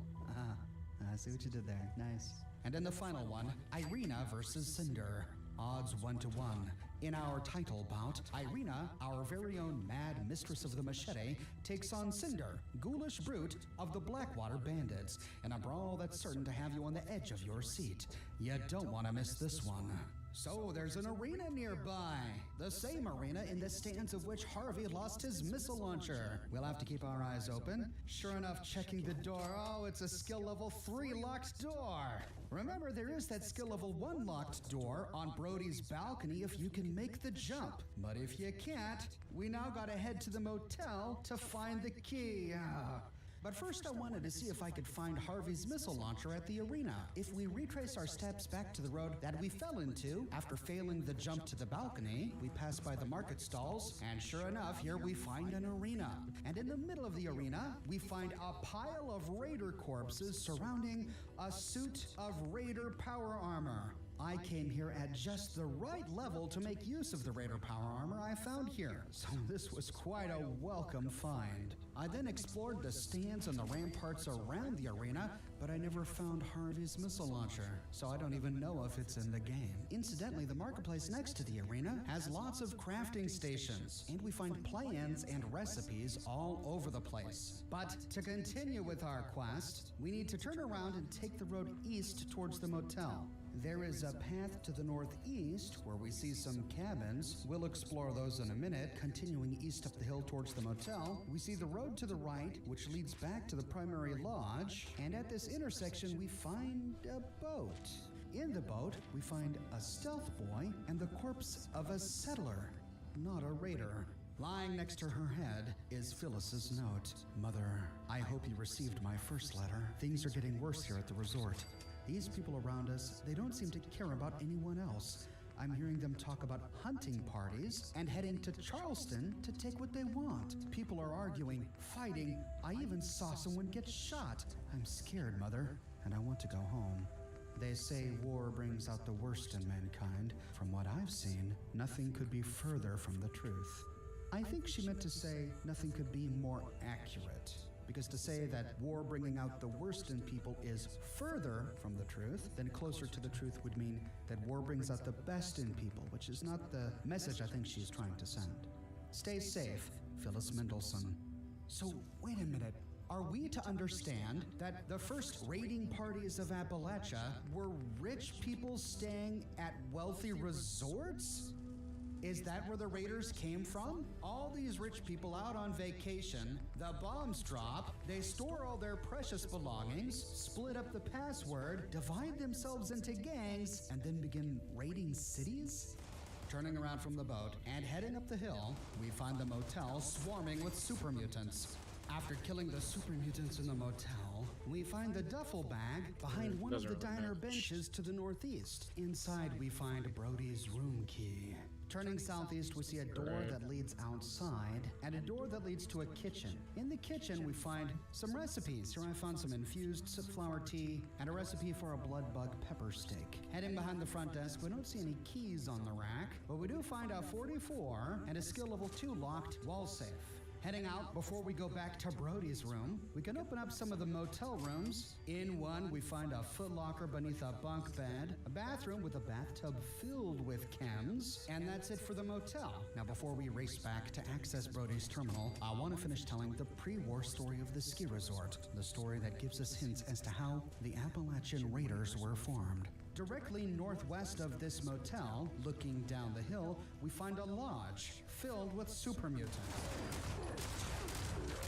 And strangely enough, there are 2 ceiling-mounted turrets. One in the living room beneath a German 5-pointed star, interesting, and one in the bedroom, directly above the bathroom.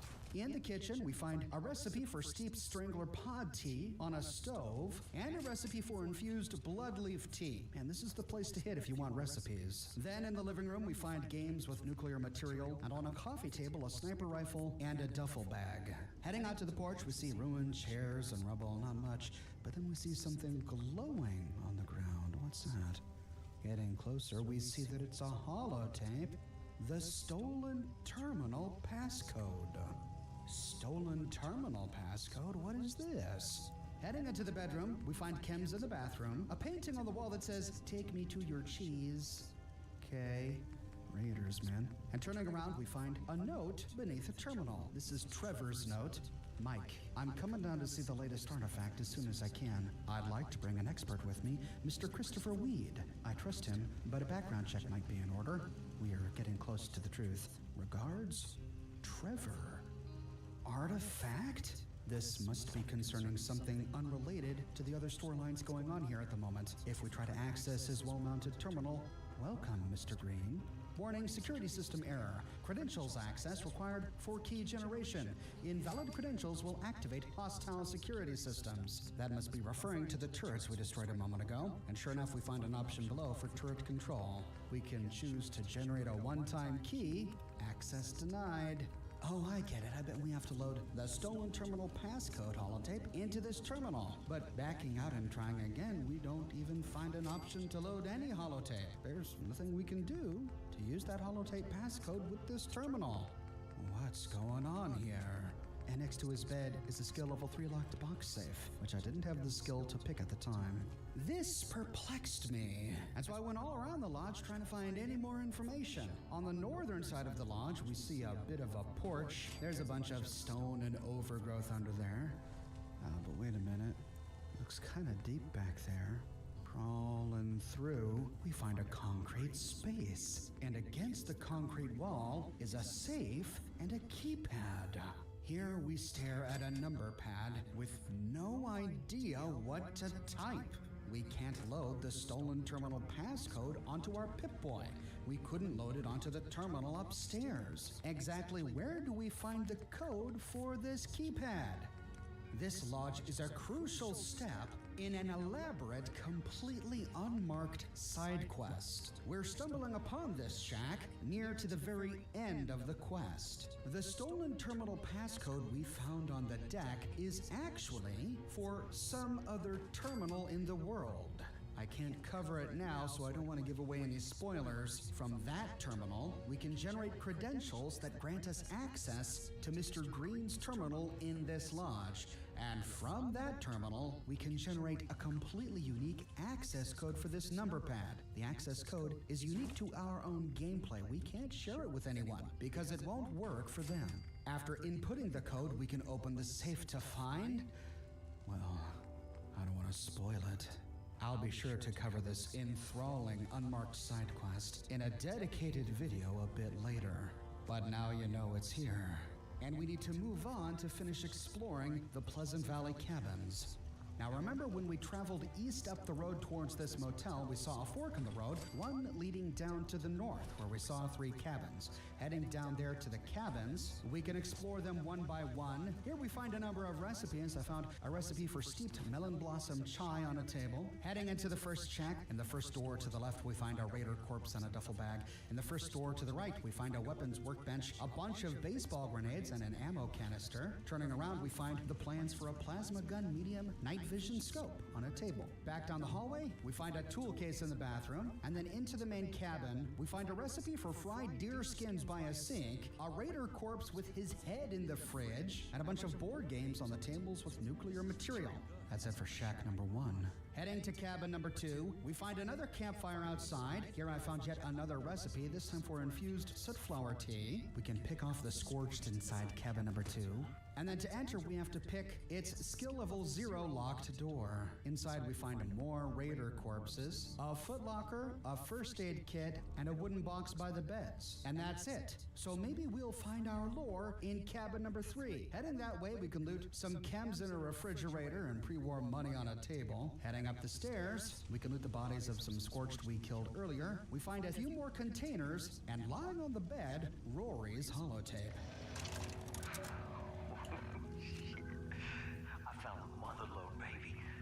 Some bunker tucked away in the swamp. Yeah, I bet it's got supplies for at least a couple of years stashed away inside. Now it's just a matter of breaking in. But that damn girl holed up in there's got some sort of terminal controlling the locks on the door.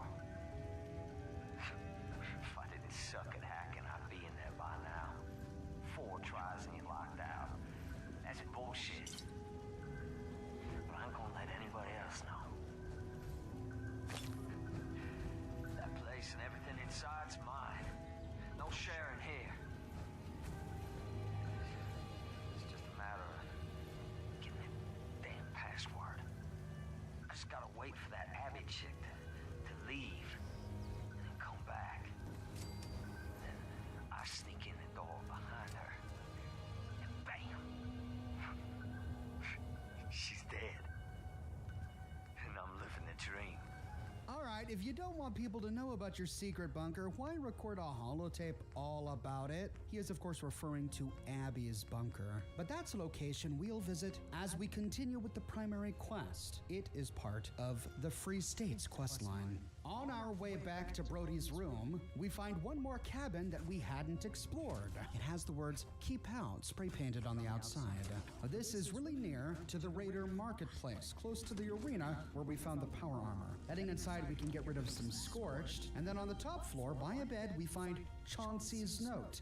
Dear Ludmilla, man, these names.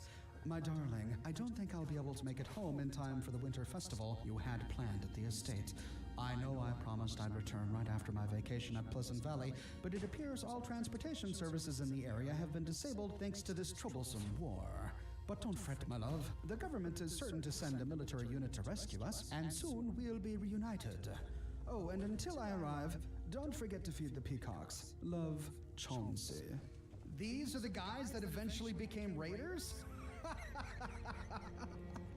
On a wall behind, we find a skill level 3 locked wall safe, and then heading down to the kitchen, we find a recipe for infused sootflower tea lying on a just countertop. looking at But that's it for this cabin. was over and with here. that, we've Could've sworn explored there was all a of the third cabins guy. here at Pleasant Valley Ski Resort. Now we Or need how to he head back to disappeared Brody's already. room to unlock his door. Inside, we find a bed to the southwest. There is a skill level 0 locked footlocker. Picking it, inside we find the Pleasant Valley intranet memo. To all of you jerks, from Tony Lagrin. Subject, intranet. Yeah, I know the intranet's on the fritz again. I'm on it. If we ever find the bastard who installed this cut-rate piece of crap, I'll throttle him with his own coax cable.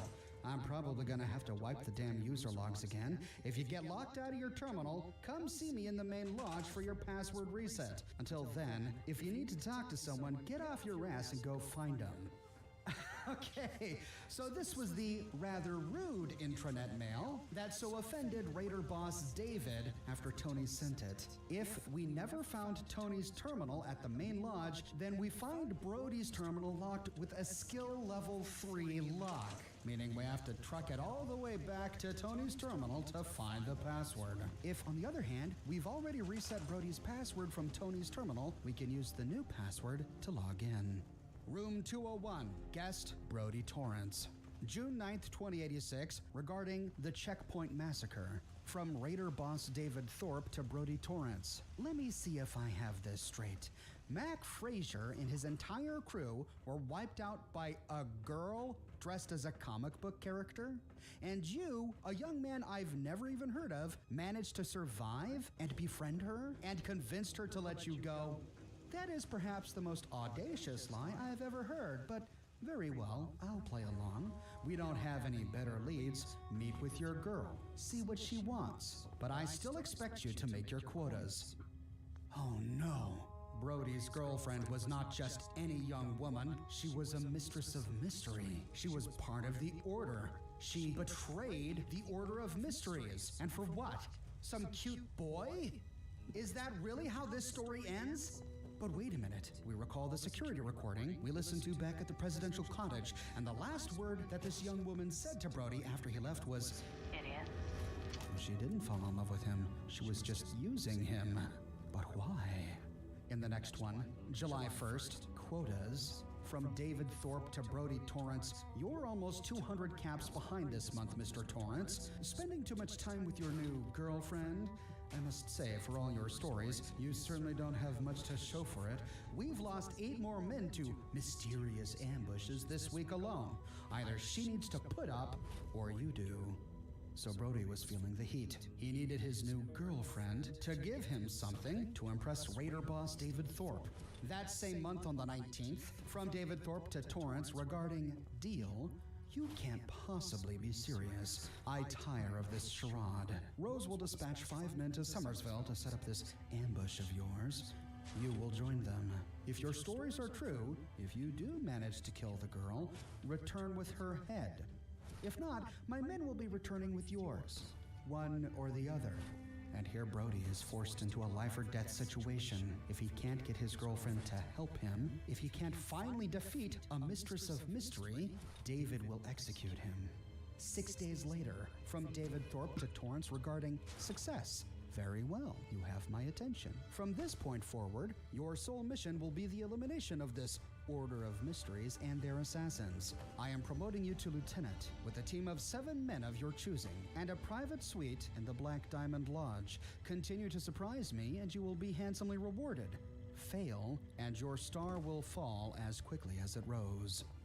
Brody succeeded, likely with support from his girlfriend, and from here on out the mistresses of mystery begin to fall. The next one, on September 13th, from David Thorpe to Brody, regarding the Spruce Knob ambush. That makes 3 successful hits. Judging by the reports, they put up quite a fight. It seems these are our mystery assassins. Tell your girl that I accept her offer. If she can deliver her tape, assist us in rooting out this Order of Mysteries, I'm willing to offer her and you anything that lies within my power to grant, once the job is finished. Her tape? The traitor was delivering Brody a tape? A tape with what? In the next one, September 20th, from David to Brody regarding the Motherlode.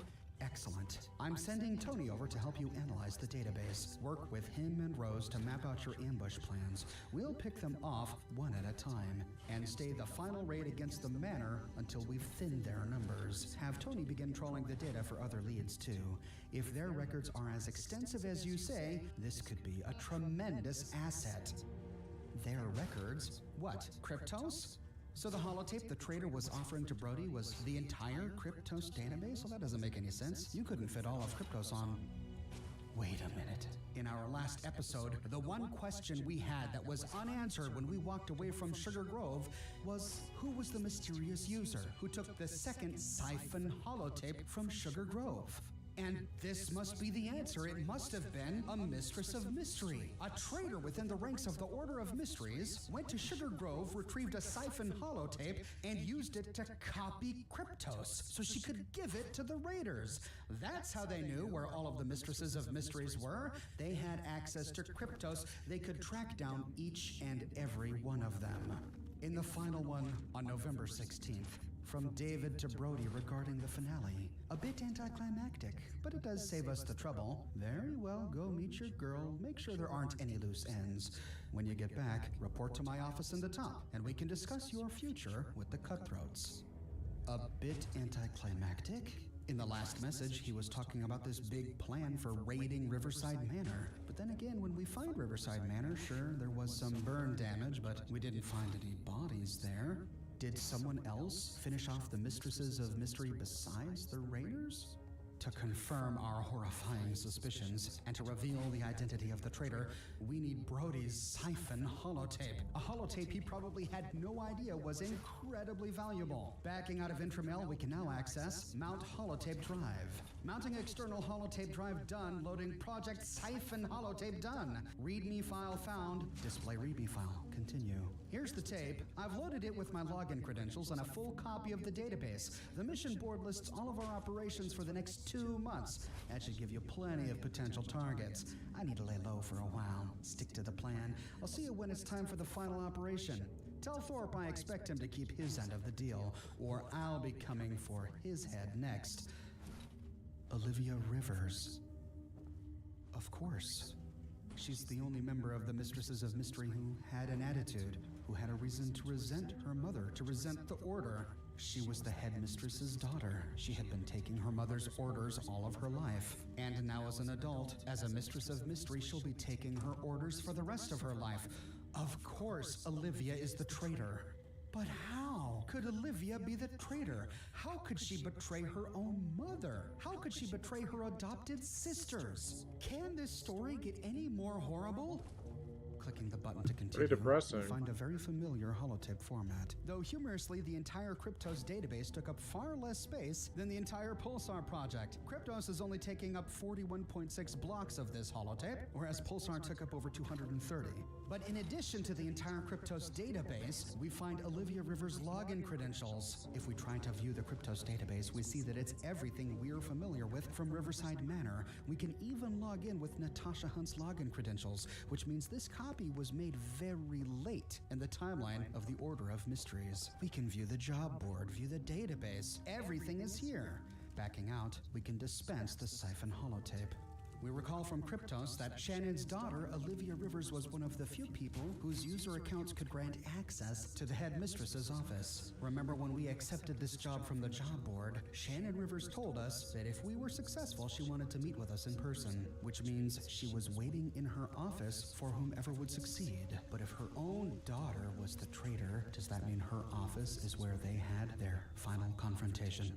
So we need to head back to Riverside Manor, log in with Olivia's credentials to grant our user account access to the headmistress's office. But sadly, we're out of time. In our next video, we have the somber task of discovering exactly how deep Olivia's treachery went, and discovering the final fate of Shannon Rivers. I publish many Fallout videos each and every week here on my channel, so if you don't want to miss our enthralling conclusion, be sure to subscribe and to click that bell notification button. I have a shirt shop with completely unique designs you can't find anywhere else. The shirt comes in a variety of men's, women's, and children's sizes, and in a wide array of colors. You can also find it on other products as well, like smartphone cases, pillows, posters, stickers, mugs, prints, etc. So if interested, you can find a link to my shop in the description below, or you can click here. If you liked what I do and you want to support me in a more personal way, consider becoming one of my patrons on Patreon or a member here on YouTube. But more than anything, I'm just so glad you're here watching this video with me today. Thank you so much for watching, and I'll see you soon with the conclusion to the story of the Order of Mysteries.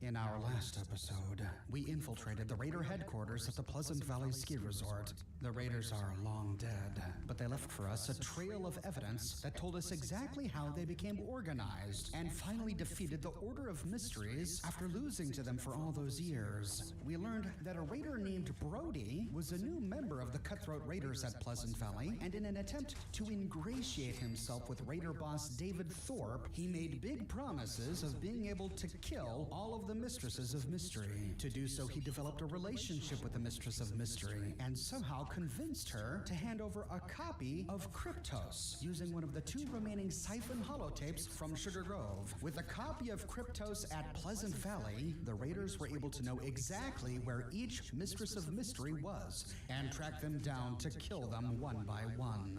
But then something happened. They no longer had to kill the Mistresses of Mystery. David Thorpe described that event as being rather anticlimactic. But then he said at least it saved them the trouble, and then we learned the name of the Mistress of Mystery who betrayed her own order. It was none other than Olivia Rivers. Shannon Rivers' daughter betrayed her own mother and her own adopted sisters. But why? Was it really just about needing more attention from Mommy? Is it really that simple? And what was this event that saved the Raiders the trouble of killing the Mistresses of Mystery themselves? To find out, we have to head back to Riverside Manor.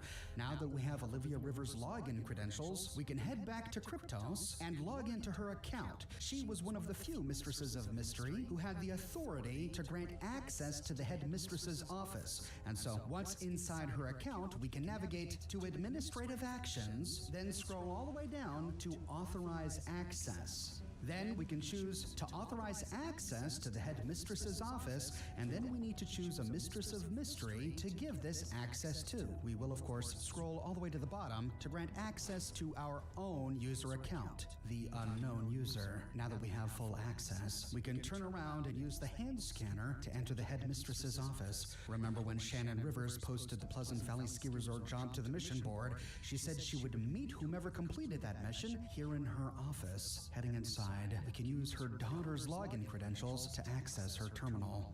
The first note is from Olivia. That wasn't how this was supposed to go at all. 2 months ago, I copied Kryptos, handed it over to the Raiders. Rachel finally caught on.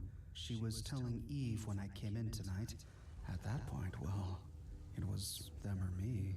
So I killed them. I killed them all. It's finally over. I'm going to burn the Order, the Manor, everything. Burn it all to the ground. If you get this, if you want to see me again, meet me at our special place on my birthday. You still owe me that trip. Olivia. The Raiders didn't have to attack Riverside Manor. They didn't have to track down the Mistresses of Mystery one by one, because Olivia Rivers by herself came back here, personally killed all remaining Mistresses of Mystery, and then tried to burn the manor. That explains the burn damage we found in some of the manor, which appeared to have started in Olivia's guest house. That room had the most burn damage. Did Shannon Rivers meet her daughter again at their special place? What was their special place? And why does Olivia think that Shannon owes her a trip? In the next one, we can read Shannon Rivers' personal journal. Volume 18, Data Corruption Detected. Out of 487 files in this directory, only 12 are recovered successfully. These go all the way back to 2082. We read her personal journal entries from before the war in the terminal we found in her study on the top floor in the manor. Looks like her newer files were moved down here. On August 2nd, 2082, no major incidents this week. There have been surprisingly few brigands in the area this summer, although the responders' radio chatter says the more organized gangs control the roads through the mountains now. This, I think, is a reference to David Thorpe's recent acquisition of the Cutthroat Gang. He deposed the former leaders, Margie and Harland, and began to better organize the Raiders, treating the Raiders like a sales team, giving each member weekly caps targets to acquire, and punishing with death those who didn't meet the target goal. And it was David who placed checkpoints on roads in their territory. Training has been going well. I've begun sending the older girls out on supply and data collection runs in pairs. For now, I'm keeping the more dangerous missions to myself, but they're at the point where they can handle themselves if they have to. On December 25th, 2082, they got the dam. We heard the explosion a little after midnight. There was no warning, nothing to be done. Charleston has been wiped out. It's worse than the bombs. The responders are doing what they can, but this is beyond them. Beyond anyone. The Raiders have already melted back into the mountains. They're a much bigger threat than anyone had realized. This is a much bigger reference to something that has been hinted at in the lore so far, that Raiders destroyed a dam, and the resulting flood is what wiped out the city of Charleston. This is a galvanizing moment in the history of Appalachia. It galvanized the cruel and ruthless into the camp of Raiders, caused many other Raiders to take a step back and ask, what exactly have we become? We'll learn more about them in upcoming episodes, and caused others, like the Order of Mystery, to take the Raider threat more seriously. This event, more than any other, caused Shannon Rivers to target Raiders as enemies of the Order number 1. In the next one, March 5th, 2083, I've spent the winter surveying Raider positions in the mountains and having the girls gather what intel they can from the Responder radio network. It's bad. They have multiple bases, dozens of checkpoints and sniper posts, and they're growing. It's more than I can deal with on my own. As much as I hate to do it, we can't afford to wait any longer. It's time for the Mistresses of Mystery to take the field. On September 8th, 2084, for the most part, this week's missions have gone well. The exception, as usual, was Olivia. Her raid against the Garahan outpost was flawless, but rather than report back, she went on to clear 4 sniper nests, a half-dozen beast dens, and a derelict military bunker before finally returning 3 days late. And she dragged her initiate along for the ride. It was Rachel's first time in the field. Poor girl is still shaking. Her debrief was another shouting match. Nothing I say seems to get through to that girl. She's too headstrong, just like her mother. So Olivia was beginning to show signs of her rebellion even all the way back in 2084. And we learn here that Olivia was Rachel's mentor. Remember, in the note from Olivia, she said that Rachel was the one who first caught on to Olivia's betrayal. It was Rachel who then told Eve, and Olivia responded by killing them both. She killed her own initiate, the girl she was supposed to be a mentor to. February 8th, 2086. We found Clarissa's body last night. I always knew this day would come, but that doesn't make it any easier. These girls are my daughters. Every time I post a mission, I know one of them might not come back. But we have to press on. The raiders are gaining strength. If we don't keep them in check, who will? That's what I told them at the funeral. I gave them 2 days off. That's all we can afford. February 14th, 2086. Things have been tense since Clarissa's death. Some of the girls have started to question our methods. Should we announce ourselves, make contact with the responders of the Brotherhood, try to forge an alliance? Absolutely not. The Mistress of Mystery's greatest strength has always been the element of surprise. A lone woman can do anything, because no one expects her to be a threat. If we were exposed, if the raiders knew we existed, they would fight back. They can't fight a shadow. As bullheaded as this initially sounds, Shannon Rivers here is proven to be right. It wasn't until the raiders learned of their existence by getting the data from Kryptos that they began to no longer fear the Order. We read in many of the notes at Pleasant Valley in our last episode that they were indignant that all this time they had been killed by a bunch of girls. And it was only after the raiders knew that these assassins were flesh and blood that they developed the courage, so to speak, to set up ambushes, as in the case with Natasha Hunt. Part of me is tempted to think that Shannon Rivers was wrong here, that it would have been wiser to work with other groups that had the same goals, especially groups like the Responders. But she was right that the secrecy of her organization was the greatest shield that protected them. May 22nd, 2086. I've appointed Eve the new Mistress of Novices. I need someone dependable and organized to handle training and mission assignments when I'm out in the field. For the most part, it seems to have gone over well. For the most part, Olivia was furious. I have almost 30 girls in my charge now, and I have their safety to consider. If she thinks I'm going to favor her simply because she's my daughter, she needs to grow up. And here Olivia fully manifests her entitlement mentality.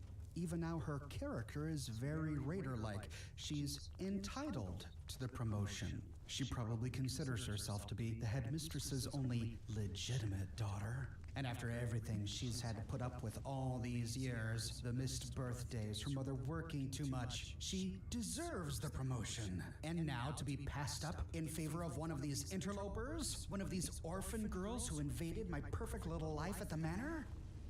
We begin to understand exactly how Olivia could have fallen. June 1st, 2086. Lucia reports that the campaign against the super mutants in Huntersville has ended. If things go well, the alliance between the Brotherhood and the Responders might actually be the beginning of a long-term security arrangement for the region. What an important piece of information. The Responders and the Brotherhood formed an alliance? This means that the Brotherhood in Appalachia, at least, is not quite as xenophobic as many of the Brotherhood chapters we find on the West Coast later in the history of this universe. The Mojave chapter, for example. And if the Responders were comfortable with this alliance, could it also mean that the Brotherhood had less objectionable beliefs and practices compared to, say, Arthur Maxon's Brotherhood from Boston? We'll have to explore the primary plot of the game to answer those questions a bit later. All of the patrols moving through the mountains have suppressed raider activity over the past few months. I've asked the girls to be more careful as well. No sense drawing any unwanted attention. The mission board has been relatively light, but Olivia has been taking far more than her share. She's rarely at home for more than a day or two at a time now. At first, I was glad she was becoming more dedicated to her work, but I'm starting to worry she's just using it as an excuse to avoid me. July 24th, 2086. We buried Allison today. After 3 years, hundreds of missions, only 2 of our sisters have fallen. With so much death and devastation all around us, that's an incredible testament to their skill and tenacity. Olivia was particularly shaken up. She was the one who found Allie's body, carried it all the way back from Summersville. She went right to her room after the funeral. Poor dear. Summersville. Wait a minute, this isn't the first time we've heard about Summersville. In yesterday's episode, Raider boss David Thorpe was hostile towards Brody, believing he was full of hot air, that he wouldn't deliver on his promises until Summersville. It was when Brody came back from Summersville that he finally had a notch on his belt, and it was then that David Thorpe began to take him seriously. Clearly, this must mean that Brody and his raiders were responsible for killing Allie. But at this point in the plot, Olivia hadn't given over Kryptos yet. So why was Brody successful? Here we learn that Olivia found Allie's body. Was she really shaken up because her adopted sister was dead? Or perhaps was the behavior her mother noticed in her daughter the behavior of someone who felt guilty? After all, she immediately went to her room and hid from the rest of her family. September 7th, 2086, for years we outclassed the Raiders. Now, suddenly, they've found a way to turn the tables. Counting Allison, 7 girls have been killed in the past 3 months. Now Kaylee is missing too. I've ordered Eve to accelerate our training program and recorded holotapes to handle routine assignments and promotions. I hate to think of anyone getting promoted by holotape, but with all of our losses, I've been away so much it's beginning to become an issue. November 10th, 2086. 3 more girls are confirmed dead. Evelyn and Catherine are unaccounted for. Rachel barely escaped, and that's just in the past week. How are they doing this? It's like the Raiders have suddenly found a way to read our minds. They're lying in wait on almost every mission now. As of today, I'm only allowing the most senior mistresses out of the manor. Eve, Amy, Olivia, and myself. We can't risk losing anyone else.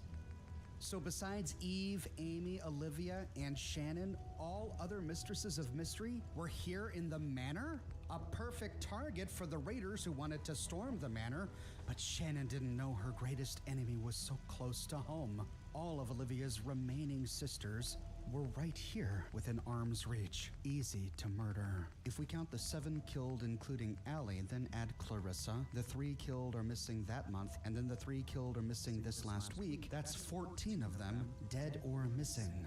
We remember from earlier that Shannon had 30 girls here. That leaves 16 left here at the manor if Olivia is included in that count of 30. 17 if she's not. Did Olivia really single-handedly kill between 16 and 17 trained assassins? If true, she had to have done it from stealth, preventing any of them from having a chance to react.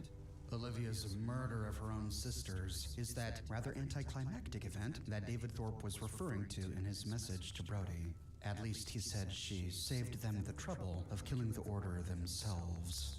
And in the final one, November 18th, 2086.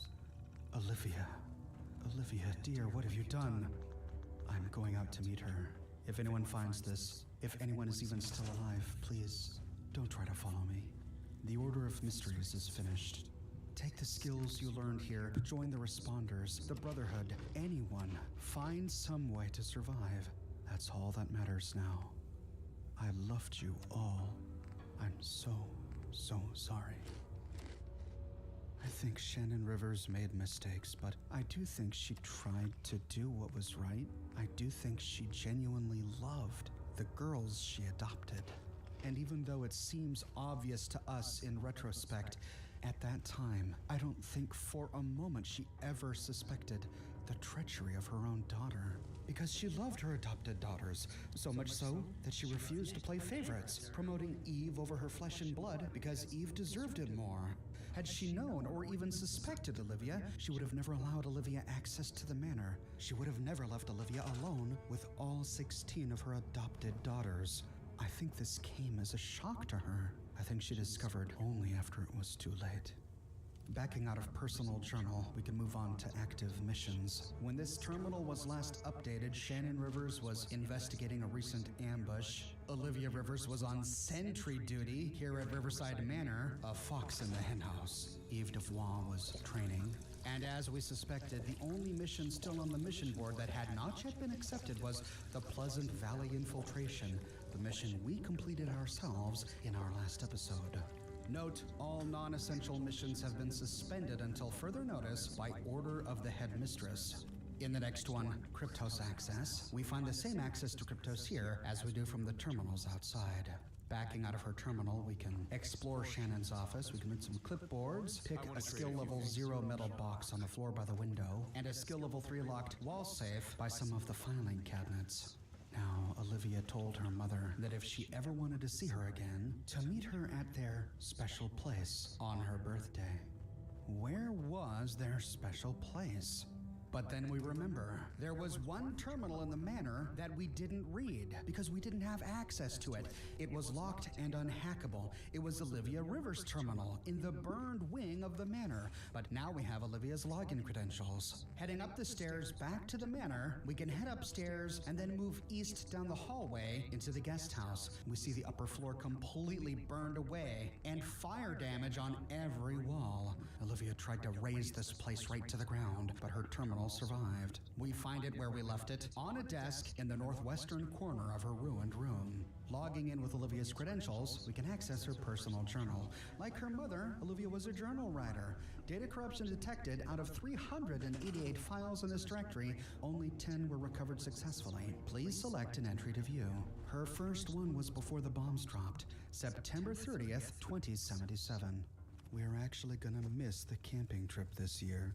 I figured Mom was planning some kind of surprise, even if it was just for a weekend. We've been going to the same spot every year for as long as I can remember. It's always been our special place. Those trips were the one chance we had to just be together, where I didn't have to play the perfect daughter, the flawless student, where I could just be myself. I'm looking forward to college. I'm ready to get out of here. And with that, it all comes back to us. One of the first personal journals we read on Shannon Rivers' terminal in her study was how she had to cancel her annual trip with her daughter to Seneca Rocks. She was finishing up some of her work for the radio play. Hubris Comics was getting ready to shoot the Silver Shroud TV show, and she had to prepare. She just didn't have time for the annual camping trip with her daughter to Seneca Rocks. But canceling the trip hurt her daughter more than she ever expected. Olivia was too young to understand and hurt that this time alone with her mother didn't rank in order of importance before training for her new role. She internalized that pain, gnawed on it, and that pain turned to bitterness. She was ready to go to college to get away from Riverside Manor so that her mother couldn't ignore her and couldn't hurt her anymore.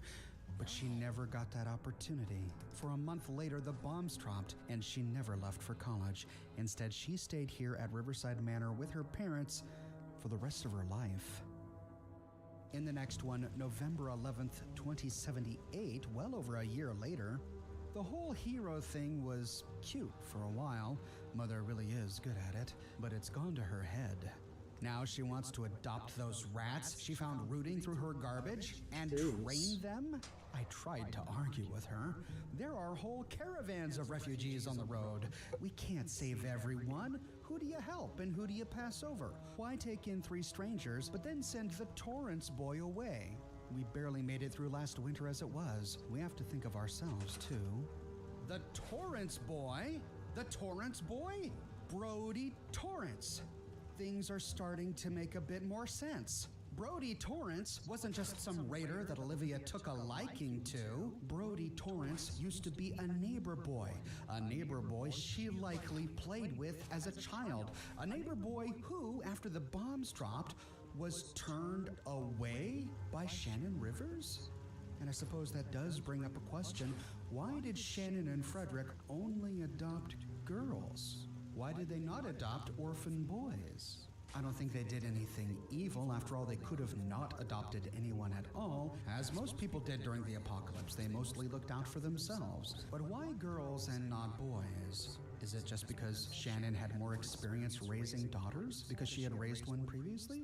I doubt that Olivia had a soft spot for Brody, but when her parents rejected Brody but then took in all the orphan girls, that might have struck her as hypocrisy. This seeming hypocrisy clearly stood out to Olivia. Hypocrisy, which is one more argument she could use to justify betraying her mother. Many years later, on September 8th, 2084, this is insane. Every month, Mother slips further and further into this ridiculous delusion. We're an order now, a sisterhood, with ranks, titles, missions, a whole chain of command. God, We even have a mission statement. It was all right at first. Supply run, fine. Data collection, sure, I suppose. At least I got a chance to get out of the house.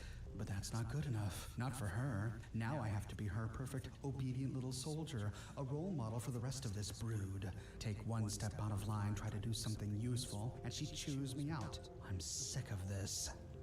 In the next one, February 10th, 2086. Clarissa is dead. Did she give her life for some grand heroic cause? No, just another pointless surveillance mission. This is all a farce. Mother made a grand speech about keeping the raiders in check, but it doesn't matter how many we kill. There will always be more. This is a world of raiders now. People take what they need to survive. What good is heroism on an empty stomach? Olivia, it's only a world of raiders now. If you ignore all the other people who aren't raiders, like the responders, like the Brotherhood, like the Free States, like the traders and the wanderers and the wastelanders and the scavvers, who are all trying to make a living without being raiders. It's only a world of raiders if all you see in your world are raiders. Yes, people need to survive, and when you're needy, you'll do what you need to survive. But as every faction we've come across in Appalachia so far have shown us and proven to us, plenty of people in this post-apocalyptic wasteland are able to survive without becoming a raider, without taking what they need. Dasa Ben Ami learned this lesson firsthand. When we went to the Flatwoods Church, the responders caught her stealing food, and so they showed her another way to live, a way that involved making your own purified water and cooking up your own healthy food and crafting your own camp, producing your own food and wealth so that you can be useful to others. How can Olivia say that the Raider world is the only world when she knows, as a senior member of the Order, that there are many other thriving worlds around her who survive and survive well without being Raiders? I think she just wanted to choose this reality, and so she's ignoring all of the others around her to make her choice seem like the obvious one. Next, May 22nd, 2086. In the past 3 years, I've killed over 100 men. I've hit dozens of sites for supplies, intel, any scrap of useful materials. And for what? What good are all these shadow games? What people need is order. They need leadership. The responders are weak. The Brotherhood doesn't care for anyone but themselves. And the Order? We could do anything. We could rule Appalachia. Instead, we hide. We cower. No more. The Raiders may be hard, but they live in the real world, not this fantasy. What they do is real.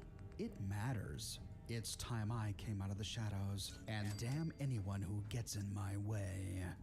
Next, June 8th, 2086. I found my opening. I've been taking checkpoint missions, trying to scope out the Raiders, and I recognized one. Brody, kid who used to live next door. I put on a show, took out his crew, nicked his leg, and then offered to talk. I tell him about the Order. He tells me about the Raiders. They're a mess, but that should make it easy to get in. We're gonna meet again next week in the old cottage at White Spring. Maybe we can come to an arrangement. I just don't get Olivia here. She complains about how the world needs order, and so she argues in favor of becoming Raiders, but here she learns that the Raiders are a complete mess. Where does order exist? In the Order of Mysteries. If order was what she wanted, how could she possibly be drawn to a bunch of filthy, drug-dependent raiders? Next, July 5th, 2086. I've been meeting with Brody every couple of weeks. We've struck up a little relationship, for as long as it's useful. If we play this right, we both get what we want. His boss is dithering. I'm not some petty thug here to work your checkpoints. I have plans, so I've made him an offer. I sell out the Order, and he gives me a blank check. Anything I want, no questions asked. I've given Brody the details for one of the missions on the board, a little supply run on Summersville. He and his men can set up an ambush. That ought to be enough proof for them. So Olivia was responsible for Summersville. But what was she thinking? Did she not know that it could possibly lead to the death of one of her sisters? In the next one, on July 24th, 2086. Allison. God, why did it have to be Allie? When I heard she'd drawn the Somerville mission, I knew I had to tail her. If she broke the ambush, Brody would be left empty-handed, or worse. One of the raiders jumped too early. She took 2 of them out, then turned on Brody. His gun jammed. I had to kill her myself. That's how she found Allison's body. That's why she carried Allison's body all the way from Summersville. And that's why after the funeral, she holed herself up in her room. She killed Allison, and even this late in her treachery, she still had some shred of remorse. On September 21st, 2086, 3 years ago, I was so excited by my first solo mission. It was a stupid little intel raid, but I took notes on everything I saw in Sugar Grove. That's how I found Project Siphon. It was a risk. There was every chance someone would see me, or the program would crash, or trip some security failsafe. But it worked. A full copy of Cryptos on one holotape. The Raiders know every mission we're running for the next 2 months. They can pick and choose the targets they want. Even they can't screw that up. November 13th, 2086. One more week. One more week until this is over. It's been hard watching the other girls leave on their missions, knowing most of them won't come back. Catherine, Janet, Sarah. I don't hate them, but I need them out of the way. The Raiders have set up a staging area in Summersville. When it's time, I'll slip away, signal Brody, and he can move in. They're calling in every man they've got. No one gets out alive. And then, once we are done here, I'll head up to Pleasant Valley and settle in. Give me a month, and I'll be running that hellhole. I don't know, she accused her own mother of being naive, but isn't this a bit naive? I mean, no one wants to be deposed, right? The entire reason Brody is doing this is so that he can ingratiate himself with David Thorpe, so that he can stay a lieutenant and have his cozy apartment at the lodge. And so David is handing out candy to both Brody and Olivia because they're useful. They're getting rid of his enemies. But he doesn't want to be deposed. He knows what that's like. He deposed Margie. Olivia and Brody are useful now, but once the Order of Mysteries is gone, suddenly Olivia is no longer useful. Now, she's a threat. Isn't it a bit naive to think you can just waltz into a raider camp and within a month politically maneuver yourself to take the entire thing over? Arrogance depends on naivety, and we already know that Olivia has plenty of arrogance. That's the end of Olivia's terminal. And it didn't tell us where to go next. We only learned that their special meeting place was Seneca Rocks if we read her mother's diary entry in the study terminal back in the manor. But we have, and so we can travel to Seneca Rocks to see if we can find any evidence of their meeting. Seneca Rocks is just north of the Pleasant Valley Ski Resort. If you fast travel to the ski resort, you'll find a nature trail behind the motel. This is the same motel where we found Brody's password in his duffel bag. If you take the nature trail north into the hills, you'll find other camping spots, including cooking stations, and then the trail will eventually wind back towards the ski lodge. But instead of following it, we can continue north into the rocks. We see one sharp rocky point. From here, we can take a gravel trail down to the western side of this rocky point until we reach a sheer cliff edge with large, flat rocks on top. Taking them all the way west, we find a bit of a clearing. Clearly a pre-war camping spot here at Seneca Rocks, but peering over, we don't see anything. That is, until we creep to the very edge. Hey. Hopping down.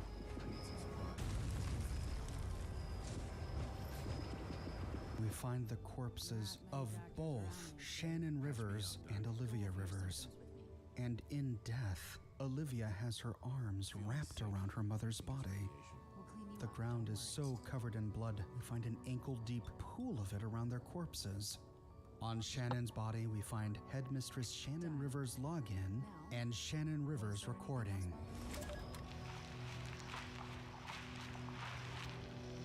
Hello, Mother. Olivia? Why? Wake up. Look around you, Mother. This isn't one of your comic book fantasies. You're no hero. You're just a sad old woman who couldn't face the world. And you dragged all of us into your delusion. How many people have we killed? Hundreds? For what? Nothing changes. There will always be more raiders. Because they're right. There are no heroes. This is a world of villains. The strong survive. They rule. And Mother, I am the strongest. You made me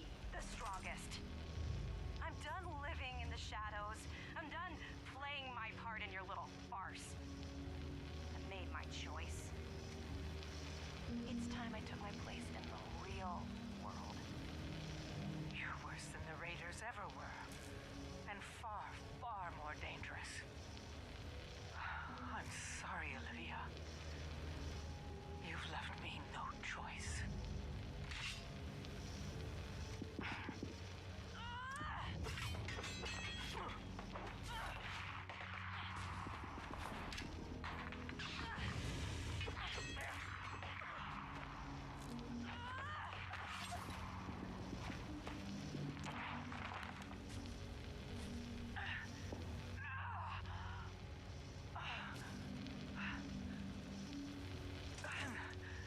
I'm so sorry, Olivia.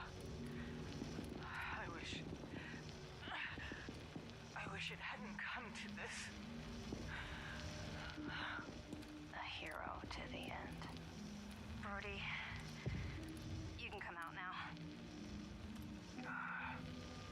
I've never seen anything like that. That's it then. Yeah? She was the last. It's all over. Give me a hand, would ya? Let's get out of here. Sorry. One last thing. Brody, what?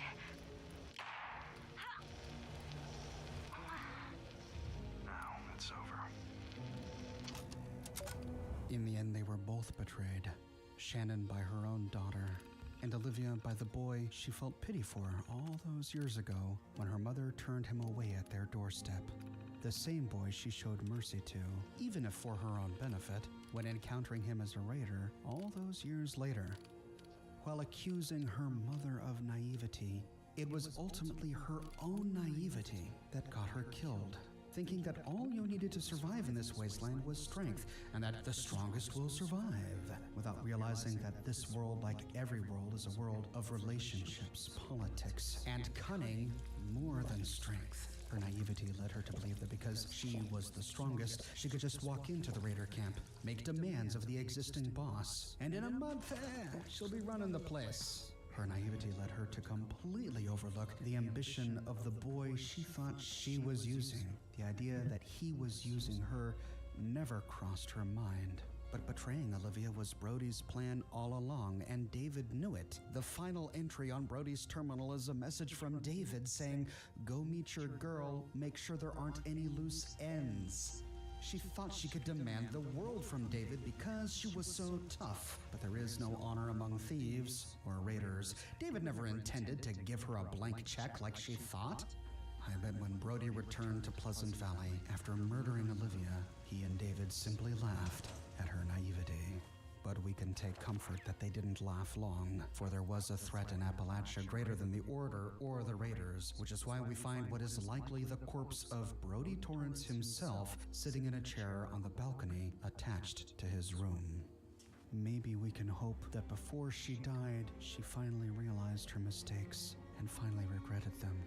After all, the last thing she did while dying from the fatal gunshot wound Brody inflicted upon her was wrap her arms around her dead mother, the woman who bore her, the woman she killed. Perhaps this was her way of saying, "You were right, Mother. I'm so sorry."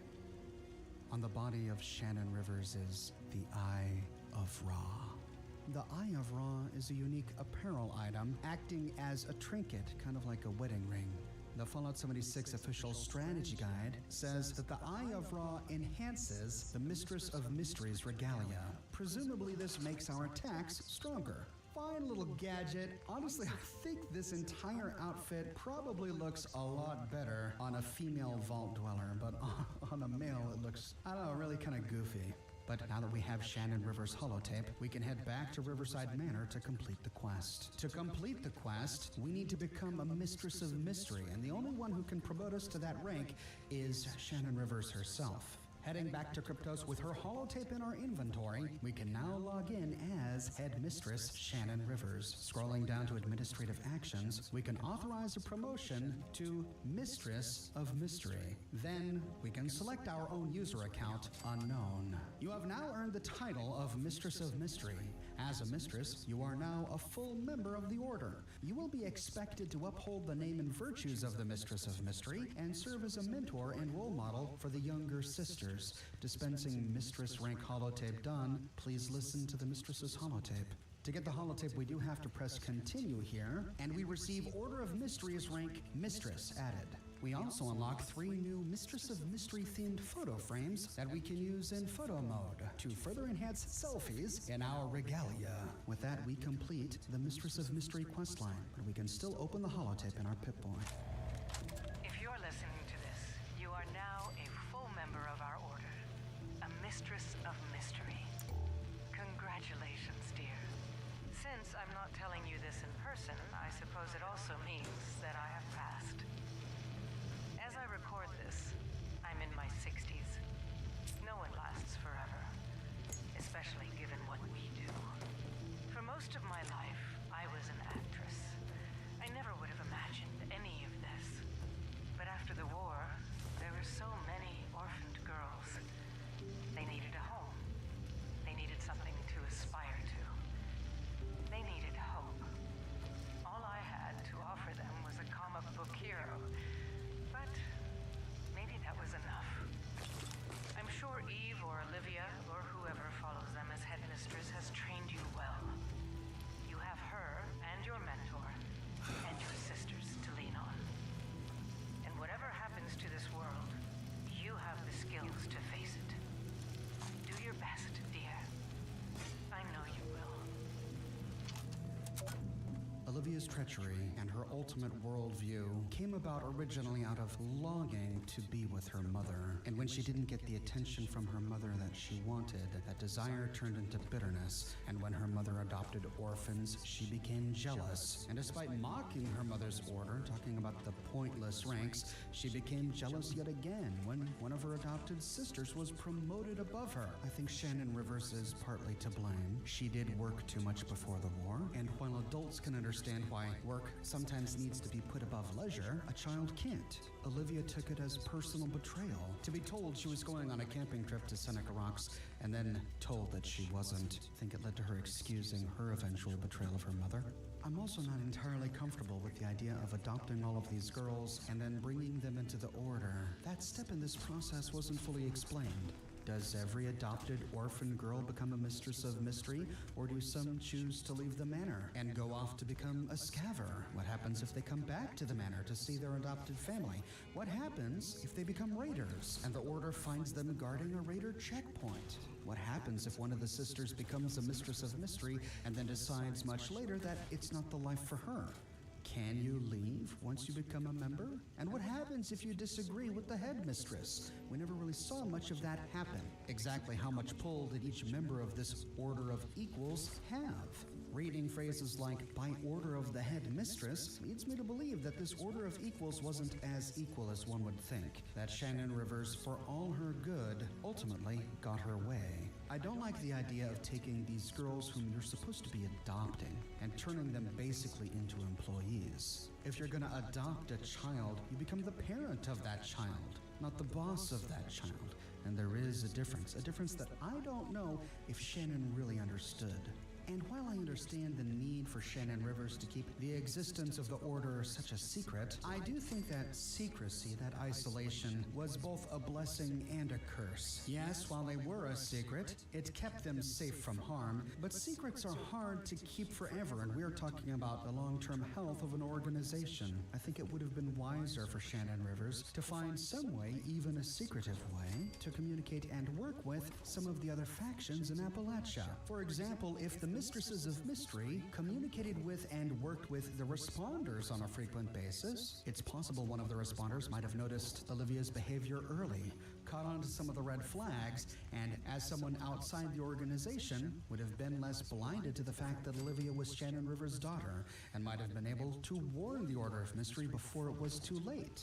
A wise man listens to the counsel of his advisors, but Shannon Rivers didn't really have any advisors. She was the head mistress. She made the decision. That proved to not be enough. In the council recording we listened to, Shannon Rivers didn't know what to do. If by that time she had forged relationships with the Brotherhood, the Free States, or the Responders, having offered them assistance in the past, perhaps they could have been the ones to suggest treachery, which seems to have never crossed their minds despite all the evidence.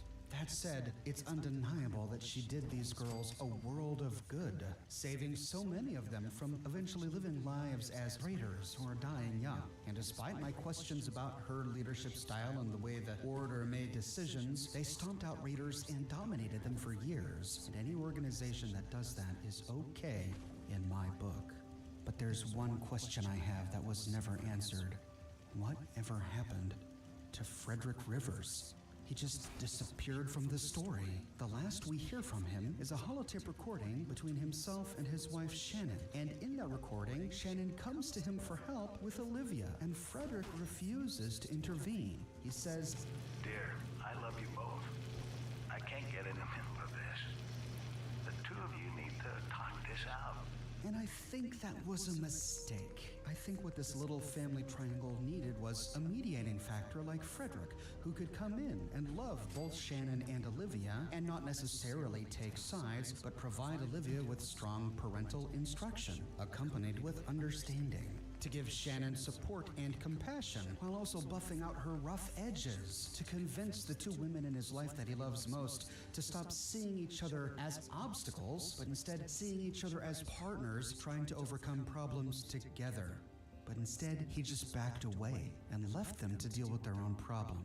And I think that was a mistake. But what happened to Frederick? Did he die in the fire that Olivia set? Or did Olivia murder him too, like she murdered all of her sisters? Ultimately, we don't know. Frederick just disappeared from the story completely. But you know, maybe we'll hear from him somewhere else another day. Still, the only one responsible for Olivia's actions is herself.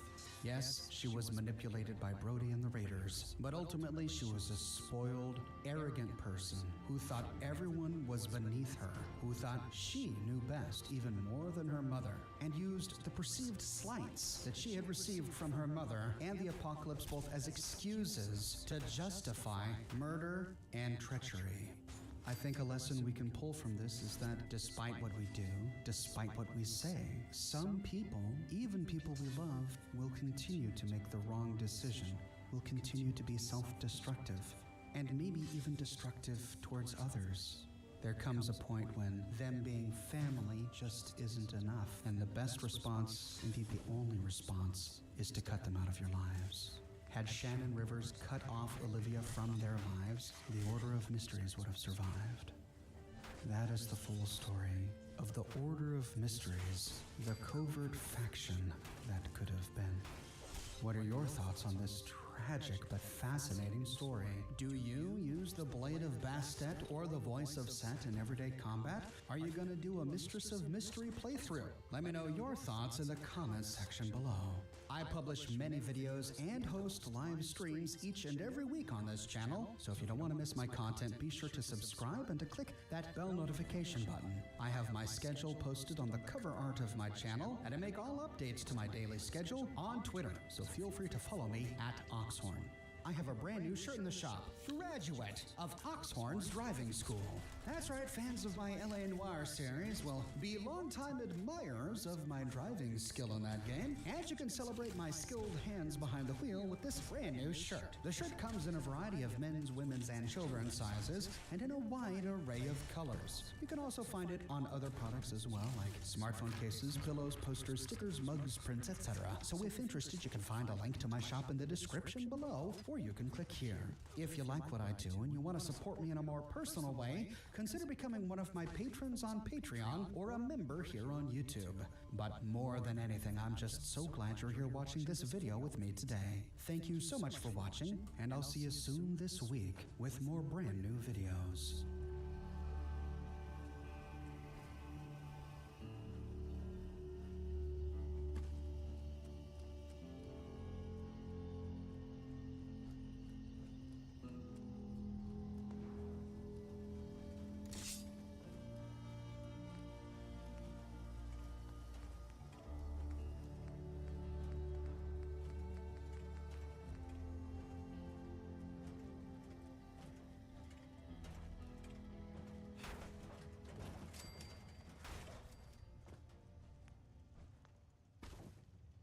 Now, walking north up the road from Flatwoods towards the Morgantown Airport, we see a familiar donut and coffee shop to the right, a Slocum's Joe. But this one is under assault by Scorched. We see a lone Protectron proudly trying to defend the pre-war coffee shop.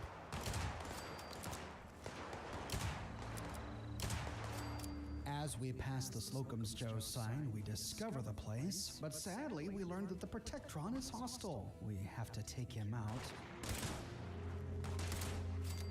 Creeping towards the front door, we can take out one more Scorched on the roof. By the front door is a billboard. We see a poster for the Pioneer Scouts and one for the Uncanny Caverns, and between them, a pinned note. Slocum's Woes, a post-apocalyptic culinary review by Glenn Ramos. I'll be honest with you, if one good thing came out of the godforsaken apocalypse, it's that I'll never have to drink a cup of Slocum's Joe coffee again. Having to look a Slocum's Joe employee in the eyes, hand them my $28, and thank them for the stale, acidic rubbish they just given me was a fate worse than nuclear hellfire. 1 star.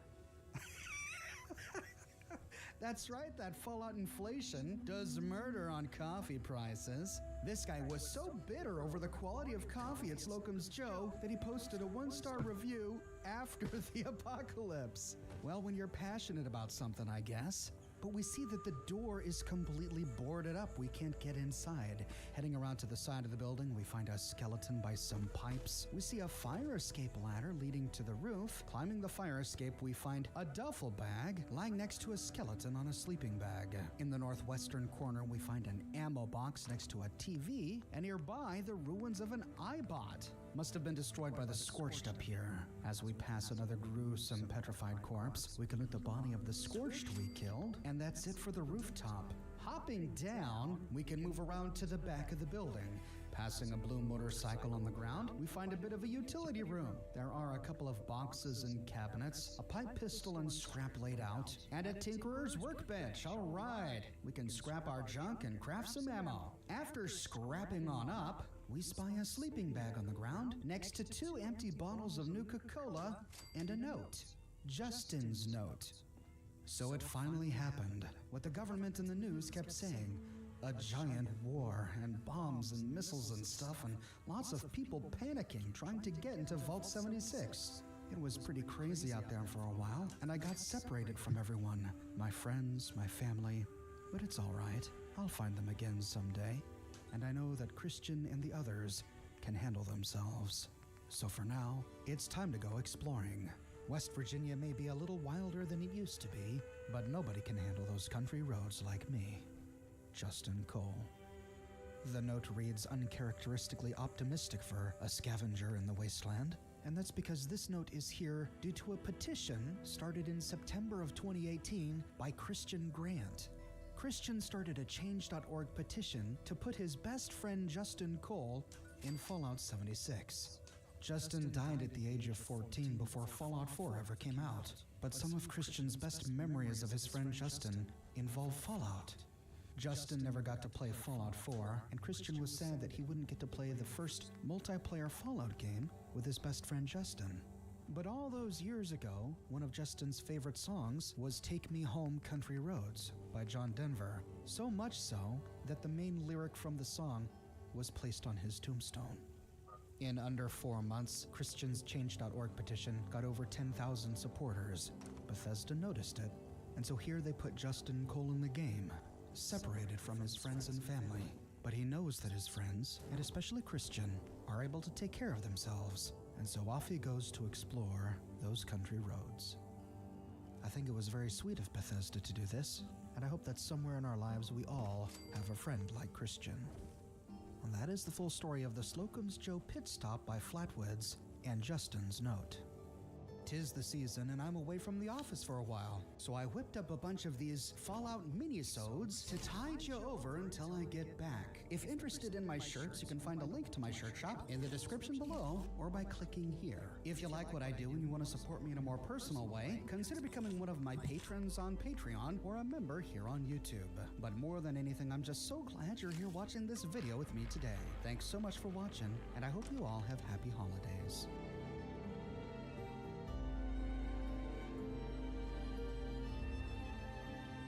Kitty.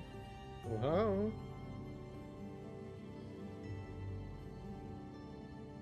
Good little girl? Yeah?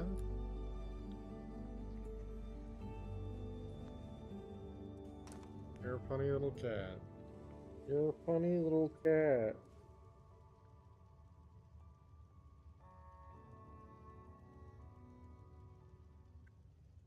While exploring Vault-Tec University in a video that I published here, we read a terminal that told us that a Vault-Tec University student named Shelby O'Rourke went out into the field to prove that cryptids existed. After reading the terminal, our miscellaneous quest log was updated with the task, Find Shelby O'Rourke's shack. We get our first clue as to her whereabouts when we stumble upon the investigator's cabin in the Savage Divide. There we find a terminal, and reading the terminal we learn that an agent of the pre-war Bureau of Alcohol, Drugs, Tobacco, Firearms, and Lasers named Curtis Wilson was sent to investigate the Free States. But on the table next to his terminal is a handwritten investigative report.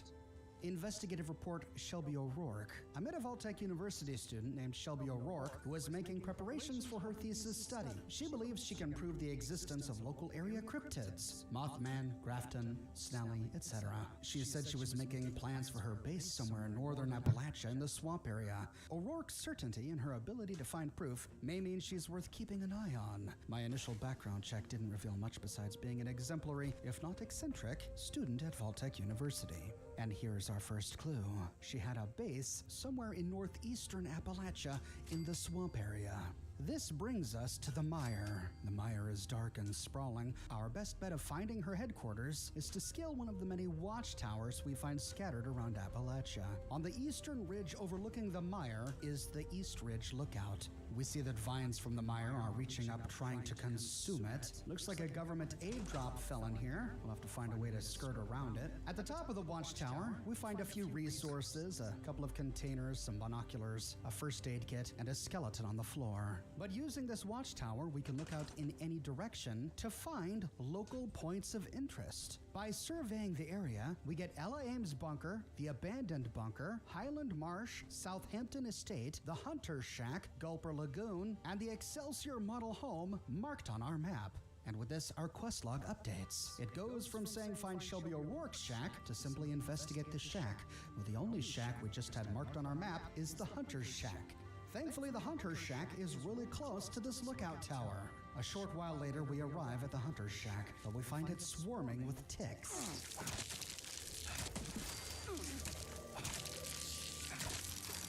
After killing the ticks, we see that the shack is actually comprised of 2 huts, but there's a terminal in only one.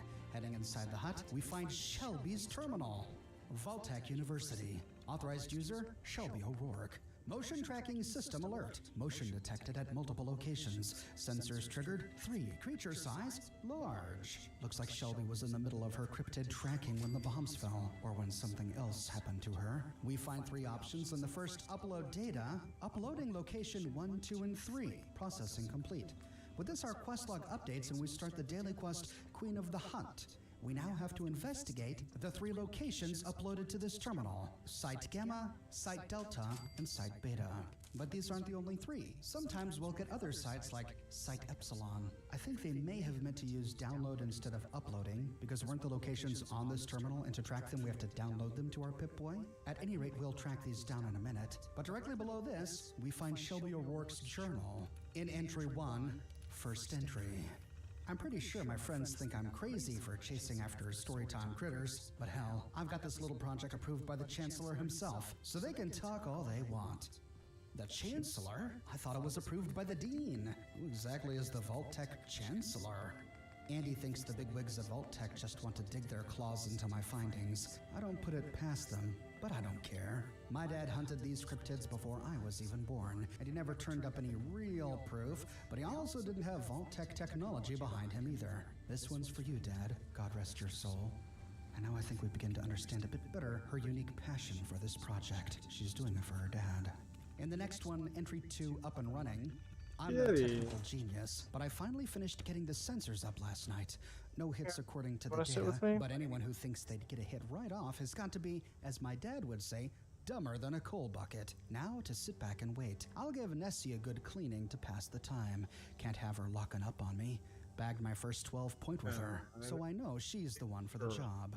Well, let's hope Nessie served Shelby well. In the next one, good news, bad news. I got my first hit last night, and I'm mad as hell for missing it completely. If I hadn't panicked the moment I saw the alert, I might have at least caught a glimpse of something, running around like I lost my God-given mind. On the bright side, I did go back at dawn and took some casts of what might be Grafton tracks. I suppose it's not a total wash. Next time, Nessie and I will be ready. In the next one, Snally. No real hits in days now. One turned up a bear. I'd have lost my hide if it weren't for Nessie. Guess I gotta be more careful than I thought. I did run across this old timer at the Mega Stop, and we talked about the Snally for a while. Reminded me an awful lot of Dad. Lord, don't let me mess this up. I got a special place on the wall just for old Snally's head. Vault-Tec can have all the samples they want, but that head's mine. In the next one, Judgment Day. It's been, Lord only knows how long it's been, but this whole world's gone down the crapper. I holed up with some folks at Berkeley Springs for a while, living on canned food. No electricity, some running water, but there's no way of telling just how pure it was. I had to get out of there. Seemed like only a matter of time before things went south. I figured this might be the safest place for me right now. The Reds dropped the bomb on us. I can only hope we paid them back good and proper. Yeah, if it was the Reds. Jury's still out on that. In the next one, A New World, I have these moments where I feel like I'm on a camping trip. I might just poke my head out and see my dad stoking up a fire. I've been setting traps and doing my share of hunting, but it's getting weird. Some of the animals have almost completely died out, but others are getting pretty damn big if you ask me. Yeah, she was disappointed about catching a bear earlier. Imagine if she saw the Yaoguai. And the next one, Eric and Haley met a stranger today. Said his name was Eric. Looked about my age, but no real way of telling these days. He was pretty angry. Kept talking about some girl, Haley Porter, that broke his heart. He said they met at Vault-Tec University trying to find some big secret he figured the execs were hiding. I guess Andy wasn't the only one with theories. Sounds like Haley is still out there in Morgantown, but now she's on her own. I wished him luck and he headed off. Probably never see that guy again. Oh, and now it's sending us somewhere else? She just so happened to bump into a former Vault-Tec student. Haley Porter was working on a project to reveal some big secret. Looks like we'll have to track her down in Morgantown another day. In the final one, motion detected. I never thought it happened, but the damn sensors are going off. I gotta wonder if maybe a culling of the human race is what it takes to bring these cryptids out of hiding. Nessie's still in decent shape, and I'm all set to take the risk. What have I got to lose in times like these?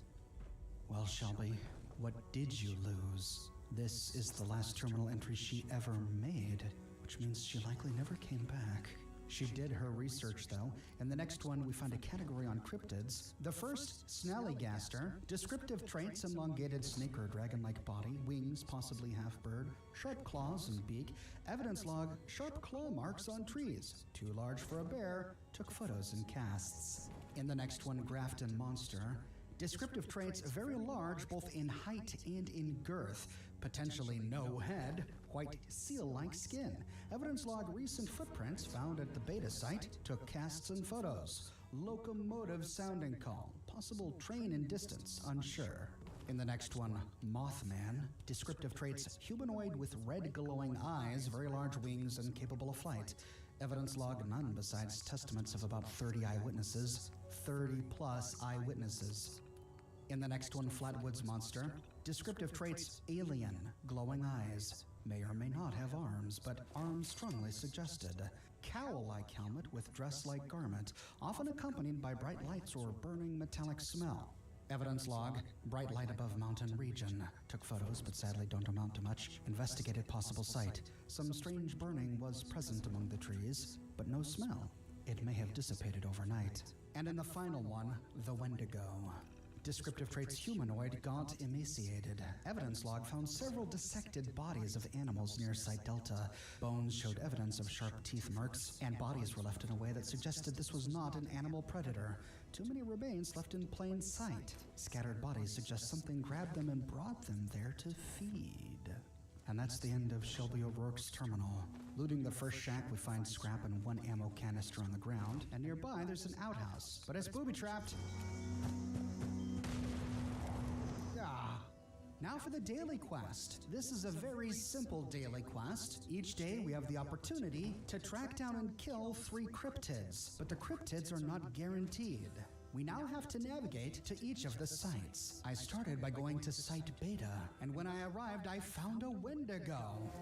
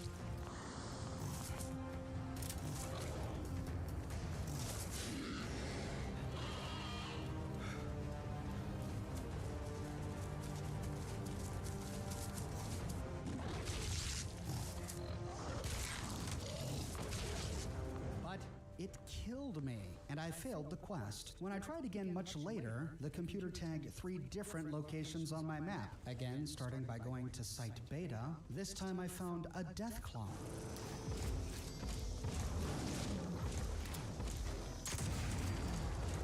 So it doesn't find a cryptid for us each time. Then I went to Site Epsilon, and here I found a shaggy Yaogwai.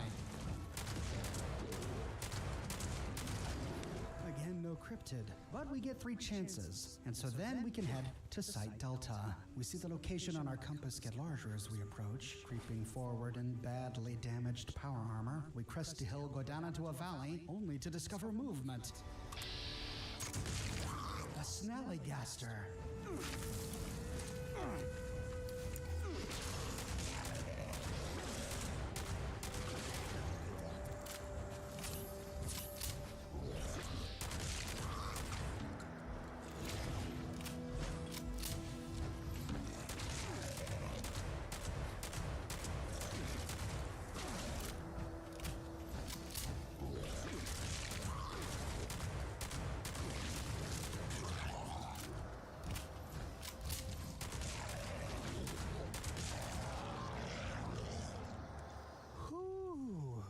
Man, I was low level on this character, way below 46, but I managed to survive. Once we kill a cryptid to complete this quest, we loot the cryptid and then press space to extract the sample. Once we have the cryptid tissue sample, we can head back to the hunter's shack and insert it into the nearby tissue analyzer. Analyzing the sample. Once done, we have to wait for results.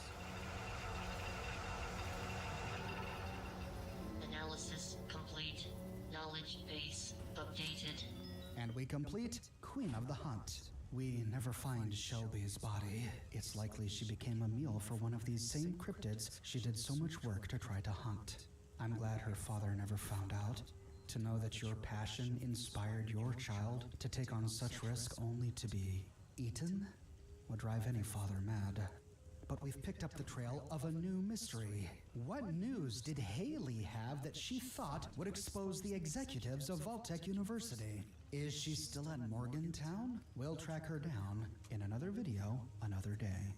'Tis the season, and I'm away from the office for a while, so I whipped up a bunch of these Fallout minisodes to tide you over until I get back. If interested in my shirts, you can find a link to my shirt shop in the description below or by clicking here. If you like what I do and you want to support me in a more personal way, consider becoming one of my patrons on Patreon or a member here on YouTube. But more than anything, I'm just so glad you're here watching this video with me today. Thanks so much for watching, and I hope you all have happy holidays.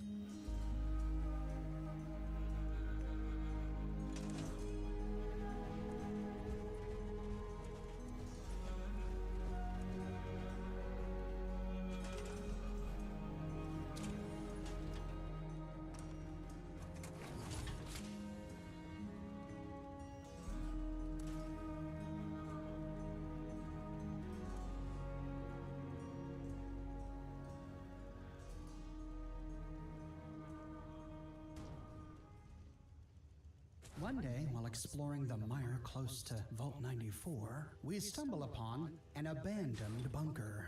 This was one of the locations in the mire that was marked on our map when we discovered the East Ridge Lookout in my video on Shelby O'Rourke that you can watch here. The first thing we notice is the symbol of the Free States painted on the door.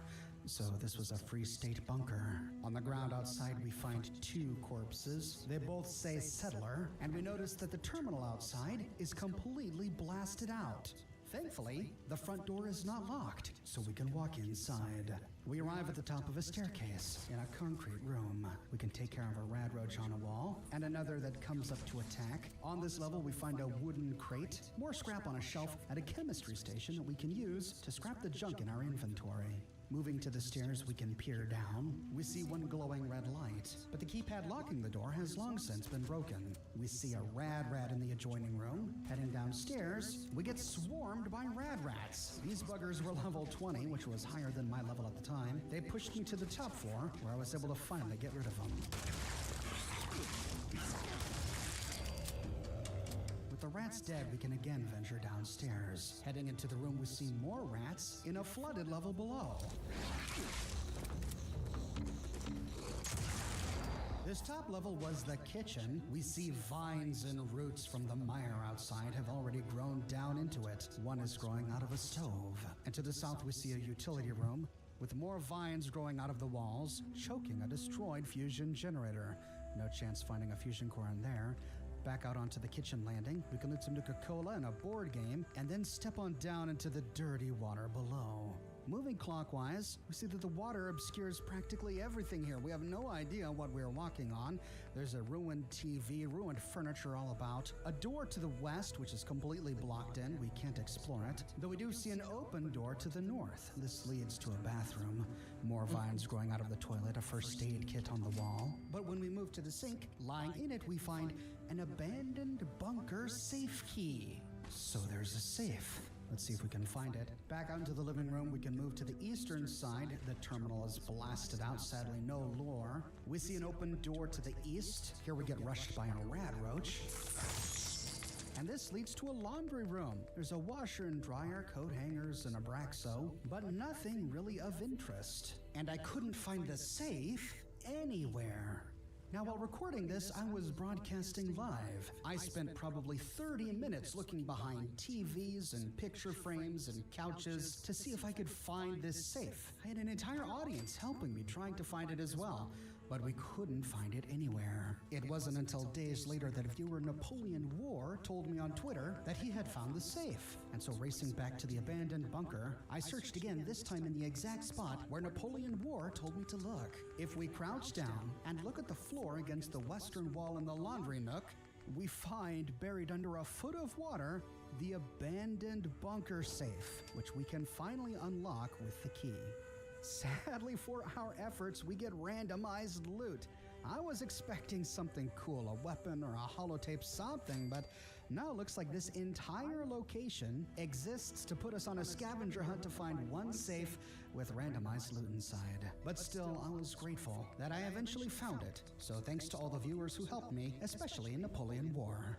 'Tis the season, and I'm away from the office for a while, so I whipped up a bunch of these Fallout mini-sodes to tide you over until I get back. If interested in my shirts, you can find a link to my shirt shop in the description below or by clicking here. If you like what I do and you want to support me in a more personal way, consider becoming one of my patrons on Patreon or a member here on YouTube. But more than anything, I'm just so glad you're here watching this video with me today. Thanks so much for watching, and I hope you all have happy holidays.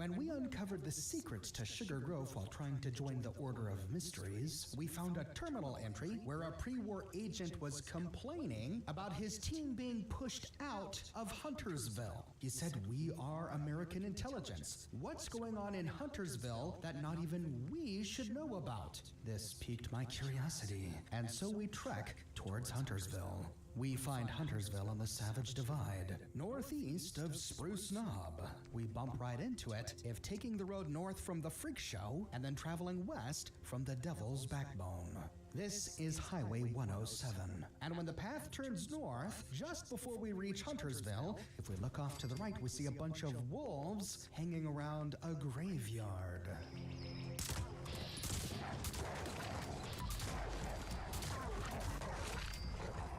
With the wolves dead, we can explore this graveyard, and we quickly realize that this is not a pre-war graveyard. We find power armor everywhere, and the T-51B helmets have been painted in post-war Brotherhood insignia.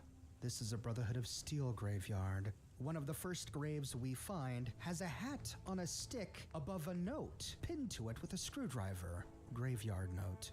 Squire de Silva, ad Victoriam.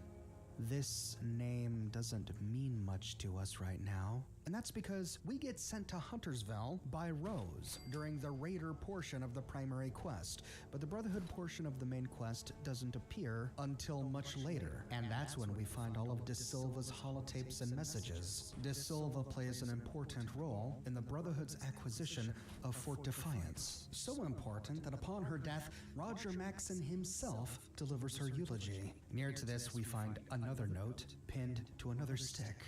Paladin Swafford, ad Victoriam. We learn from lore that we read during the primary quest that before the Scorched appeared in Appalachia, the Brotherhood of Steel and the Responders formed an alliance. Together, they teamed up and assaulted Huntersville to kill all of the super mutants they found here. We can even hear the speech that Paladin Elizabeth Taggarty gave to her troops in the moments just before the battle, recorded on the holotape Battle for Huntersville speech that we find at Grafton Dam. Civilization. The Brotherhood and Responders together have paid a high price to make that word mean something in Appalachia. Despite all the changes, farmers have worked the land. People have learned new skills, and we've built a new world.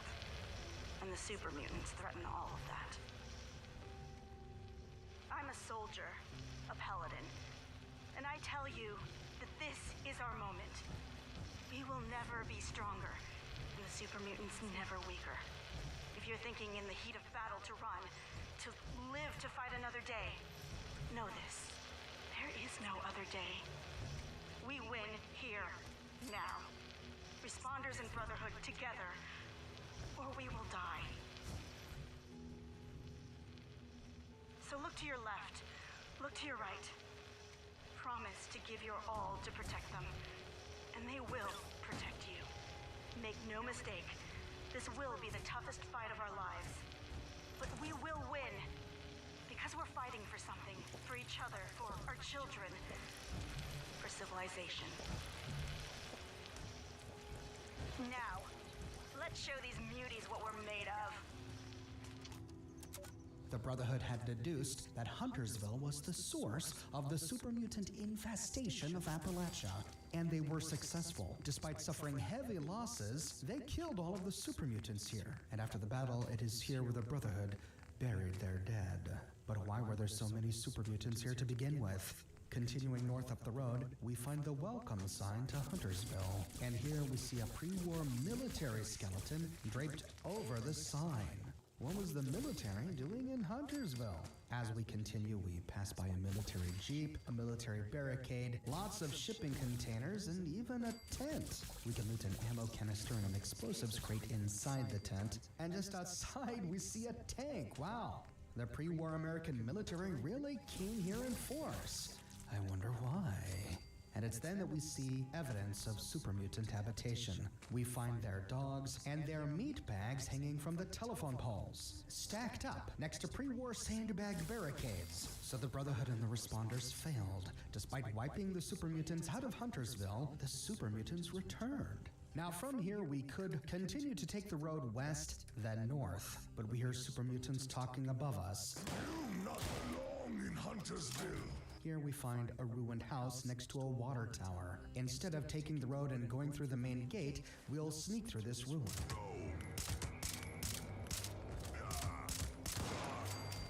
This first house has a staircase that leads up to the road, but we'll find another way for now. In the back we find a garden, and in the garden shed, 6 broken garden gnomes, all lined up as if they're observing something.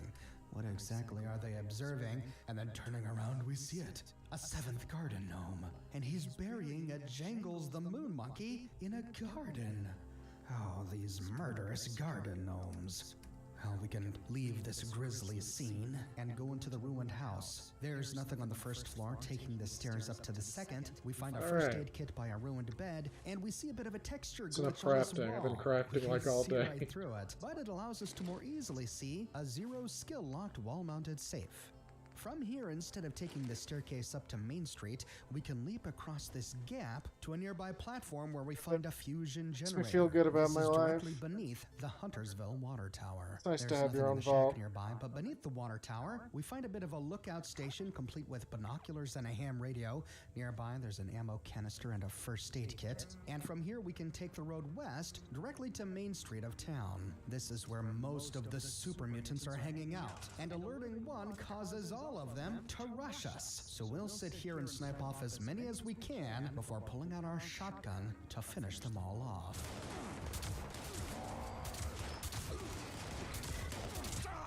I was under heavy fire from super mutants and forgot that Rose had sent me here to track down one of the raiders from the Trappers faction. From him, I needed to find a key fragment for the primary quest. We find his corpse in the middle of Main Street, and as we approach, we find a skill check. Perception +2.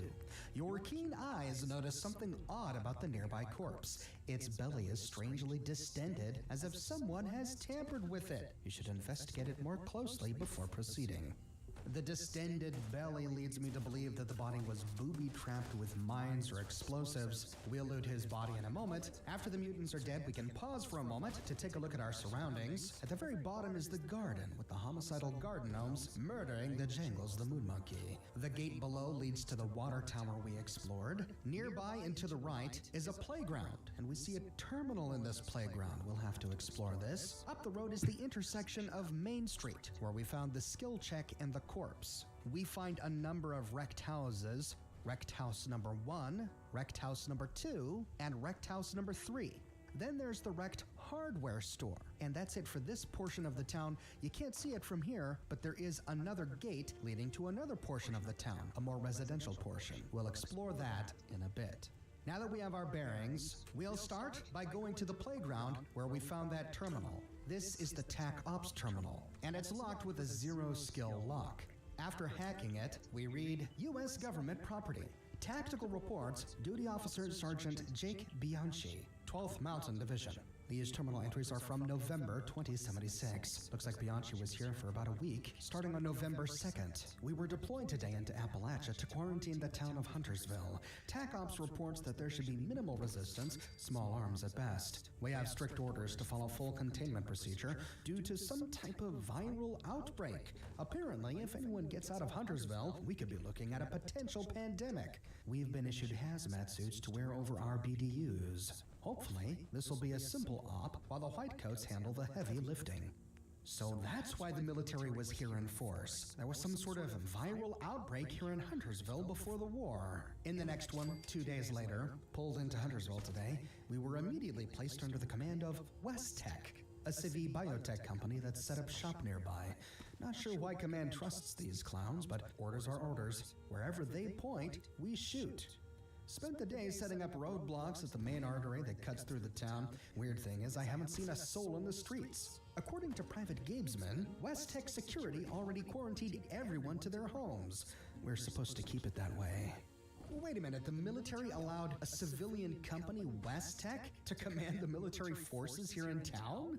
What exactly was going on here that a civilian company, West-Tech, could know about, but the government's own intelligence agency at Sugar Grove couldn't know about? The next day, last night was rough. We were ordered to move into a city's house and extract a single male target.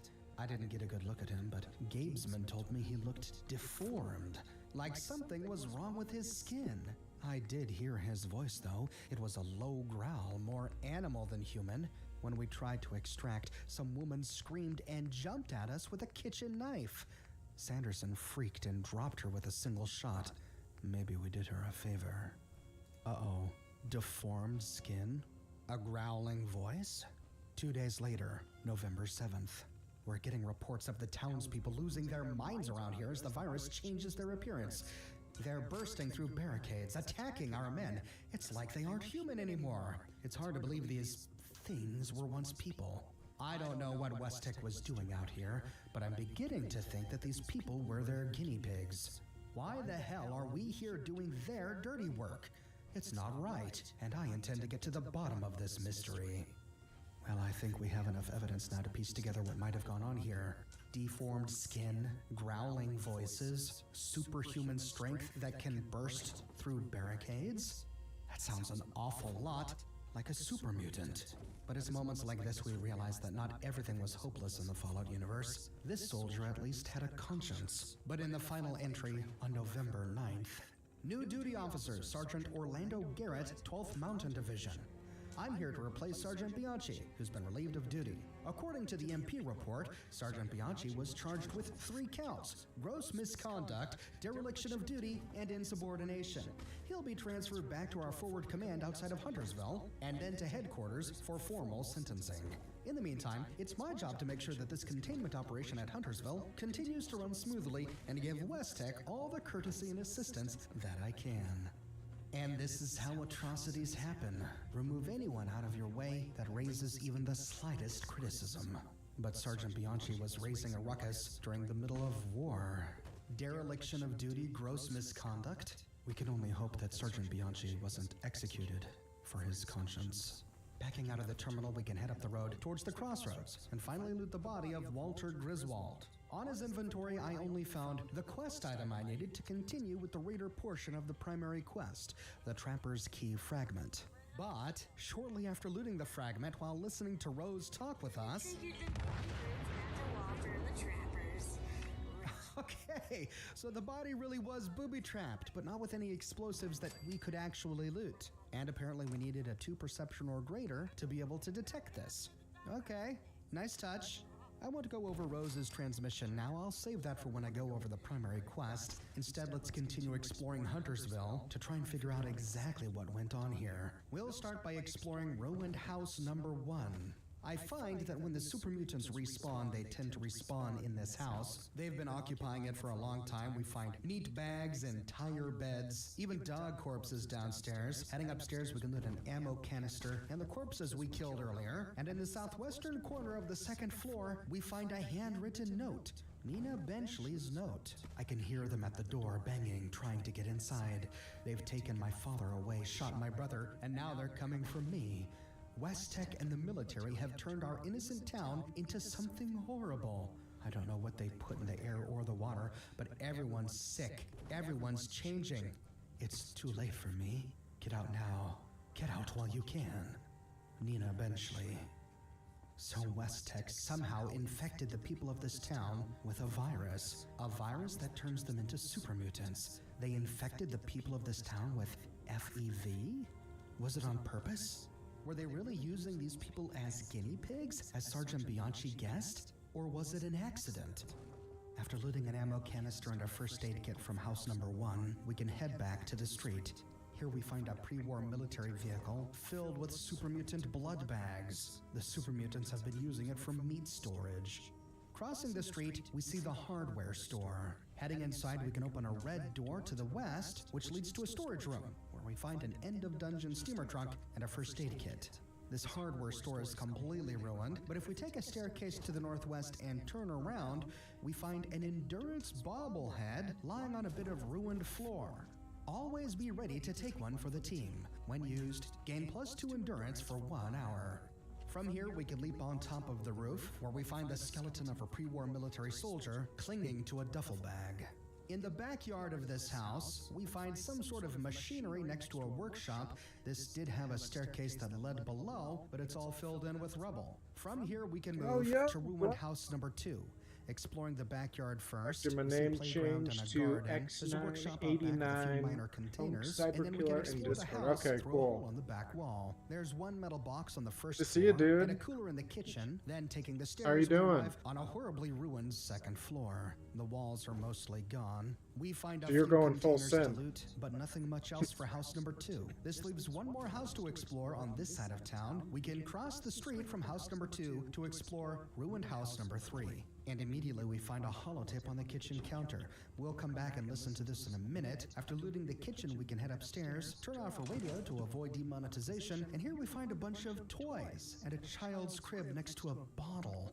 A family lived here with a small child. After looting the house, we can head back to the kitchen to listen to the Huntersville incident.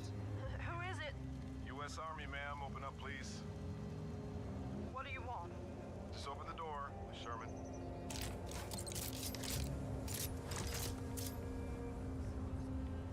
Yes. On behalf of the U.S. Army and West Tech, you're hereby ordered to hand custody of your child, Dalton Sherman, over to us immediately. What? That's it. Alright. For my dead body. He's sick. He's not going anywhere. You have no choice. Where is he, ma'am? Hell, I don't have a choice. You're not moving that child 1 inch, so help me. Ma'am, if you don't move aside right now, we'll move you ourselves. What are you up to today, Bravo? There appears to be a glitch with this holotape. We're supposed to hear How you sound do? effects of fighting, but the sound effects don't work. Put down the knife, Miss Sherman. I won't ask again.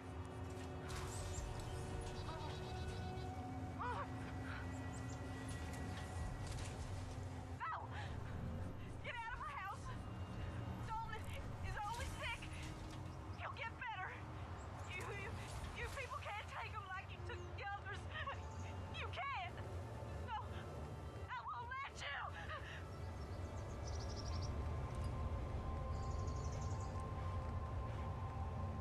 Hold it! Hold it! God damn it! Corporal Gibbons? Put her in the body bag. Private Zaleski, go find the kid. They were even taking infected infants from their mothers. What exactly happens to an infant infected with FEV? The virus that turns people Thanks for into thinking about me, super man. mutants. Perhaps that's what West Tech wanted So you're to going find full out, and synth perhaps now, huh? that's why The name? they took Darlene's baby.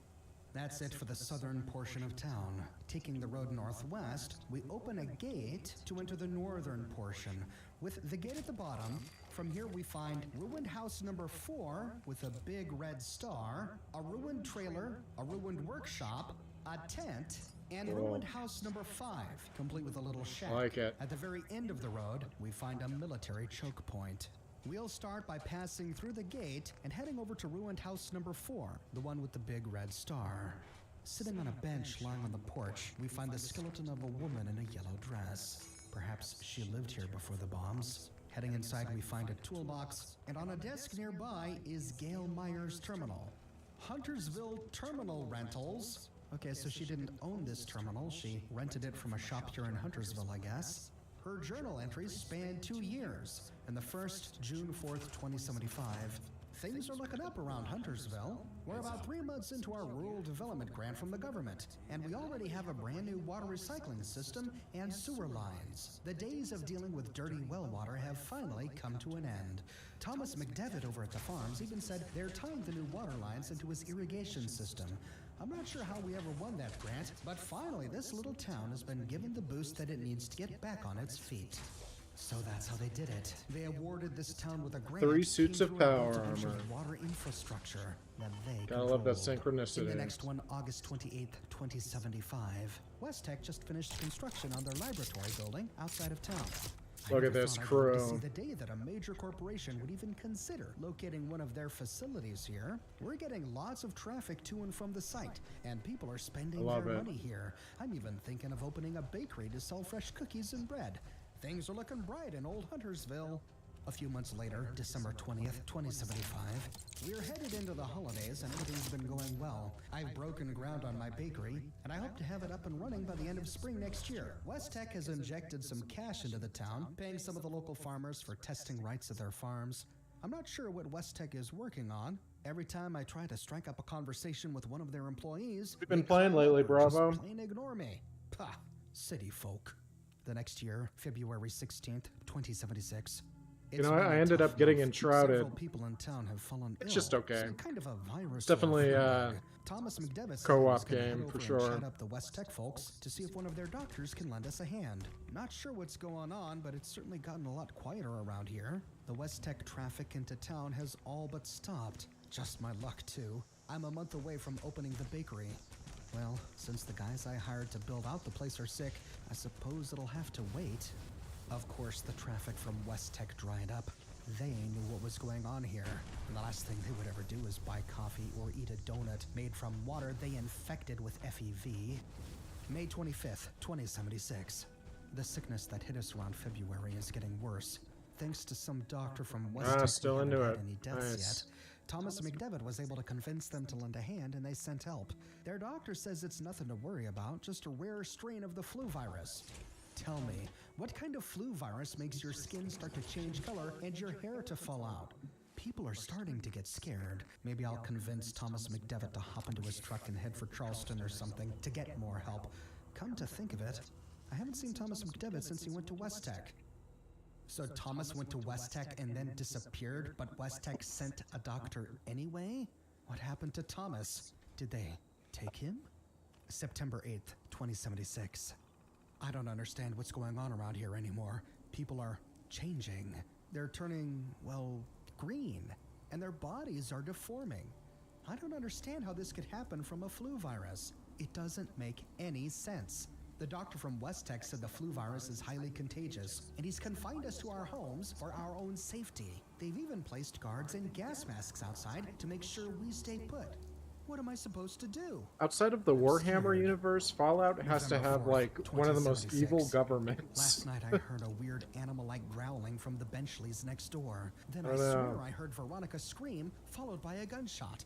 What the hell happened over there? I asked the guard at my door. mean, he I just guess a told lot me of the town was governments under are government evil. quarantine, and that I had to stay indoors. At the end of the day.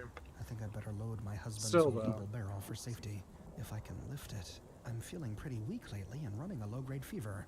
I hope I haven't caught whatever's going around. And of course, even though she was quarantined in her own home, she still managed to catch FEV because it was in her drinking water. In the final one, 99-51-0. Hurts to type. Fingers ache. But I need to keep going. What's happening to me? Doctor won't come to the house and I can't get out of bed. Someone, please help us. Her terminal filled in many of the blanks and leaves us with a lot to process. While we do, we can head out the back. Here we find that a tree has fallen and crashed into the second floor. We can use it to shimmy on up, where we find a ruined bedroom. And if we look beneath the bed, we find cell key W9FZ. If you watched my video on Sugar Grove, you'll know that this key unlocks one of the cells there. And now that we know what happened here at Huntersville, this means that West Tech kidnapped at least one of the infected residents here and interred that person at Sugar Grove to be used in their secret assassin project. The government was using brainwashed assassins infected with FEV. And since we find the key here, does that mean they kidnapped Gail Myers? If so, then the skeleton in the yellow dress on the deck doesn't belong to her. After looting a skill level 2 locked floor safe, we can move on to explore the rest of this part of the town. The rest of the buildings on this part of town are mostly empty. We find a few containers to loot inside the trailer, a chemistry station to scrap our junk with a small selection of chems, a wooden crate in the back of a picker-up truck just outside the workshop filled with wonderful scrap. The tent has a few ammo boxes and a first aid kit, and when we enter ruined house number 5, we find paint and a message. Home is my heart. The people of Huntersville loved their town, loved their families, and loved their neighbors. How could West Tech have so recklessly ruined this little society? So Westtech somehow infected the water supply of this town with FEV, which in turn infected the town's residents. But from everything we know about FEV, to become infected, you have to absorb the virus through your skin. People have to be dipped in vats of FEV. So how did this happen? Well, perhaps that was part of Westtech's experiment to alter the way people absorb the virus. What were their ultimate goals? I can't imagine they would murder an entire town just for the sake of it. Were they trying to alter FEV to turn it into some kind of inoculation? To keep citizens safe in case China attacked with biological weapons? Or were they trying to turn regular townsfolk into super soldiers? Well, there's only one way to find out. We read that Westtech created a research facility close to Huntersville. We must now track it down to find out exactly why they infected these poor people with FEV. We'll tackle that in my next episode. And if you don't want to miss it, be sure to subscribe and to click that bell notification button. I have a shirt shop with completely unique designs that you can't find anywhere else. My designs come on shirts in a variety of men's, women's, and children's sizes, and in a wide array of colors. You can find them on other items as well, like smartphone cases, pillows, posters, mugs, stickers, prints, etc. So if interested, you can find a link to my shop in the description below, or you can click here. If you like what I do and you want to support me in a more personal way, consider becoming a patron on Patreon or a member here on YouTube. But more than anything, I'm just so glad you're here watching this video with me today. Thank you so much for watching, and I'll see you soon with our exploration of the Westtech Research Facility in Appalachia.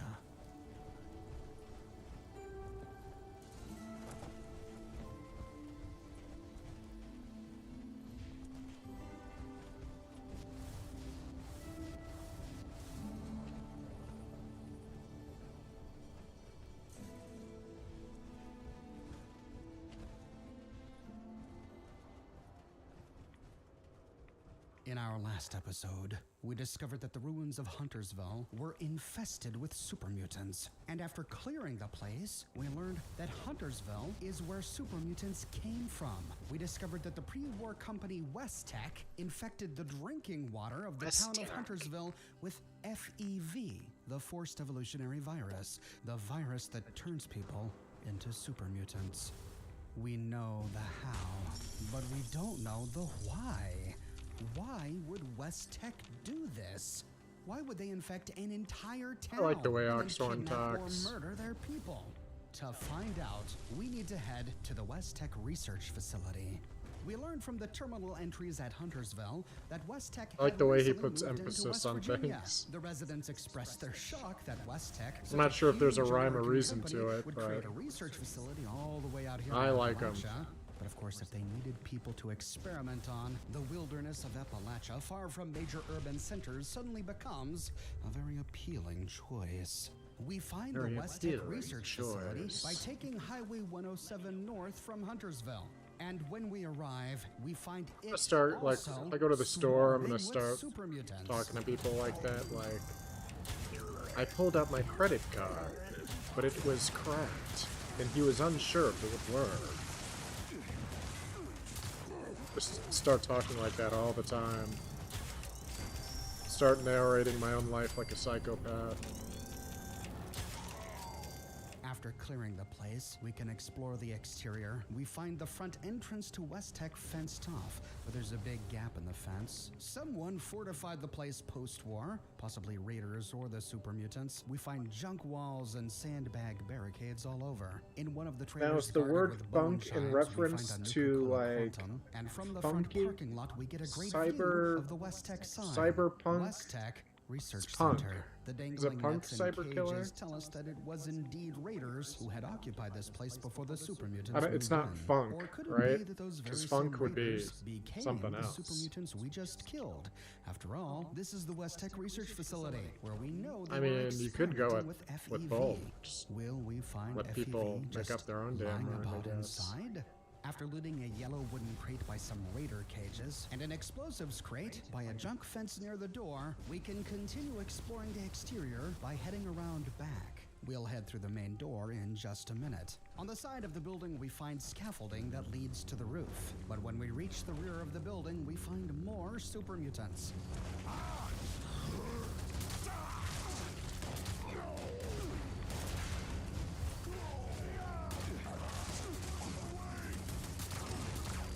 Behind the building, we find a ruined brick structure. Inside, we found a fusion generator, but the core had been removed in my game. We find boxes and crates, industrial equipment and tanks, and a blue metal double door leading into the building. So we have 2 entrances here.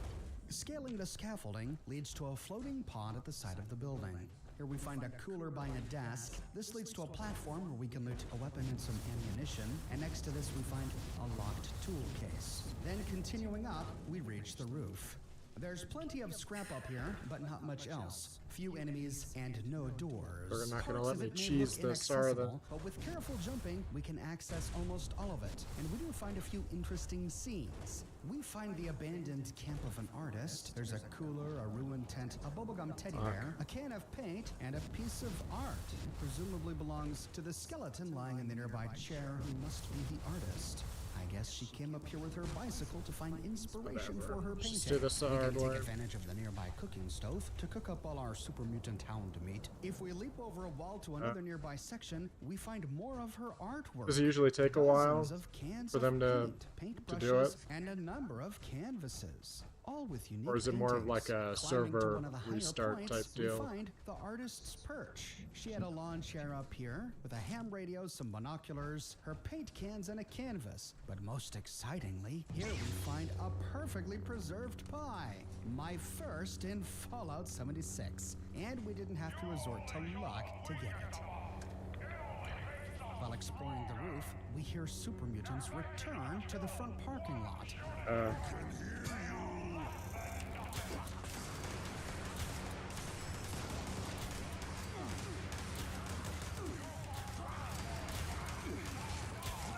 With the exterior fully explored, we can finally enter the facility through the large front door. On the other side of the door, we immediately find super mutants, and they had been fighting something. Oh my We god, also his begin arm the is already mysterious quest, broken. Learn the Useless. secrets of West Tech. We can take care of the stragglers we find here.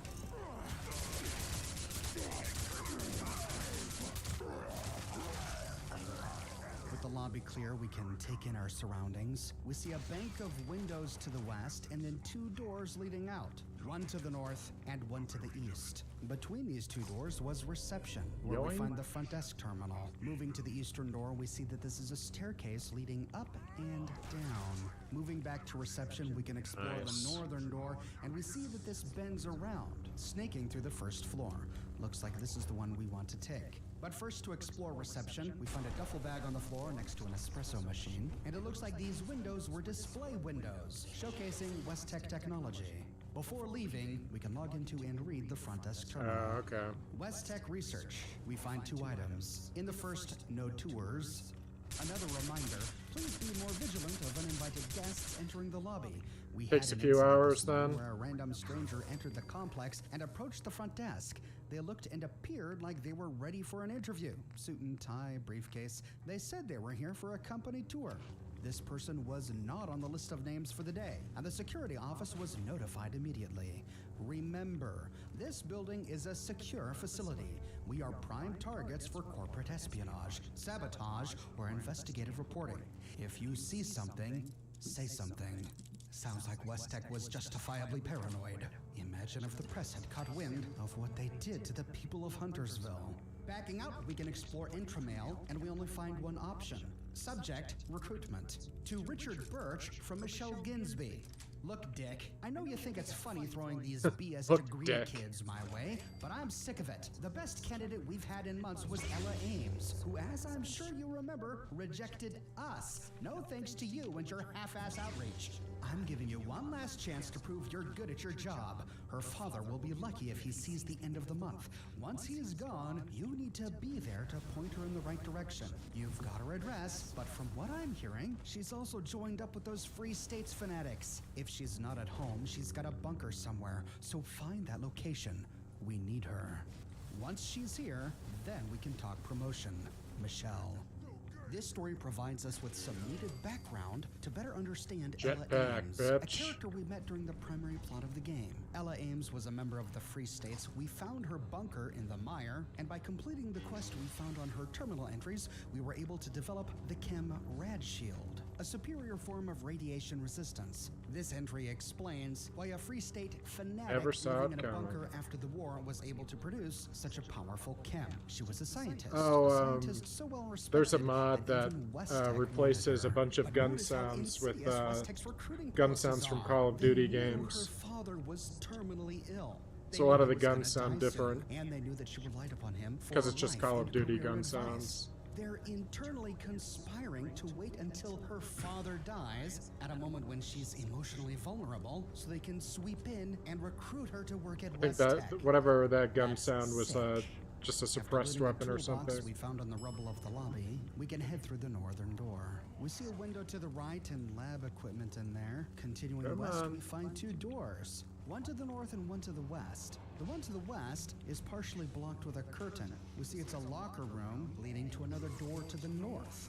The room to the north is that lab we saw in the window. Moving in here first, we see some Protectrons still in their Protectron charging docks. And here we find our second terminal, the security terminal, locked with a skill level 1 lock. After hacking it, we find quite a number of options. In the first one, requests approved to the security office from Westech Message Delivery System. Subject, requests Oh. approved. Hello. This is an automated message from Westech. Your recent request has been approved. Have a nice day. We then get Is to there read the original Halo? message to the Westech ticket Like system from Halo security office. weapons Subject, request and, security the protection armor. upgrades. New request for at least 3 I don't security have any of it protectrons right for on me added right safety now, and though. secure That's what coverage you of mean. facility. Our staff currently does not have enough time to man the decontamination arches and patrol the facility and exterior grounds. Pods can be placed in the security office. Existing maintenance crews will be sufficient for this request. Well, it sounds like Westech listened. Shit! Of course they would. If their Fuck security me. team needs more Protectrons, I got and Westech wants destroyed. to keep its secrets, of course, they'll give the security team exactly what they want. Because I got distracted by a super mutant with a fucking two of which are board. still full in this room. Next, we can access The safe 2x4 control to with a unlock nail a in nearby it. safe. We can control the Oh, decontamination God. archway. It's inactive at the moment, but we can activate Oh, I it. forgot it actually auto-saves for you We'll here. take it, and I finally forgot we can about access that. Protectron It's like control. And from here we can one activate or the nearby 2 or 3 Protectrons. times they let you they autosave for you on survival. Wish I would have done this before. I killing the lucked super out. mutants. The safe we unlocked is on the floor right I next to just the desk. lucked out. And nearby Good. We find an ammo canister. Out of this room, we can head back to the hallway and turn Yeah, 'cause I think the right only to other locker time they room let with you the do curtain. that We see is, the archway still spewing decontamination. We can loot the lockers. We find military fatigue. I think it's during one of the Institute as well as quests. a damaged hazmat suit. There's a doctor's bag and a first aid kit, and when done, we can walk through the Wow. arches. Did this take any It longer to wasn't load? irradiated at this Shit. point, so it didn't really do me any good. On the other side of the arches is the research center proper. We arrive in a bit of a waiting room. There's a door to the northwest, a staircase to the east, but it's blocked in, and then a bathroom to the east. And it looks like from the Is it bathroom we bugged? can access the blocked-in going on here? staircase. We'll come back here in a bit. Back into the waiting room, we can loot the Eatertronic for food and the Nuka-Cola machine for Nuka-Cola. And it's then that we get rushed by My a god, wave it's of 3 super hard mutants. bodies stuck in an elevator. Okay. We're good.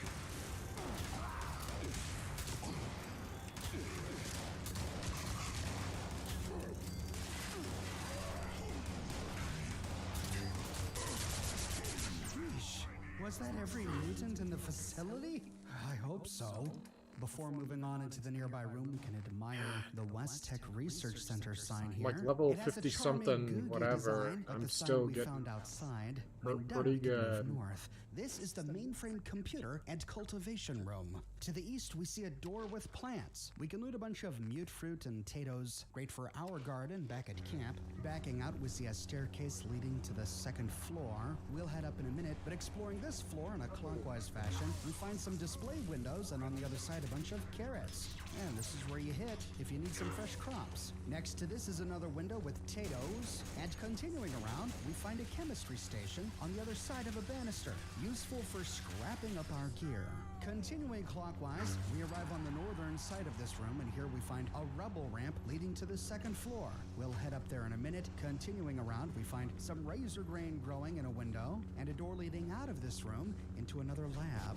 This room is destroyed, but only by sparks pouring from the ceiling. Get fucked, pissed! But following it around, on the eastern end of the large room, and here we find the greenhouse control That worked out terminal. much better this Inside, time. 2 options. In the first, the Greenhouse Initiative. 2 greenhouse staff from West Tech. Subject, Greenhouse Initiative. Congratulations! Your team has been selected for a new pilot program, the Greenhouse Initiative, an extension of the Pan Immunity Virion Project. This initiative dares to test the application of new mutations on edible plants and vegetation in a controlled environment. Your existing facilities will soon receive necessary upgrades for these brave new experiments. A classified memo containing full specifications and arrangements will be forthcoming. Forge ahead and light the way. Will you be the key to ending the plague of world hunger? Anything is possible at West Tech. We remember from reading the terminal entries at the Glow in Fallout 1 that the Pan Immunity Virion Project, or PvP Wow, that's actually going to help me out big time with my lightsaber. Of FEV, the Forced Evolutionary Virus. West Tech started the Pan Immunity Virion Project in 2073 with the goal of finding a cure for the new plague and with protecting American citizens in case China attacked with biological weapons. It wasn't until 2076 that West Tech discovered that the Pan Immunity Virion Project had potential military applications and then began working with the military on it, naming the militarized version FEV. But it looks like before PvP became FEV, the researchers at the Glow shared their research with the scientists here at the West Tech Research Facility in Appalachia. They had similar but different goals. On the West Coast, they were trying to cure the new plague and inoculize people from any biological weapons China might use on Americans. And here in Appalachia, they were trying to create beneficial plant mutations to solve world hunger. Noble goals. Let's find out exactly how they went bad. In the next one, Greenhouse Initiative, to Greenhouse staff from Dr. Wilfred Dumont, PhD. Subject regarding Greenhouse Initiative. Hello, staff. I'm sure you've seen the announcement, but it's true. We're moving on. The greenhouse's original purpose was to facilitate and control the production of genetically modified foods in a safe, practical manner. This new initiative will be radically shifting away from that. I don't know the full details yet, but I believe it will be a manufactured mutagen of some kind. Access and transport of the mutagen is slow, with lots of red tape. It will be several months before we begin experiments in full swing. I'll be sending out tasks to clean out your greenhouses and prepare new control samples soon. If you have any questions, please come see me in my office or wait until the official memo hits your desk. A final note, this initiative does void most of your contracts. Please come see me to discuss your existing terms and any possible transfers.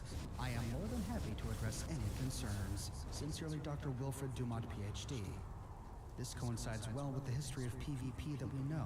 Once West Tech discovered the military applications of PvP, they canceled the Pan Immunity Virion Project and focused solely on FEV, the militarized version. Fake. That's why these guys It's a who fake are working tower. on PvP are now out of jobs. But 0 out of 5 after canceling stars. PvP, they must have engaged in FEV research, otherwise we wouldn't have found super mutants here.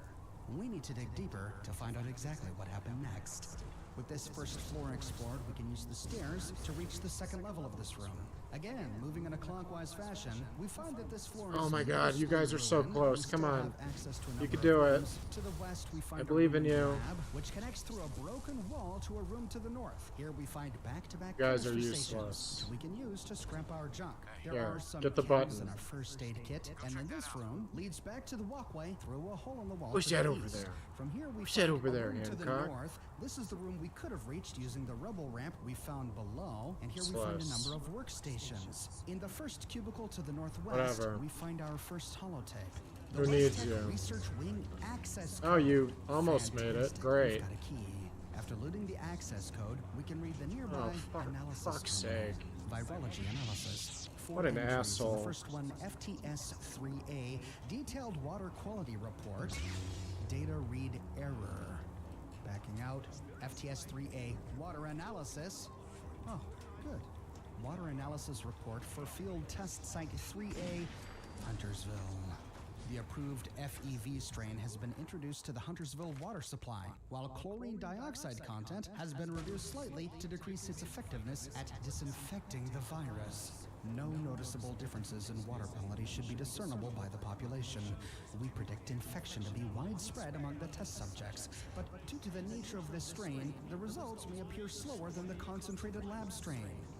I see. This explains why the people of Huntersville got slowly sick over days and weeks, instead of instantly transforming into super mutants. Long-term physical attributes of the test subjects should greatly exceed average human levels with none of the side effects of previous lab trials.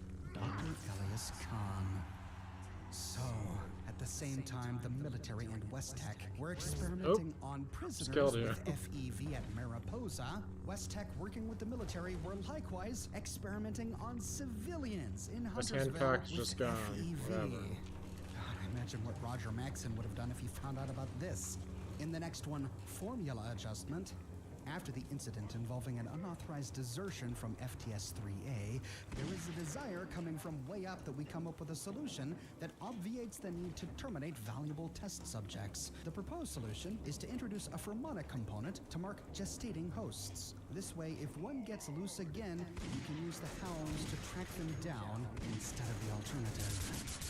Okay, and to put that into English, after one of our test subjects from Huntersville escaped, the guys in charge wanted us to figure out a way to capture these subjects without killing them. Our best solution is to alter FEV so that infected people secrete pheromones that our dogs can pick up so we can track them down. There is no shred of humanity in this entry. They don't even see the townsfolk of Huntersville as people. But this clue can help explain why we almost always find super mutants, at least north of DC, with super mutant hounds. This strain, and presumably the one the Institute worked on in Boston, causes super mutants to excrete pheromones that attract dogs. The super mutants then take the dogs and dip them in FEV, turning them into hounds. A nifty little explanation. And in the last one, change of course, the powers that be have decided that termination is the only viable solution to unauthorized desertation of test subjects. It has been determined that adding the pheromonic component to the formula has the unfortunate side effect of producing a powerful and rather distinct scent that may draw curiosity to the site, which is in direct contradiction to the intended effect of the quarantine. The task has been placed on hold, but will likely be assigned to another department for future experimentation. So after all of that, the pheromone idea failed. I wonder exactly what kind of scent it produced, especially if it was powerful enough to draw attention to Huntersville. I wonder how far away you had to be to smell the people of Huntersville. It's a disturbing thought. And even though they canceled the pheromone idea here, they did end the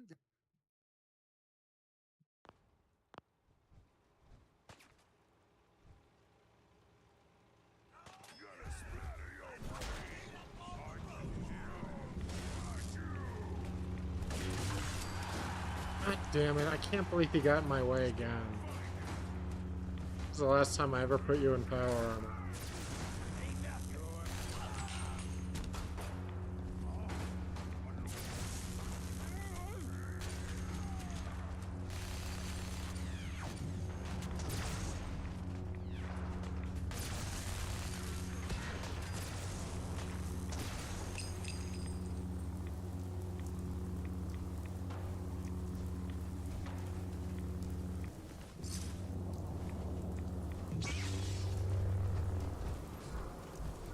Are we cool? Fucking...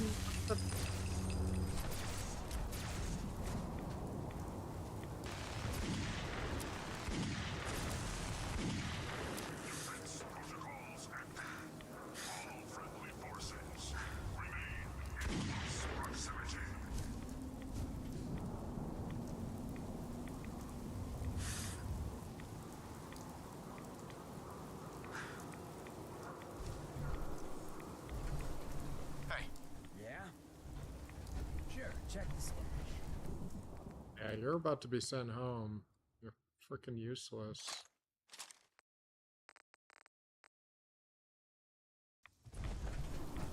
Taking that super mutant with me.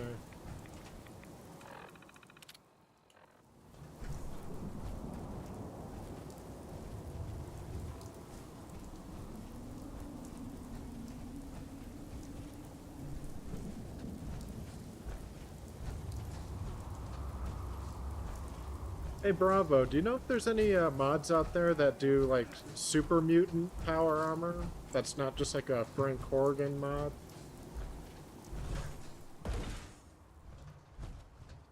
Rex. Many thanks for I think I've earned a reward. Ah, yes, the mercenary, a classic character. Underappreciated in most productions. Yes, well, in any event, I'm quite grateful. I'd like you to have this.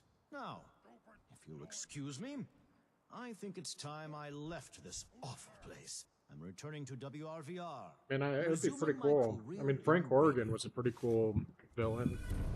It wasn't exactly power armor he was using, but it definitely had the helmet, at least. Alright, where the hell is Strong?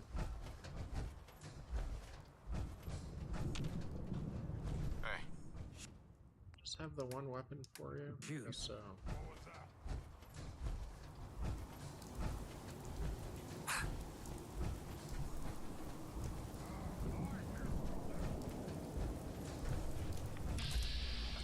No, that's not him. Alright, Strong just went out somewhere in the distance. Just doing whatever. Come on. Thank you, Batman.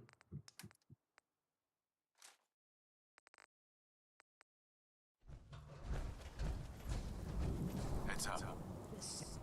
Here, we're gonna take all the trash you can carry home. This entry by saying that they handed the research off to another team, and they were likely going to include it with FEV in future experiments, so I believe this still provides an adequate explanation for why we always find super mutant hounds with super mutants. Exploring the offices, we find a cap stash in a nearby cubicle, and then the cubicle room opens back out to the walkway to the south. Continuing clockwise, the walkway turns a corner to the north and ends at an open door. We can loot a tool case on a table, and a shelf above it. There's an ammo crate and boxes of ammo between two couches and a lamp, and then heading through the door, we find a staircase that brings us up to a control room. We see windows overlooking some sort of lab to the southeast. Our miscellaneous quest marker points us to a nearby terminal here. Peering out the window, we find vats and more mutants.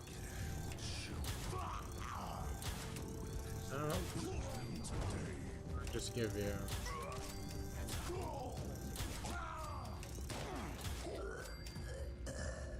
After clearing the mutants, and Trying to before steal reading the all my terminal, we fusion can sweep the cores. room. I We think find a so. few weapons and containers, and on one of the nearby cabinets, another holotape. And this is another copy of the West Tech Research Wing access code. So it's a copy of the same holotape we looted previously.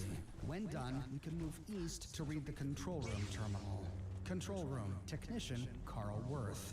Technician's log, July 16th, 2077. Not much to report today. The FEV tanks are starting to spring some leaks where the feeder lines are connected, but it shouldn't take more than a day or two to swap out the O-rings. It's messy work, but luckily Spielman drew the short straw, and he'll have to stand ankle deep in the sludge until we can properly get it cleaned up. This FEV is volatile stuff. It degraded the vulcanized rubber on those seals like it was acid. Strangely, there's no acidic content to it at all. Must have affected the O-rings on a molecular level. Kinda makes me wonder if it's safe having it pooling up on the floor. Let's see. Last time I saw Strong, I believe he was going to have pooling on the floor? towards I'm sure it's fine. inside a building In the or next one, something. August 2nd, 2077, Chadwell fell into one of the tanks today. Poor bastard. He was wearing full biohazard gear, but he was most certainly dead when they pulled him out. It's that His suit building. must have gotten breached on the way There out or he something, is. because he never even came up for air or called for help. They didn't even know he had fallen in until they drained the tank. Man, that twisted look on Chadwell's face. Oh, it's giving me the creeps just thinking about it. Thank God West Tech's giving us that hazard pay bonus. Otherwise, I'd be out of here. Sure, as long as you're getting the hazard pay, I'm sure he can So let still me look have it fun up. spending all that money when he's dead. And then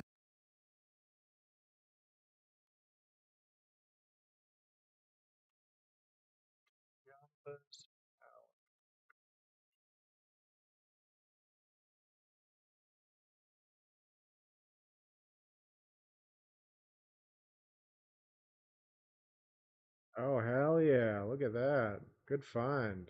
Thanks, buddy. Yeah, I'm definitely going to have to give that a download.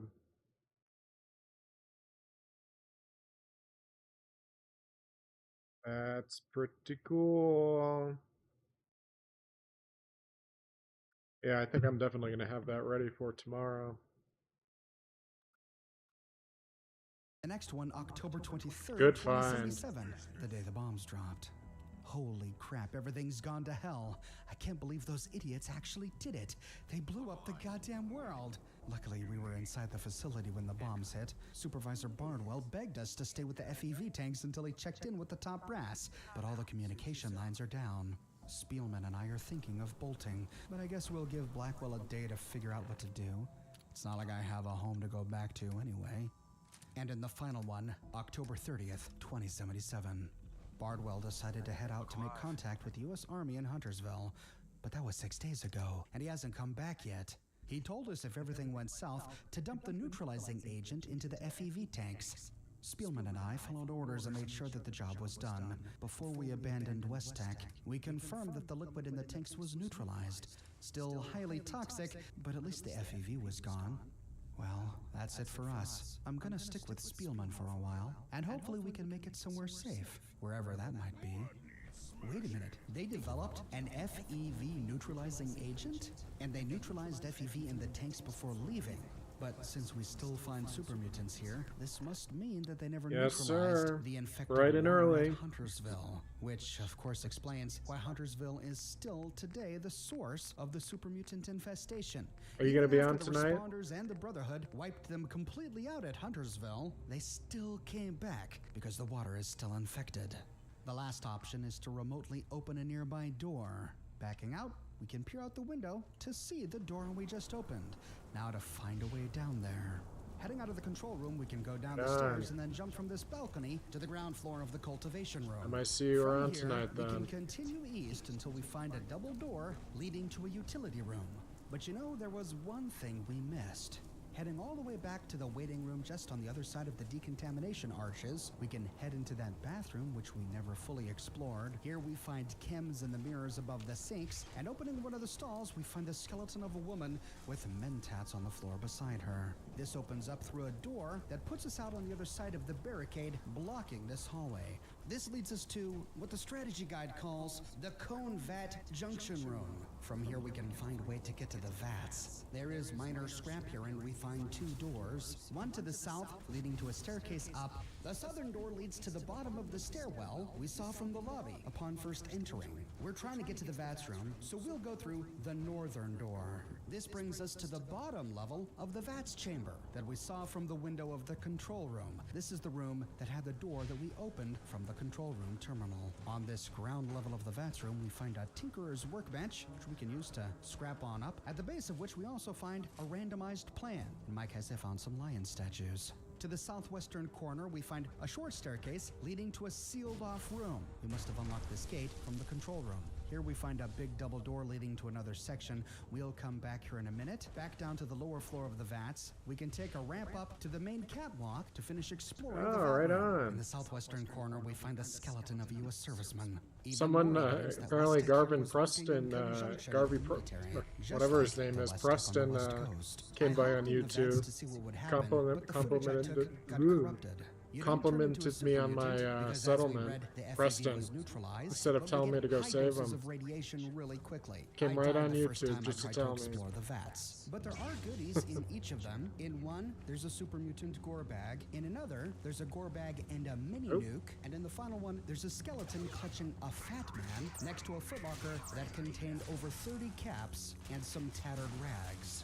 Back out on the catwalk before we jumped in, we find a T-junction. We can Good go job, west fellas. towards the door or continue exploring to the east. Going west first leads us to a utility room. we can take the catwalk and ramp all the way to the ground floor, loot the containers along the way, until we find a door that leads back to the cultivation room, where they did the greenhouse experiments. So we've connected the dots. We now know where this doorway leads. Anyway, retracing our steps back to the vats room, we can continue exploring east. At the end of the catwalk, we find a table, upon which is a vial of What the fuck is that sound? goo. The toxic goo won't turn us into super mutants, and it's not used in any crafting recipe, but because it's so What highly is that radioactive, sound? it could be used to farm for mutations, or it can be useful for Okay, those I'm who gonna- have the radical. Be quiet, Oxhorn. I don't know what that sound is, but it's freaking me out.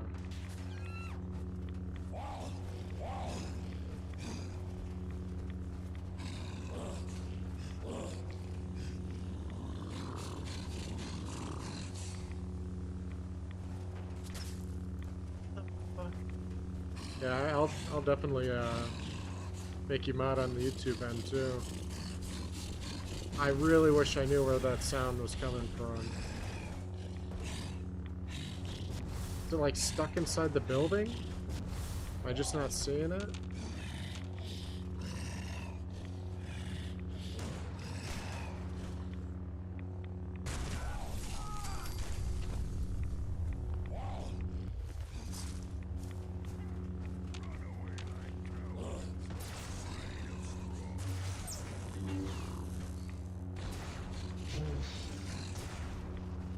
Oh, fuck me. Okay. Doesn't seem very angry. Not taking any chances.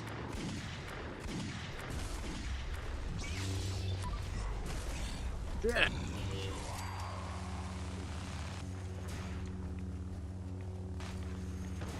What the hell was that? Yeah, I know. It's like the Hulk was beaten off.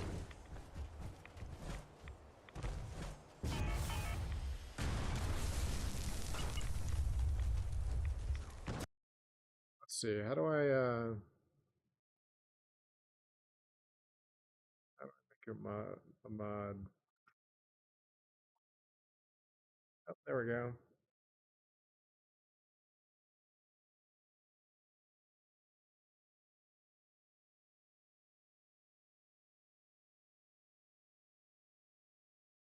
There we go.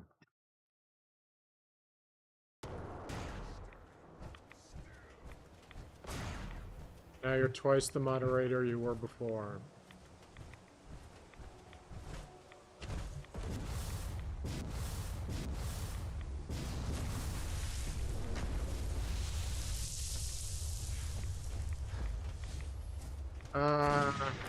No? Holy fucking shit. That took me for a surprise, I'm not gonna lie. God damn.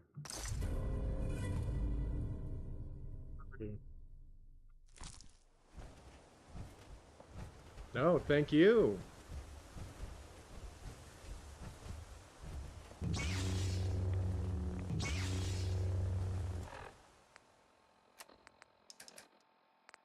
The only thing better than hanging out with you is you kicking out assholes on my behalf. It's pretty good. I like it.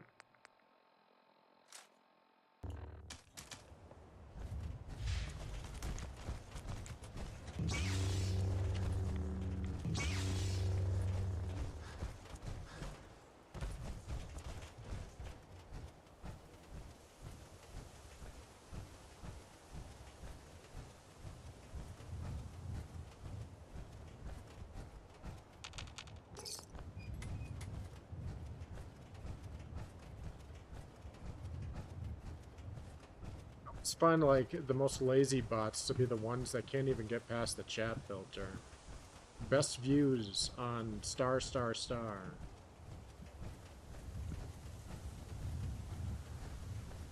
What? They need to get their life together. This is our claim. Clear out, civvy. Is that so? We don't need any more hired guns.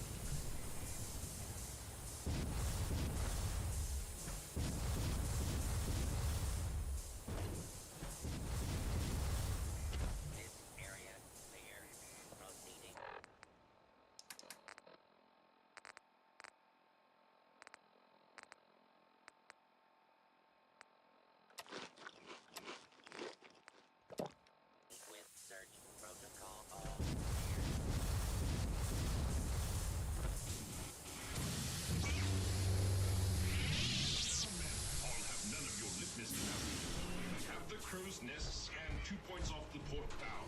Jump to it? By the emergency powers vested in me, I hereby conscript you into the Congressional Army. Welcome to the Army, soldier.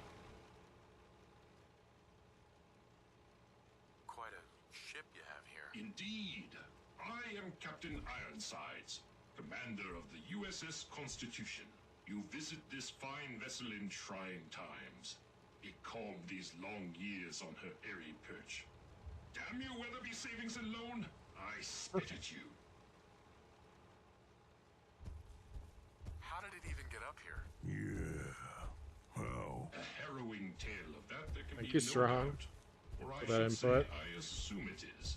I came upon her as she is, atop the Sargasso Sea of rubble and misfortune. What vexes me most is my inability to assist in the war. God, I wish I could modify a robot to make him speak like that. Ne'er-do-wells as targets. Give him the Enough Ironside Constitution personality. has systems that need repairs to carry out its mission. But somebody's done it.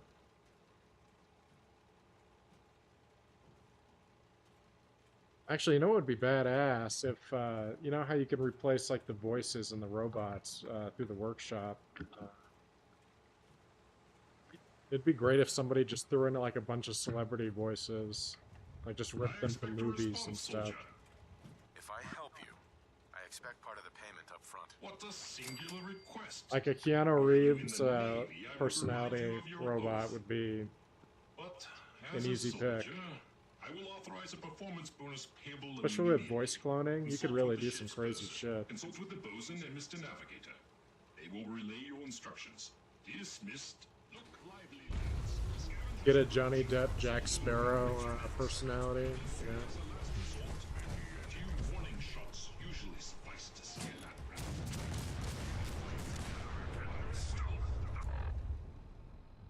Keep firing, soldier. Communism.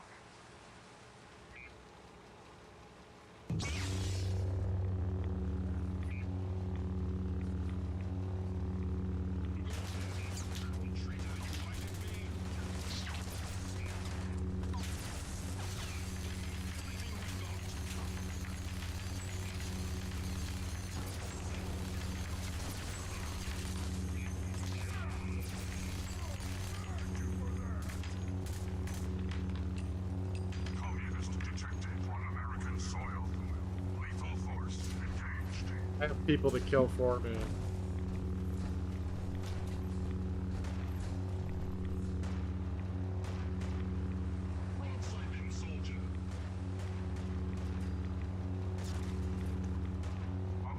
I used to have people kill for me. Alright. Want something done right.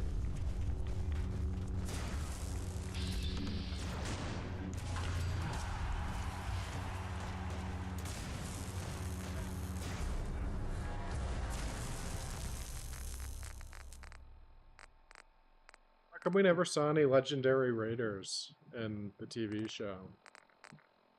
Spoiler, by the way.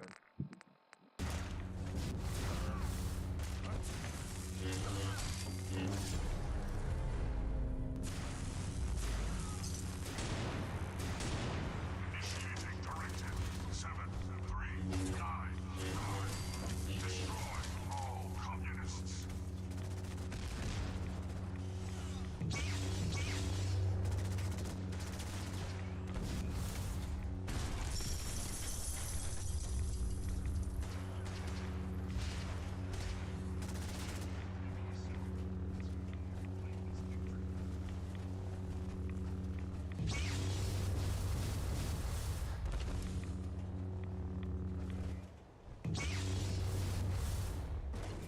Unidentified intruder detected.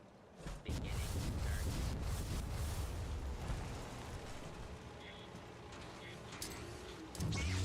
search. I didn't mean that.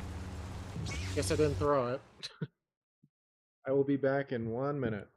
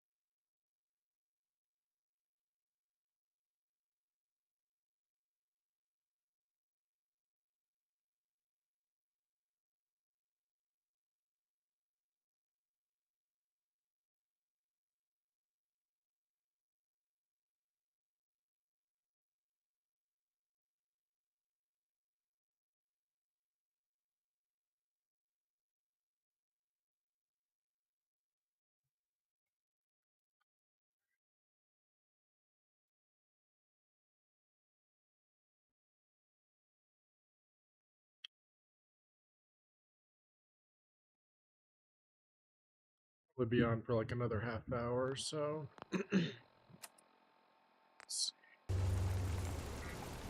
Pretty sure I can just knock out this quest because my I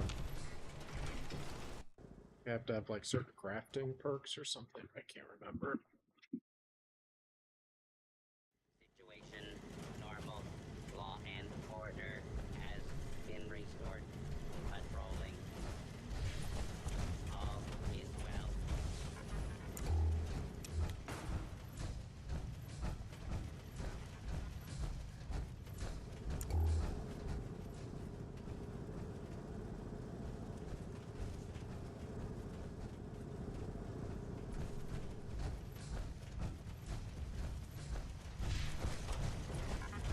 Midshipmen, stand down. Stand down, I say. Defending. This soldier is a guest on our vessel. Please afford him all appropriate courtesies. This is the captain speaking. They really did not plan for me to go through this backwards.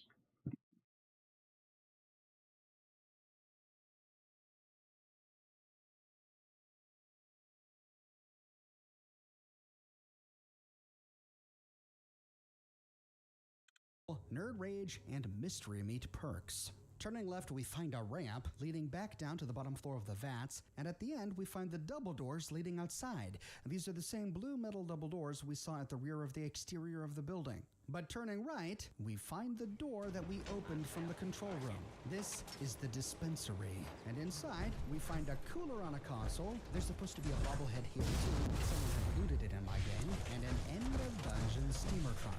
Next to a blasted out terminal, we find another copy of the research wing access code. That's 3 copies of the same code. 3 ways to get it. We know exactly what this opens up. Moving south, we can head up a short step and use the access code to open the research wing access terminal. This allows us to open the security door, which brings us to the research wing. And we find it infested.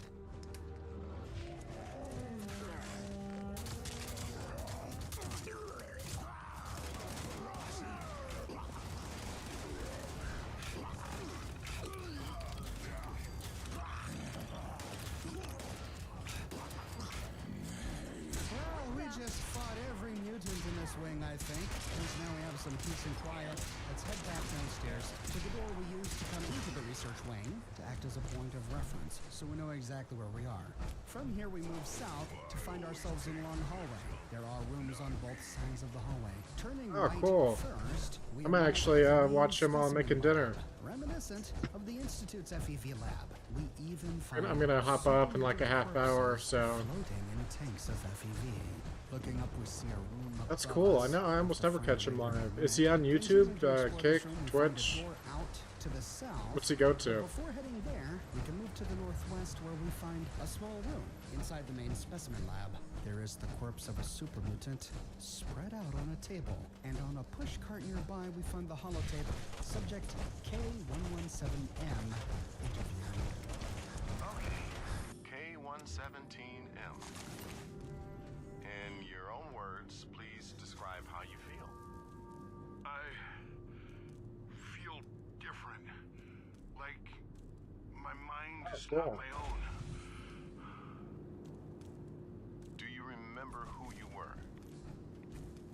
Yes, I was, Billy Sievers. A man living in... You don't remember where you're from? No.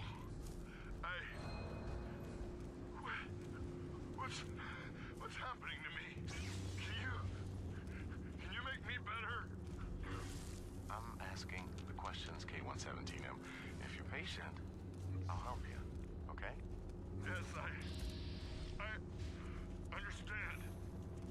Good. Good. You're doing really well, shit. K117M. Now, one more question. If we asked you to help What us, was would that? you do exactly as we command? Yes. Anything. I just want to go home. Oh my god. No. Where's my wife?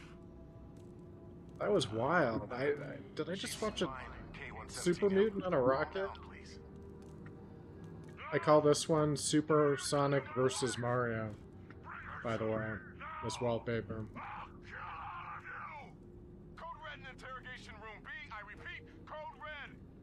This interview question is telling. The scientist asked Billy if he would do exactly as he was told. They were not only trying to make a superhuman army, but a superhuman brainwashed army that they could control. But the problem with their experimentation at this moment was that they couldn't control these super mutants. That one I call a box, a glove putting on his boxer. Boxes in this room. We could go through the southern door, but by doing so we would miss a lot. So heading back to the hallway, we can explore the rooms on the opposite side of the hall. Before heading upstairs, we can head through the double Oh my doors god, into they're the really gonna make me start specimen all the way back We here. find more super mutants floating in tanks, and the miscellaneous This is cross fucked up. marker points us to the specimen containment I terminal. don't like that. Warning, system offline. Automatic containment release disabled. We find two options. In the first one, test subjects control group, there are 8 entries. Guess I only have starting with myself to number 1, blame. subject details, name Felicia Gordy, age 48, initial weight 162.2 pounds, initial height 5 feet 6 inches, occupation store clerk, residence Huntersville. Number 2. Warning, containment breached, subject unaccounted for. So this one escaped before the bombs or after. Containment Unit 3, empty. 4, Thomas McDevitt, age 31, initial weight 172.6 pounds, initial height 5'11", occupation farmer, residence Huntersville. Thomas McDevitt? We read about Thomas in Gail Myers' terminal at Huntersville, which I covered in my video on Huntersville that you can watch here. She told us that when the people of Huntersville started getting sick, Thomas McDevitt traveled here to West Tech to seek help from one of the doctors here. The doctors showed up at Huntersville, but Thomas never came back. And now we know why. He was kidnapped by West Tech and became just another one of their experiments in the research wing. Number 5, Sheila Dauber, 21, 124.3 pounds, 5'4", occupation waitress, residence Huntersville. 6, Enrique Salvatore, age 43, 234.8 pounds, height 5'10", occupation accountant, residence Huntersville. They used Huntersville as their own personal specimen tank. Number 7, Charles Finley, age 51, weight 198.9 pounds, height 6'1", occupation nothing, residence Huntersville. And finally, Unit 8, empty. There's no mention of the baby. We know they kidnapped from Huntersville. Whatever happened to the baby? Could the baby have escaped? The final option is containment release. System offline. Automatic containment release disabled for all connected containment units. We find some Addictol in this room, and that's it. Before we go upstairs, let's continue exploring this bottom floor. Moving south down the hallway, we can turn left into the next room. This is the research and testing lab, but here we also find cells. These must be at least some of the containment cells we read about in the last terminal. Each cell is tiny, with a sink and a bed. In one, we find a machete, but I suppose this doesn't mean anything. It could have been added after the war. In the next one, we find blood bags, clearly added after the war. And the third one, we find more blood bags and gore all over. Moving out of the holding cells, we find 2 more chemistry stations in the research and testing lab, and a first aid kit. This room then opens back out into the main room through a doorway to the north. We see a ramp going up to the 2nd floor, but again, we'll first finish exploring this bottom floor. Moving west and turning south, we find a hole in the wall. And here we find a mutant we missed. This was the Advanced Mutations Lab, and after killing the mutant, we can access the nearby terminal. And our miscellaneous quest has this terminal tagged. Advanced Mutations Lab. Introductory statement about the new Advanced Mutations program to be determined. We find 3 options. In the first Advanced Mutations program, goal, push FEV to its practical limits. The Super Mutant program has shown great promise. By tweaking the genomes, we are able to cultivate different strains of the virus, which produce varying results. Note, most strains produce highly unstable results. Few are viable. Only genetic technicians above clearance level 5 are allowed access to the FEV recombiner, given prior approval by Dr. Elias Khan. Morals be damned, ethics out the window. They just want to push FEV to its limits. In the next one, test subject reports. Special report, containment breach. Holotape recording generated. Test subject AM52 has breached containment. Tracking program initiated. Tracking unit signal weak. Current whereabouts, and it gives us longitude and latitude coordinates. If we type these into an online map, where do we arrive? The outskirts of Huntersville. Subject extremely dangerous. Kill or recapture on sight. So subject AM52 escaped and headed right for Huntersville, but we find no evidence that this subject was ever recaptured. In the next one, test subject AM48, July 13th, 2077. Subject AM48 is the closest we've come so far to a sustainable form. Despite this substantial breakthrough, AM48 was declared deceased a mere 12 minutes and 43 seconds after being released from the incubation chamber. It seems the current combination strain FEVS005938 rendered the subject's lungs useless without artificial respiration. Suitable subjects have been difficult to come by, so control experiments will be extremely limited going forward. Several scientists have voiced their displeasure, but this is what we've been handed. In the next one, AM49, April 30th, 2077, one of the genomes in FEVS006186 produced undesirable and fatal results in subject AM49. All of the subject's organic tissues were eventually replaced with various retinal tissues, rendering it terminal as the majority of its organs ceased to function. Yeah. If all of a person's organic tissue is replaced with only tissue from the retina, I'm sure that would cause problems. Upon further study, it was determined that FEVS it happened again. 6186 was contaminated. At least my armor made it this time. Are we to believe that someone got tissues from their eye into that sample? Could it be that one of the scientists was so scarred by what he or she was forced to do here that the scientist was crying while working and his or her tears contaminated the sample?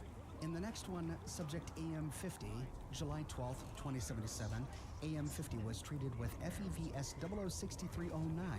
Subject self-terminated 12 days into the program when its own upper cuspids pierced its medulla oblongata, leading to rapid loss of organ function. So its teeth grew so long that it punctured its brain. Oh. This is disappointing. AM50 seem to be developing quite well. We shall have to modify the strain and remove the mutation's proclivity towards rapid new development in succedaneous or permanent teeth. In the next one, subject AM51, September 5th, 2077, we have a near success with subject AM51. While FEVS006378 has produced what multiple scientists have proclaimed nightmare-inducing results, the subject seems more or less biologically stable.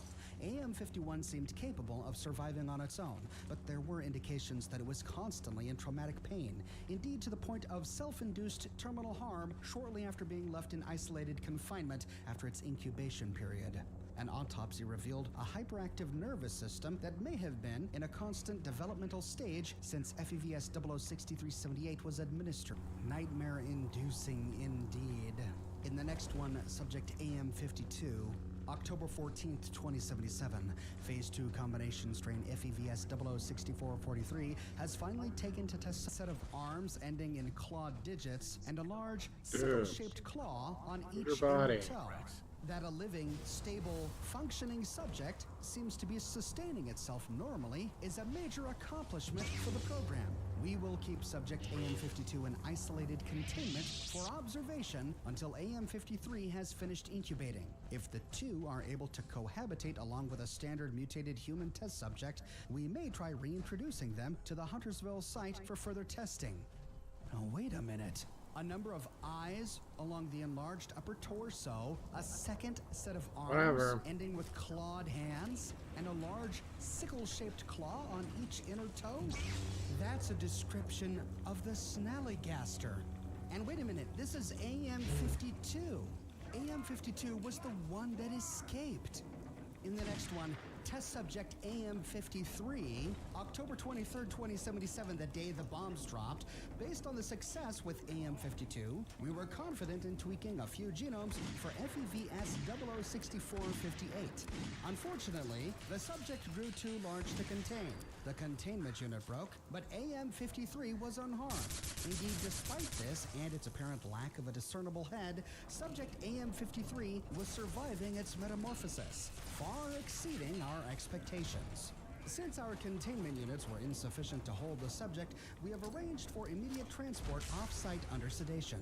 Follow-up visits to AM-53 will be scheduled for observation and recording.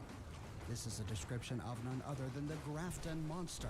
But these scientists created and sedated the Grafton Monster on October 23rd, the day the bombs dropped. So West Tech, using FEV, created both the Snallygaster and the Grafton Monster. The Snallygaster escaped and was tracked to Huntersville before they lost track of it, and the Grafton Monster awoke after the apocalypse to lumber out of West Tech into the wasteland. Okay, so at last we have an explanation for two of the many cryptids in Appalachia. I wonder what we'll find that'll explain the Mothman and the Flatwoods Monster. With that, we complete the miscellaneous quest and get experience and caps for our efforts. But despite this, there is still a bit more lore. Moving east, we see one of the containment cells, and it's huge. Piles of meat in the corners. Could this have been the one that held the Grafton Monster? Out of the room and rounding the corner, we find a chemistry station at the end of the hallway, and that's a dead end for this room. So backing out, we can head back through the hole in the wall and follow this hallway to its end. This brings us to the research admin desk. With big hanging gore bags, behind the admin desk, we find another military skeleton, an ammo crate we can loot, some medics, and some handcuffs. Then, pushing the button to open the big double doors to the west, we see that this brings us out at the staircase that we saw from the lobby when we first entered. So we've done a big loop of the West Tech Research Facility. We're almost done. To finish, we need to head back to the hallway, and this time, take the staircase up to the second level. On the second level, we find a whole new set of rooms and cells to explore. Turning right, we find what appears to be another holding cell. It's really ruined, connected to the next one through a broken wall. Back out to the hallway, we see that the super mutants had been cooking up a bunch of mongrel meat. Across the hallway from these cells is another ruined cell, and lying on the sink is holotape, subject K12F personal recording. When they took me from Huntersville, I thought I was being taken to a hospital. I've been sick for days, but no one at this place seems to care.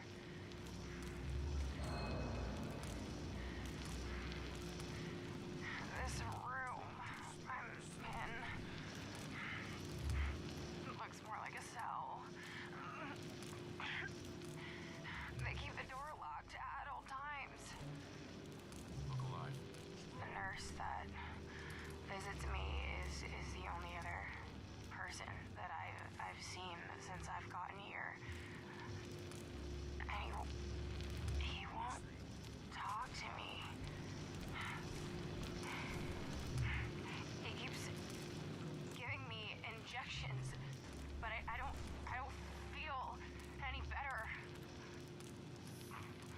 What's happening to me? Why is my skin changing color? Do I have a disease? No one will tell me anything. And honestly, I can't stand this anymore. I just want to get out of this place and go home. After the bombs, the people held here, injected with FEV, found themselves free of their masters, no longer being experimented upon. And so they all instinctively went back to the only place they remembered, Huntersville. There, the super mutant population grew as more and more people continued to become infected by the town's water. This entire top floor is a maze of holding cells, many of which are ruined as if very large creatures knocked their way out of them. We find a security station, and inside, the holding cell terminal. In the first one, subject, sick, minor. Our subjects have been exposed to FEV, so they will exhibit symptoms of a flu-like virus. If they are at this stage, there's no cause for alarm. Continue monitoring their condition as normal. Subject sick major. If a subject is having a violent seizure or attack, issue a code blue alert and contact the duty supervisor immediately. Do not attempt any type of resuscitation without direct authorization. In the next one, subject death. Is that if a Rex? subject dies, do not issue an alarm. Contact the duty supervisor and they will instruct you on what to do with the body. Remember, when handling organic matter, biocontainment procedures are in full effect. You win some and you lose some. Subject violent. If a subject becomes violent enough that you fear for their own safety or the safety of one of our personnel, probably issue a fine. code red alert and await security. Do not attempt to restrain, See, what's the sedate, command to or assist revive? any subject Let's see. in this state. Code red is what the scientist called after Billy Sievers got angry. And finally, holding cell controls. We can open cell doors, close cell doors, or begin emergency lockdown. But if we choose any, we get a warning, multiple faults detected. Please contact a technician for immediate diagnostic and repair. Heading out of the security station, we see that we've opened a door to the east, overlooking the research lab. Continuing with this side first, we can loot a first aid kit in a nearby cell. Here we also find a cap stash by a hole that drops us below. But that's it for the upper cells. So heading back east through the door, we can hop out to the landing to continue exploring this upper lip. We find a room to the east with chemistry stations, which opens up to the west, to a locker room with another hazmat suit. He's Here we fine, find strong. another Look at decontamination him. arch, which is currently turned on. He's We can walk alive. through You don't it have to be mad remove our anymore. rads. Leaving out the door to the north, we arrive on the opposite end of the second floor. There are only 2 more ways to explore. He Heading won't west, speak to we can me, turn but south to go he's into a fine. room. Here we find a duffel bag beneath a blackboard with scribbles on it. Here we find what appear to be auto docks. But otherwise, this room is empty. Peering over the banister, we see the admin desk below, but instead of hopping down there, we can push a button against the wall to open the door that leads to the top of the stairway. We can then take the staircase down to bring us back to the entrance lobby. And with that, we have fully explored the West Tech Research Facility, read every terminal, and listened to every holotape. So, what did we learn? We learned that the research West Tech was doing here was similar to the research West Tech and the military were doing at the Glow and Mariposa on the West Coast. While researchers on the West Coast were using PvP to cure the new plague and immunize American citizens, the researchers here were using PvP to generate beneficial plant mutations to cure world hunger. But when West Tech and the military weaponized PvP, turning it into FEV and experimenting on prisoners PvP at into Mariposa, FEV. the scientists here likewise stopped researching Tee-hee-hee. PvP, switched to researching FEV, but they didn't have any prisoners, and so they simply infected the townsfolk nearest to them and used the strength of the US military to keep them quarantined. Their goal was to make a stable superhuman army that was malleable and would follow orders. But despite experimenting with FEV enough to change how quickly it could affect people, and despite creating at least 2 of the cryptids we've met in Appalachia, the Snallygaster and the Grafton Monster, the bombs dropped before they achieved their goal. Despite neutralizing FEV in the vats inside the research facility, the West Tech scientists never neutralized the FEV Firing they it added at to the water weirdos. source of Huntersville. And so when the bombs Be dropped, damned. the super mutants inside, former residents of Huntersville, broke free, went back to Huntersville, where they remained, and where the virus continued to infect anyone who drank from the water there. What do you think about everything we just learned? Let me know your thoughts in the comment section below. I publish mini videos each and every week here on my channel, so if you don't want to miss my next one, be sure to subscribe and to click that bell notification button. I have a shirt shop with completely unique designs you can't find anywhere else. My shirts come in a variety of men's, women's, and children's sizes, Sure. and in a wide Why array not? of colors. You can find them on other products as well, like smartphone cases, pillows, posters, stickers, mugs, prints, etc. So if interested, you can find a link to my shop in the description below, or you can click here. If you like what I do and you want to They must support have me in a decided to personal add way, jetpacks consider like becoming pretty a late patron into on development. Patreon or a member here on YouTube. But more than anything, I'm just so glad you're here watching this video with me today. Thank you so much for watching, and I'll see you soon with more brand new videos.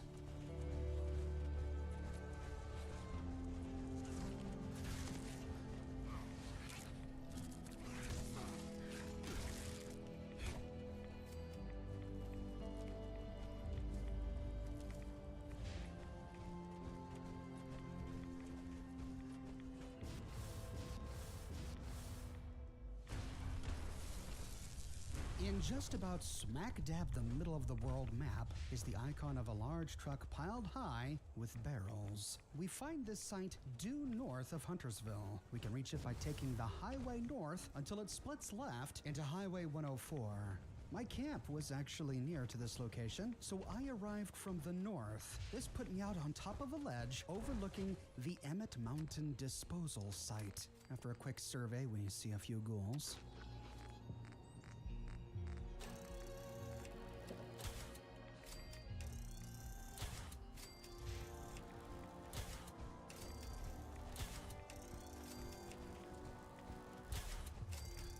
Nearby, we see that a cement wall at one time blocked a path between these two large rocks, but it has since been smashed. In the rubble on the ground before the wall, we see a sign, restricted area no trespassing, U.S. government something.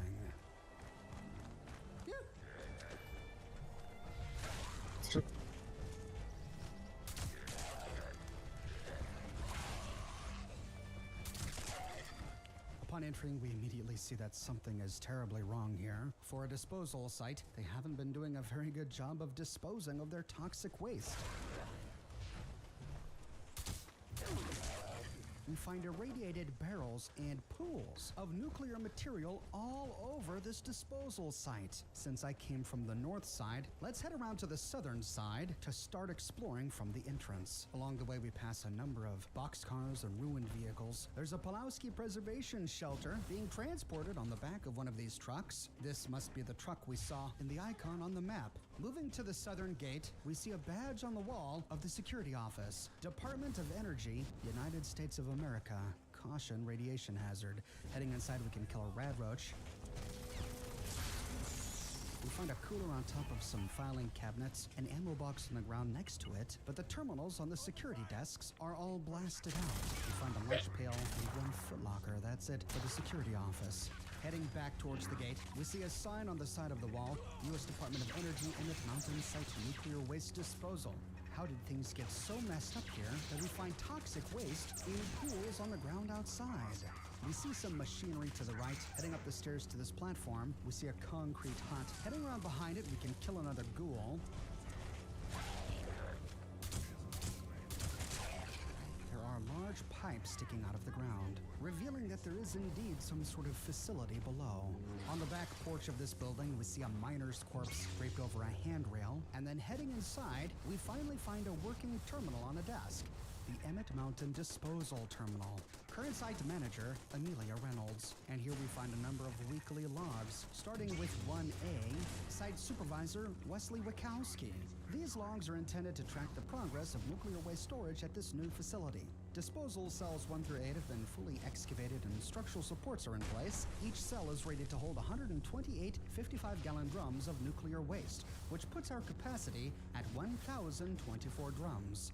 We already have a batch that was delivered this week waiting for storage, so it looks like we're open for business. In the next one, 2A, Seismos went nuts this morning, and all the cameras in Disposal Cell 2 are dead. Looks like the support snapped, and we've had a cave collapse. 2 of my guys were in that cell doing inspections, but there's been no sign of them since the accident. When we started excavating the cell, the Geiger counter spiked, which meant we were looking at a containment breach. At this point, I'm declaring the trap workers as deceased, and we'll have to seal the area. I've contacted the foreman at Federal Disposal Field HZ-21 for assistance. A cave collapsed into Disposal Cell 2. But how? Didn't they have safeguards in place to prevent that? In Log 3A, even after sealing Disposal Cell 2, we're still reading high levels of radiation. Worse still, most of my staff are starting to show signs of radiation poisoning. I sent requests up the ladder to the energy department, but all they came back with were 2 medical doctors who had more questions than answers. They kept poking and prodding at my men, asking them how they feel, but not really treating them. I'm starting to think we're being used as lab rats to test the long-term effects of radiation sickness on humans. It's ridiculous. I'm driving up to Washington tomorrow to give them a piece of my mind. Uh-oh, we already know what happens to people like that in the Fallout universe. Sure enough, in the next one, 4A, Site Supervisor Donald Clark. I've been assigned to Emmett Mountain to replace outgoing Site Manager Wesley Wachowski. I'm not sure why he left his assignment so abruptly, and frankly, I don't care. This is a big promotion for me, and I couldn't be happier. My first order of business will be to go over every square inch of this facility and look for any deficient construction or equipment failures that could be contributing to the accidents they've been suffering. I'm also looking forward to working with the doctors we have on site that are helping monitor the employees' health. Nice to have them watching our backs. Well, Donald sure arrived on site, bright-eyed and bushy-tailed. Let's see how long that lasted. In the next one, 5A, after an extensive survey of the site, I can confirm that the accident in Disposal Cell 2 was caused by deficient construction materials. They used wooden supports, for goodness sake. How anyone would expect these to not dry rot under these conditions is absolutely beyond me. I've recommended that all 7 remaining disposal cells receive metal reinforcements immediately.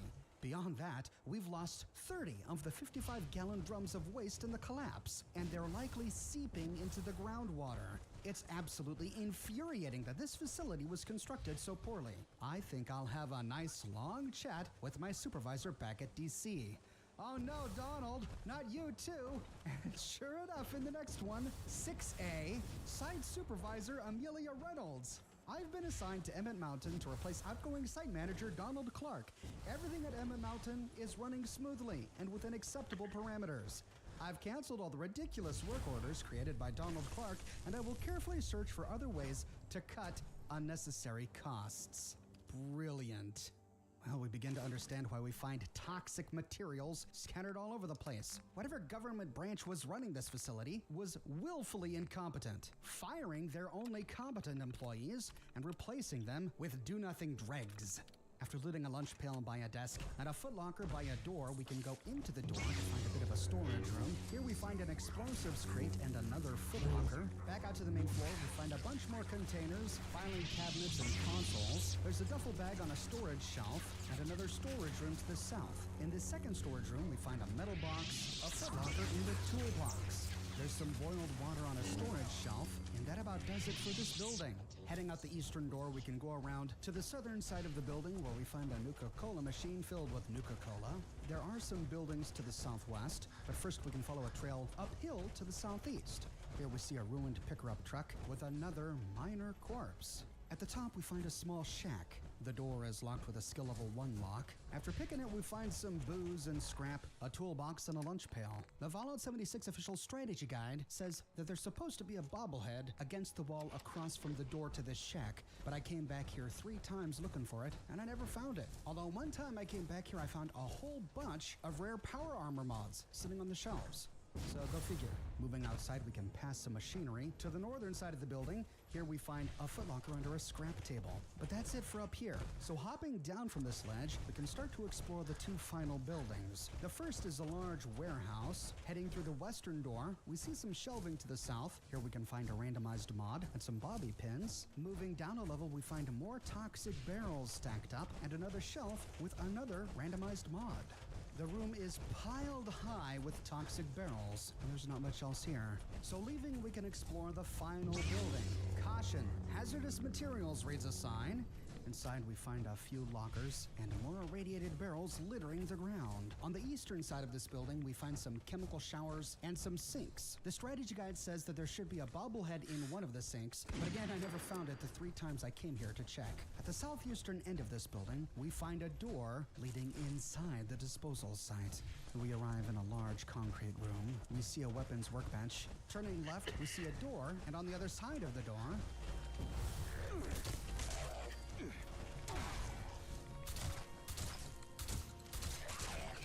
this was a shower and bathroom. We find a skill level 0 locked chem cooler on the ground and a selection of hazmat suits on top of and inside the lockers.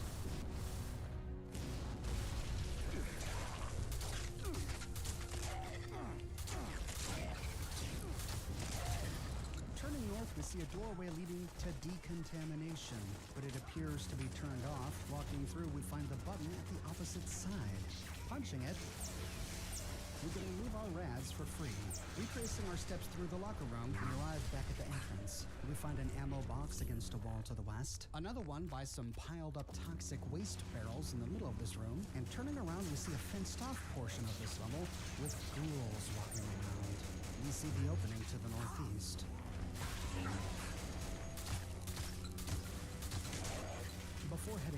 see a tunnel to the north and a button on the side of the wall. Pushing it. Uh-oh, that can't be good. But nothing appears to happen. Heading up the stairs to that platform where we killed the ghoul, we can move to the southern end, where we find a security door with a suit of power armor inside. Here I found a partial suit of T-45. Heading out of the security closet, we can move northeast where we find a fusion generator. Someone had already looted the fusion core. On the north side of this room, we find a big double door leading to a storage room. Here we find all sorts of broken down scrap on a shelf, and on the bottom of the northern shelf, we find a prototype hazmat suit. There's a hole in the wall leading to a bit of a cave. We'll explore that in a minute. At the eastern end of this room, we find a lunchbox on a table next to another terminal. But this one has all the same logs we read on the terminal outside. Lying on the desktop next to the terminal is a copy of Grognak the Barbarian 3, Jungle of the Bad Babies, Nate and Nora's favorite. With this room clear, we can head to that hole in the wall that we saw to the northwest. This brings us to a path that leads us downhill. Along the way, we spot a bunch of brain fungus. It appears to open up into a large glowing room. We see a nook to the northwest with a petrified corpse inside, but this is a dead end. We find a bunch more brain fungus on the walls and one more petrified corpse. Next to him, we find that the path goes deeper. At the very end, we find a pool. Moving inside, we see toxic barrels embedded in rubble to the left. Moving out, we appear to have found the main tunnel. After killing a radroach, we can turn west and run up the hill. This leads to a crossroads, intersecting the main tunnel that leads all the way back to where we came. We know this because the alarm we turned on is still playing. Turning south, we can run up just to make sure. And yeah, this does a complete loop. This was right where we were. Okay, now we know where we are. Turning around, we can race back down this path to continue exploring. At the junction, we can go left or right. There is a little nook directly ahead of us, but all we find here are petrified corpses. I gotta get in my face, Batman. We'll turn east for now to go back to the path that the hole in the wall led out onto, just to make sure we've explored everything. We find more toxic barrels stacked up in a corner to the north. Moving east, we find another minor corpse draped over toxic barrels still on a pallet. And as we get closer... Oh, you're kidding me. Okay. Since when do they burrow? Backing up just a bit, we can pull out a more powerful...